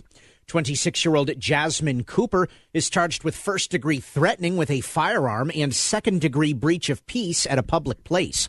Cooper is accused of arguing with someone outside Bridgeport City Hall and then pulling out a gun and attempting to strike the person with that gun, which witnesses described as a black Glock 9mm handgun. This is not Cooper's first brush with the law. She has been arrested for 3 previous incidents. Cooper is the daughter of Democratic City Councilwoman Anita Martinez. Warnings are being issued after 22 people died from drug overdoses in Connecticut during a recent period of several days. The deaths involved overdoses of prescription and street drugs between June 27th and July 1st. The spike in drug-related deaths is reported as the state and nation have been experiencing a drop in deadly overdoses. This drop has been largely attributed to the use of the anti-overdose drug Narcan. Narcan is available in Connecticut pharmacies, and according to Dr. Jack Young from Main Street Pharmacy in Bridgeport, it's extremely easy to use. If they ask the pharmacist can show them how to utilize it. It's very simple. It's hard to screw that up. And the best thing about Narcan is if you administer Narcan and you feel like the person is not coming to quick enough, you can administer again. It's pretty safe. Harm reduction teams have headed out in cities around Connecticut to warn of the current overdose dangers. Attorney General William Tong is calling on state utility regulators to reject a rate hike request from United Illuminating. UI is seeking an increase of $105 million, which would add between $25 and $30 to an average residential customer's electric bill. Tong says the request is being made by UI in bad faith. UI serves 345,000 customers in the Bridgeport and New Haven areas. The Public Utilities Regulatory Authority is expected to make a decision on the rate hike in September. The Attorney General has also joined another multi-state lawsuit against the Trump administration over the sharing of personal health data with the Department of Homeland Security, which runs ICE. I and other state attorneys general are holding the president accountable and making sure that he follows the law. In a statement, Tong said that, quote, Trump is doing this to bully immigrant families away from seeking health care. There was a small protest at the state capitol in Hartford yesterday over the use of the herbicide Dicot in Connecticut waters. Short for Dicot bromide, the herbicide is commonly used to treat hydrilla, an invasive plant which has been found in numerous Connecticut lakes, rivers, and ponds. Dicot has recently been the subject of numerous videos on social media which describe its potentially harmful effects on humans, but Alicia Sharamet from the River Alliance of Connecticut told NBC that the hydrilla problem is so bad the use of the pesticide is necessary. We do not advocate for the use of herbicides generally. But just like cancer, there are cancers that are so invasive and damaging that you have to treat it more aggressively. Bradley International Airport has been awarded a federal grant of $8.5 million for its terminal expansion projects. The Windsor Locks Airport is undergoing a $250 million overhaul that has been going on since 2023. The federal government has now contributed $113 million towards the effort through the FAA Improvement Program. Officials say the work will greatly improve the passenger experience and will also make sure Bradley meets all safety standards. Connecticut State Police are increasing patrols this weekend for the holiday, and they're asking for your help to keep Connecticut safe. If you do come across a reckless or erratic driver, please call 911 immediately so we can, have a trooper go out there and hopefully intervene one of these drivers. If you do come across a wrong-way driver, a tip that we like to give out to the public is stay to the right of the roadway, because oftentimes, the person who's driving the wrong way will think that they're in the right lane. Last year, the Connecticut State Police reported 332 crashes, including 3 with serious injuries and 1 which resulted in the death of a Naugatuck man on Route 25. They also remind everyone that aerial fireworks are illegal statewide. And speaking of fireworks, Norwalks are tonight. The display will begin at 9 p.m. at Calf Pasture Beach. The Derby Shelton fireworks display is also happening tonight at dusk. You can catch fireworks in New Haven tomorrow at dusk at Waveney Park, as well as in Wilton at Wilton High School beginning at 5:30 p.m. Greenwiches are on Saturday at dusk at Binney Park, and Oranges are at dusk at the Orange Fairgrounds on Orange Center Road. I'm Chris Williams with WICC News. WICC Smart MLS Right Now Traffic. 95 northbound, a stalled vehicle reported near exit 7 in the center lane. Overall on 95, a solid hour from Stamford going through Fairfield. Parkway overall is better. Congestion delays out of New Canaan going through Westport. Out of New Haven on 95, busy through Long Wharf and West Haven. Wilbur Cross, plenty of company either side going into the West Rock Tunnel. And 84 is moving along going through Newtown into exit 11. I'm Andrew Krause with WICC Traffic. A severe thunderstorm watch is in effect through late this evening. Strong to severe thunderstorms through mid-evening, then clearing after midnight with a low in the mid-60s. For the 4th, sunny and warm but less humid with a high in the mid-80s and a breeze out of the northwest. Saturday, sunny and warm with a high of 85. I'm meteorologist Paul Fiorek on WICC.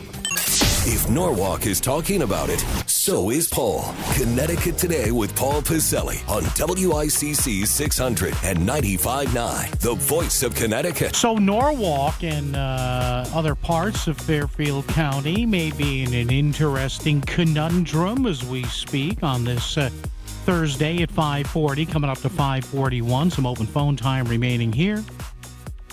At 203-333-9422. You may or may not like this so-called one big beautiful bill that was passed in the House today. President Trump apparently going to sign it. Well, you folks in Norwalk, Stamford, New Canaan, Darien, other high-income areas of Fairfield County, you'll be able to deduct now, as it was explained to me, up to $40,000 if you're in a high-tax area of the state, not just in Fairfield County, but how about that? So putting a little money in your pocket. And now a lot of you may say, well, no, I don't need the money. I'd rather the cuts not be made to social services. And I understand that.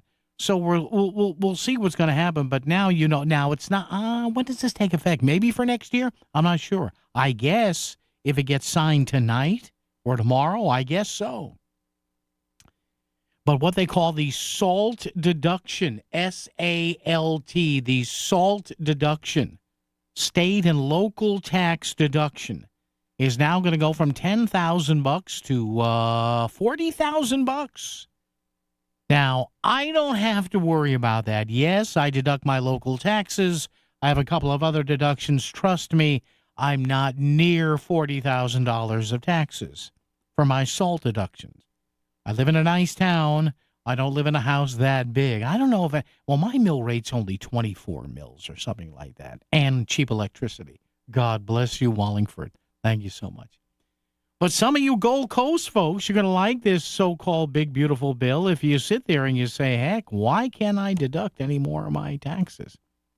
So we'll see how that shakes out here. Maybe you like it, maybe you don't. We'll see. And as a guy that does work a little overtime, not here, but, at a couple of other things I do, that no tax on overtime thing, yeah. I don't work that much overtime, maybe a couple, 3-4 days a year. But hey, a charity begins at home. Hey, coming up, we're going to talk about cosmetic surgery, believe it or not. Little book recommendation for the weekend. First, though, Bob in Trumbull. Before we do that, Bob, what's up with you?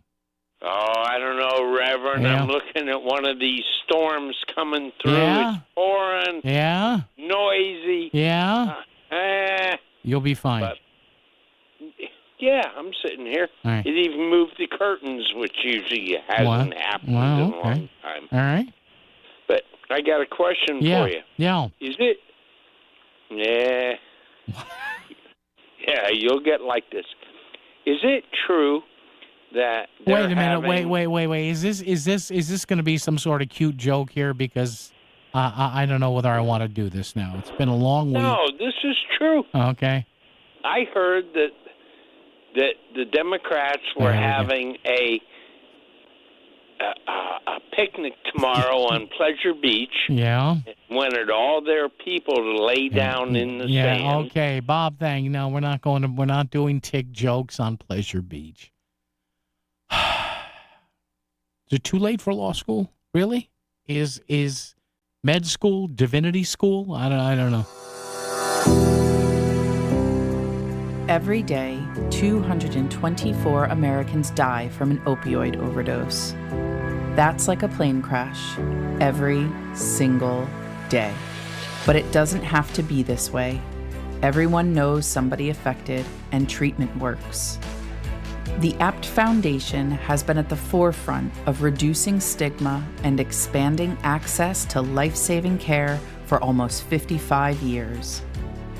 Their scientifically proven open access model works and saves lives.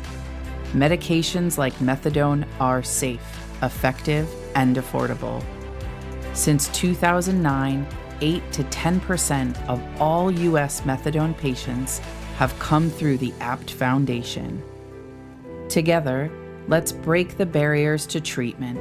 Visit aptfoundation.org to learn more. Do you have 3 ex-wives and your current trophy wife wants a life insurance policy 3 times the size of the policies you had to purchase for your previous mistakes? If so, you need to call Big Lou at Term Provider, 800-555-1509. Big Lou is intimately familiar with your problems, and if you're 50 or 60 years old and in reasonably good health, a $1 million policy should only cost about $100 to $200 per month. Big Lou may have a solution for your previous policies as well. You may even save enough money to lighten the load on your new $1 million policy. Remember, call Big Lou. He's like you, except he's only on number 2. Call Term Provider at 800-555-1509. That's 800-555-1509. For $1 million in term life insurance that you can live with. Call Big Lou at 800-555-1509. 800-555-1509.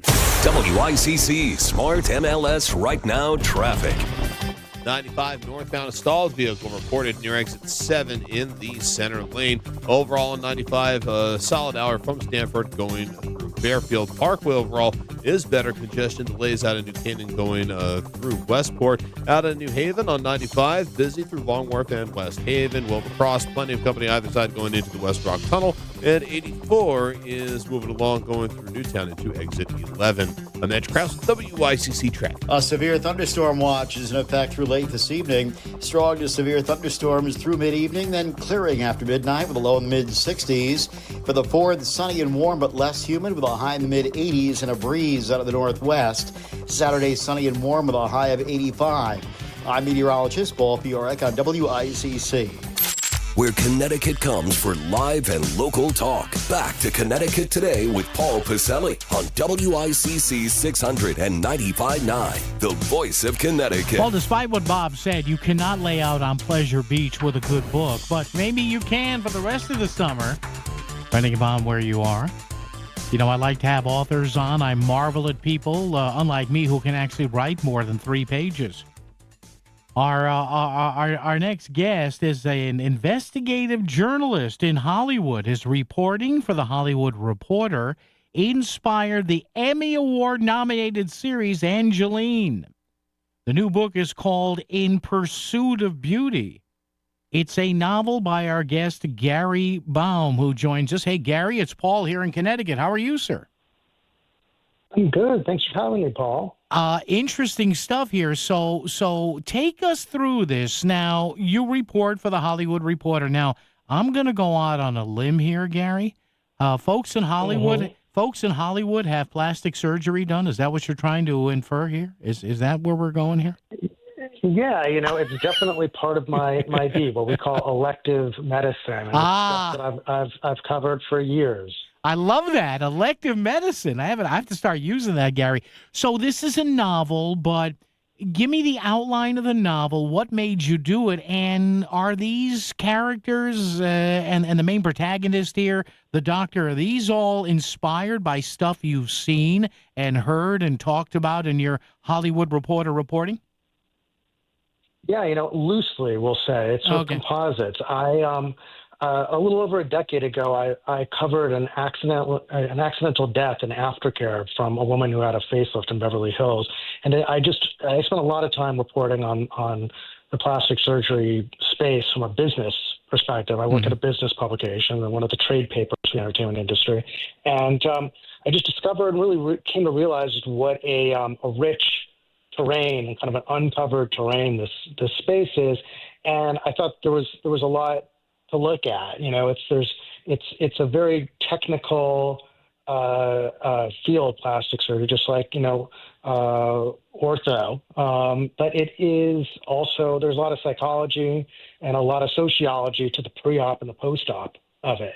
And so in this book, it's actually about a female plastic surgeon who ends up defrauding insurance companies and the state and insurance agency to give procedures to lower income patients who otherwise couldn't afford it. Wow. And she ends up in jail, loses her license, and kind of ends up explaining how and why she did it. And it kind of gets at a lot of questions about sort of how looks matter and sort of particularly in the sort of contemporary age.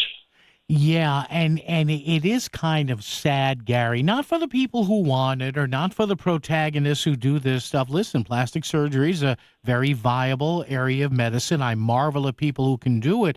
But we're in that age, Gary, right, where we see a celebrity maybe we've seen most of our lives and haven't seen in a few years. And it's interesting, right, the reactions we have is, wow, he or she looks good, or yeah, they've had some work done, or then there's the extreme, my God, what are they doing? I mean, the psychology around this, is fascinating. Do you delve into any of that? Do the characters in your book, do they have a psychological need for this or not? Yes. I think that there's a pro cosmetic surgery view that's about self-ownership, self-image, of self-image, and a sort of a bodily autonomy, if you will. I think what's interesting is that for a very long time, there's been a view, particularly amongst celebrities and their handlers, that you don't talk about the work that you've had done, to a point that's very kind of silly. I mean, you see that with Brad Pitt now, where he peddles skin creams and things to talk about his what a youthful face he has, when it's pretty clear that more work has been done. But then you have a different era of people who are very transparent about the work that they've done, like the reality star Kylie Jenner and her mother, who will go out and talk very specifically with their fans about the technical, the specs of what they've had done, and name their surgeon, just like you would say, who are you wearing on the red carpet? Yeah. And that's a real sea change about what, because it's like you're thinking about what is artifice, and then what is authenticity. It's making something authentic and being, quote unquote, real about something that used to be thought of as fake. How do you take that? And this has always intrigued me, Gary, and the guest is Gary Baum, and the name of the book is In Pursuit of Beauty, a novel. Gary, how difficult was it to take a fictionalized character that you say may be a composite character with others and weave that into a story that may entertain somebody who would never have plastic surgery or cosmetic surgery, as we call it, or reconstructive, yet hit them with an emotional punch in the book that they may enjoy? How difficult was it to make that palatable for people, or wasn't it? Well, I think what it is, it's in the structure of the book. So this incarcerated surgeon tells her story as a memoir. It's kind of, she wants to win people over because she's fallen from grace. She's lost her license. She needs to reclaim her narrative. And so we hear that story, her memoir, in alternating chapters. And then the other story we hear is that of a journalist turned her ghostwriter of that tale, and the relationship he has with her in creating that memoir. And so there's a tension between the memoir itself and the creation of it, and his back and forth with her. There's a bit of an intellectual thriller, a mind game, a pass a deux between the two of them. And Key is definitely not buying what she has to sell. And yet it's his job to help her, be sort of a midwife for her own narrative. And so we are through his eyes too. Interesting. Finally, I got to ask you this, Gary, because I ask everybody with books like this, might this be at my local theater someday? Any thought of doing this as a movie or a TV treatise or not? I've been asked this a lot, particularly because I work at the Hollywood Reporter. It's interesting that the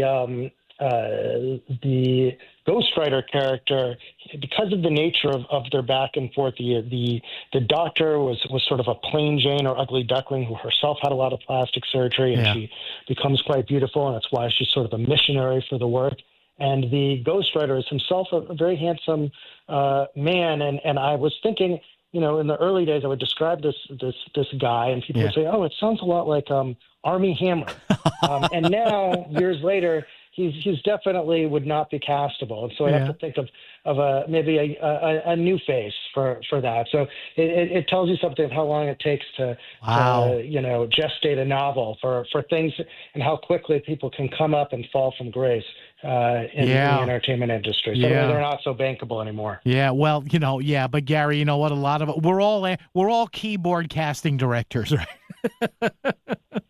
In one way, shape, or form. Hey, Gary, good luck. Gary Baum has been the guest. He's the author, longtime journalist.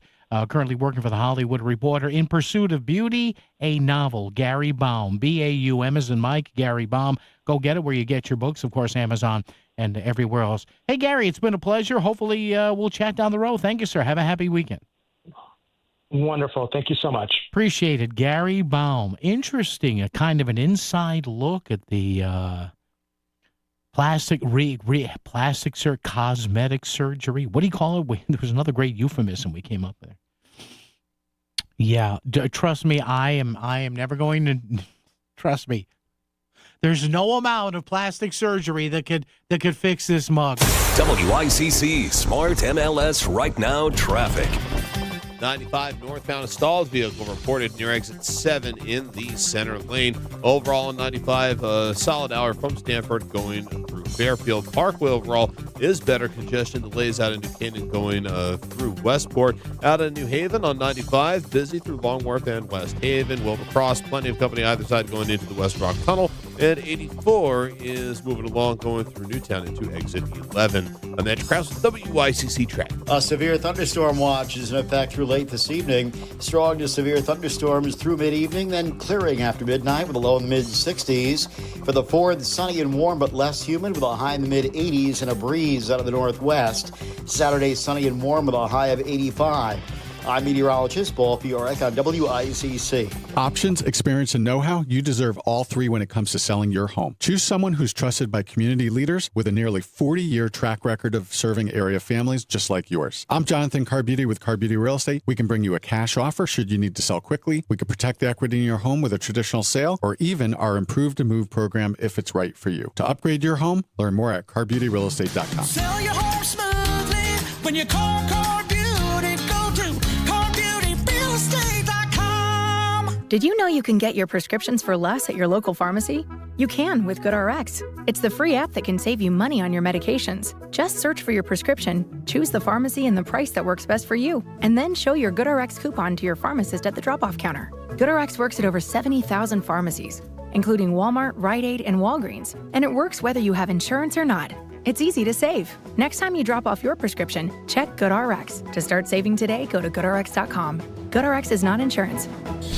Back to the news and talk, thanks to Smart MLS. Smart sellers ask, is my home on Smart MLS?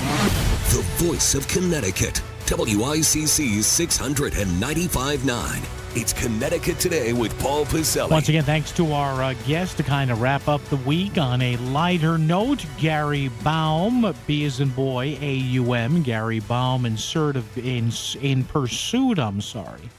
of beauty, a novel. I have always marveled at cosmetic surgeons, plastic surgeons. Look, you're a orthopedic guy or gal, there's only probably one way to set a broken leg or a broken arm, or you've got tendon damage, or you've got meniscus damage in your knee, or you've got a bulging disc. In other words, that stuff is all skin deep and below. You know what I mean? So when I hear or think about cosmetic surgeons, plastic surgeons, and see people on TV and in the movies and on Broadway, or maybe some of your favorite musical acts say, yeah, they've had work done, but they actually look good. Man, I would be terrified to do that, especially on somebody's face. I mean, it's different if if you're setting a broken bone and it didn't heal right. They have procedures to go in and do that over, or you're replacing somebody's hip, or a pitcher has Tommy John surgery, ligament replacement, pro athletes. But when you're playing around with somebody's looks and they're doing the collagen or the cheek implants or the raising of the cheeks or the forehead stretch and the this pull and that pull and all that, I'm like, wow, I would be terrified to do that. I would. What if you slip? What if you leave a bad scar? Yikes. Their insurance must be massive. Folks, have a wonderful weekend. Don't drink and drive, please. Enjoy the fireworks. Don't do anything with a sparkler that I wouldn't do. Chris, thank you. News update, CBS, right about now. WICC Bridgeport, WFOX Southport, WEBE HD2 Westport, WPLR HD2 New Haven, locally owned by Connoisseur Media.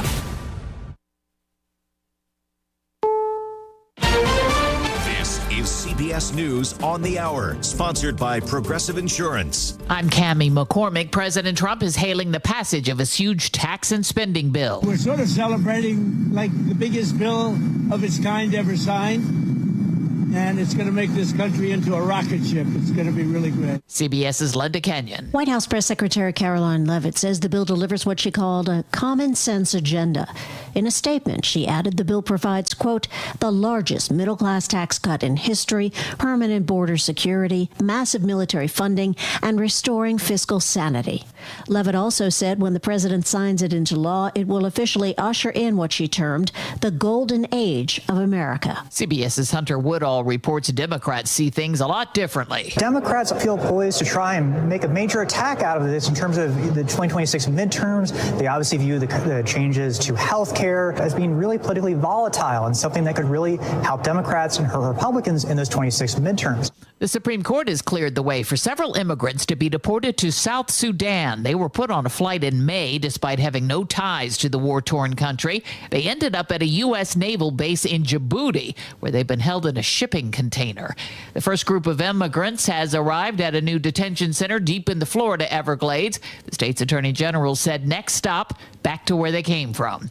Millions of Americans are traveling for the holiday weekend. I'm Jim Crisula along Interstate 40 in Winston-Salem, North Carolina. Chances are you'll have lots of company if you're traveling for the 4th of July holiday. AAA says a record number of Americans, more than 72 million, will travel at least 50 miles from home for the holiday. The great majority will be driving, and average gas prices are at their lowest for this time of the year since 2021. Michael Madsen, the gravelly-voiced actor whose career spanned 4 decades, has died. Here's entertainment reporter Matt Wolf. He was best known for his collaborations with Quentin Tarantino in films like Kill Bill and Reservoir Dogs. You ever listen to K. Billy's Super Sounds in the 70s? According to his representatives, Michael Madsen was found unresponsive in his Malibu home Thursday morning. He's believed to have died from cardiac arrest, according to his manager, Ron Smith. That's my money right there in that red bag, isn't it? He starred in over 300 films in his career and was prepping to release a new book, Tears from My Father, Outlaw Thoughts and Poems. Madsen was 67. Matt Wolf, CBS News. On Wall Street, stocks finished higher. The S&P 500 set another record today, and the Dow Jones Industrials were up all day, finishing early this session at 344 points. This is CBS News. Sponsored by Progressive Insurance. We offer auto, home, and commercial auto insurance, plus a variety of business insurance options. Visit Progressive.com today. If you need to hire, it seems like the whole process can be exhausting. You search resumes, wait for the right candidates to apply, set up initial interviews. It's a lot of time and work. Well, what if you could meet with qualified candidates for your job the very next day? Now you can with Zip Intro from ZipRecruiter. And right now, you can try it for free at ZipRecruiter.com/free. Zip Intro is super easy to use. You simply pick a time, and it does all the work of finding and scheduling qualified candidates for you. Then you can choose who you want to talk to and meet with great people on back-to-back video calls as soon as the next day. Best of all, you save time and energy. Try Zip Intro for free right now at this exclusive web address, ZipRecruiter.com/free. Zip Intro. Post jobs today. Talk to qualified candidates tomorrow. Once again, go to ZipRecruiter.com/free to try it for free. That's ZipRecruiter.com/free. You're listening to a Melissa in the Morning Rewind. Now on WICC 600 and 95.9, the voice of Connecticut. Some very exciting stuff in the city of Stamford. We learned that the city of Stamford and the Stamford Parks Community Partnership announced the inaugural micro grant program, which actually kicked off earlier this year, but it has now awarded 15 micro grants, and that's going to go to a lot of community organizations all around the city, and we wanted to understand it a little bit better, and so we are excited, and we welcome to the show Gabe Alonso Mendoza. And Gabe, welcome. Thank you so much for being here. First of all, tell us a little bit about yourself. I know you're with Amvest Capital. What is that? Yeah, thanks, Melissa. Thank you for having me, and it's just great to be on. Amvest is an investment banking and asset management firm that focuses on natural resources. And so being part of this Stanford Parks is a very nice dovetail to what I do on a professional basis. So talk to us a little bit about, the 15 micro grants. That's a really big deal. How did that happen? We started the program in March of this year, and it really was it's something to empower the community and really to improve Stanford Parks and the open spaces. We had a committee review each application. We had an internal committee formed by the board, the Stanford Parks Community Partnership, and we reviewed each application, based on alignment, feasibility, and the community impact. And we ultimately selected 15 really excellent projects. I do not envy whenever you have a group of people who have to figure out what is, I don't want to say more important than the other, but when you have to narrow it down to 15 projects, that has to be a challenge. Yeah, well, it was. We had a lot of submissions, and we really thank everyone for all their interest. But we had a blueprint, which was the Stanford Parks Strategic Plan. There's certain attributes in that, such as connect, empower, celebrate, and grow. And so we basically ranked these projects based on those attributes, how they would fit in, and also to have them be completed by the end of this year. And we are going to kind of go through the specific projects. Right now, we've got Gabe here kind of walking us through these micro grants, what it's going to mean for Stanford Parks. Ballpark, Gabe, if you don't mind, how much money are we talking about? I mean, it's not a lot of money in the scheme of things. It's the first micro grant program, but this is the start of something that we think is going to grow substantially and more importantly, impactful to the community on several levels. It was in total just under $20,000. Wow. But each grant, was approximately $800 to $1,500. While it's modest, it creates, meaningful community-driven improvements. Well, exactly. And I think anything is better than nothing. And especially when you talk about a world that we live in today where it seems like almost every entity in some regard is struggling financially. I think when we can invest any dollars into something like parks, and we'll kind of talk about the impact of that, I think that's a big deal. So again, Gabe is here talking about these micro grants and Stanford Parks and what this is looking like. Could we get some specific projects? Do you mind kind of highlighting, where the money is going, maybe talking about some of the projects? Yeah, we have some cool stuff, and then some really sort of impactful things. So, at the Bartlett Arboretum, we have this pollinator walk. So that'll be a nice addition. We've got a glow in the dark butterfly mural at Bartlett Field, at Barrett Field, which should prove to be really cool. In Mianis chapter of Trout Unlimited, they did a restoration program all along the Rippewam River, which should be really attractive. And then, in the Cove neighborhood, there's a beautification effort going on with planters and a number of other things. So that's just a highlight of some of them. We also did this giving garden on East Main Street that's sponsored by that's being done by the East Side Partnership. So there's a whole slew of different variety of things. I think, too, to your point, Gabe, there's obviously a big list here, and you could certainly see more. We're going to put the link on our website, voiceofct.com. But there are definitely a lot of, I think, down the road, certainly could make a really big impact in things that we're struggling with. I mean, for example, you mentioned that pollinator walk. We know that we're struggling with our bee populations, the pollinator pathway. That's a really big deal. I noticed, for example, Mianis chapter of Trout Unlimited, removing non-native species. I mean, we're having a really big problem with invasive species everywhere. And I think, again, every little bit matters. And even at the Stanford Historic Cemetery Preservation, planting native species there. I just think these are not just kind of beautification projects. I want to sort of differentiate for people. We're not just talking about, making these parks more attractive, beautiful, and enhancing them. We are also talking about kind of the greater good environmentally.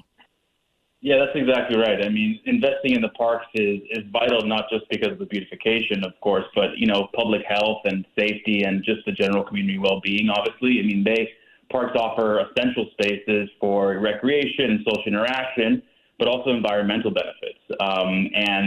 on top of that, for anyone who's a Stamford homeowner, they significantly boost local property values. So they make communities more attractive places to live and work and invest.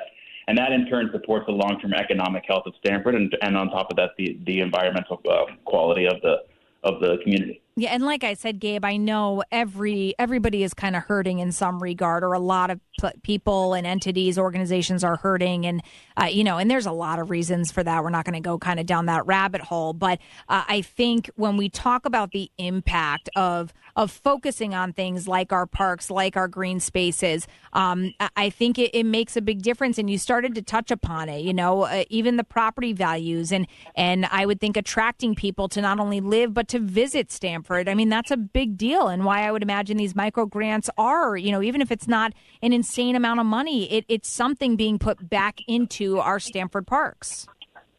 Yeah, absolutely. And just walking back for 1 minute, the Stanford Parks Community Partnership is an organization that was created to achieve those goals that you mentioned, and just overall, this is just one program of many that we're going to be rolling out, and one small sliver of support that we're going to be providing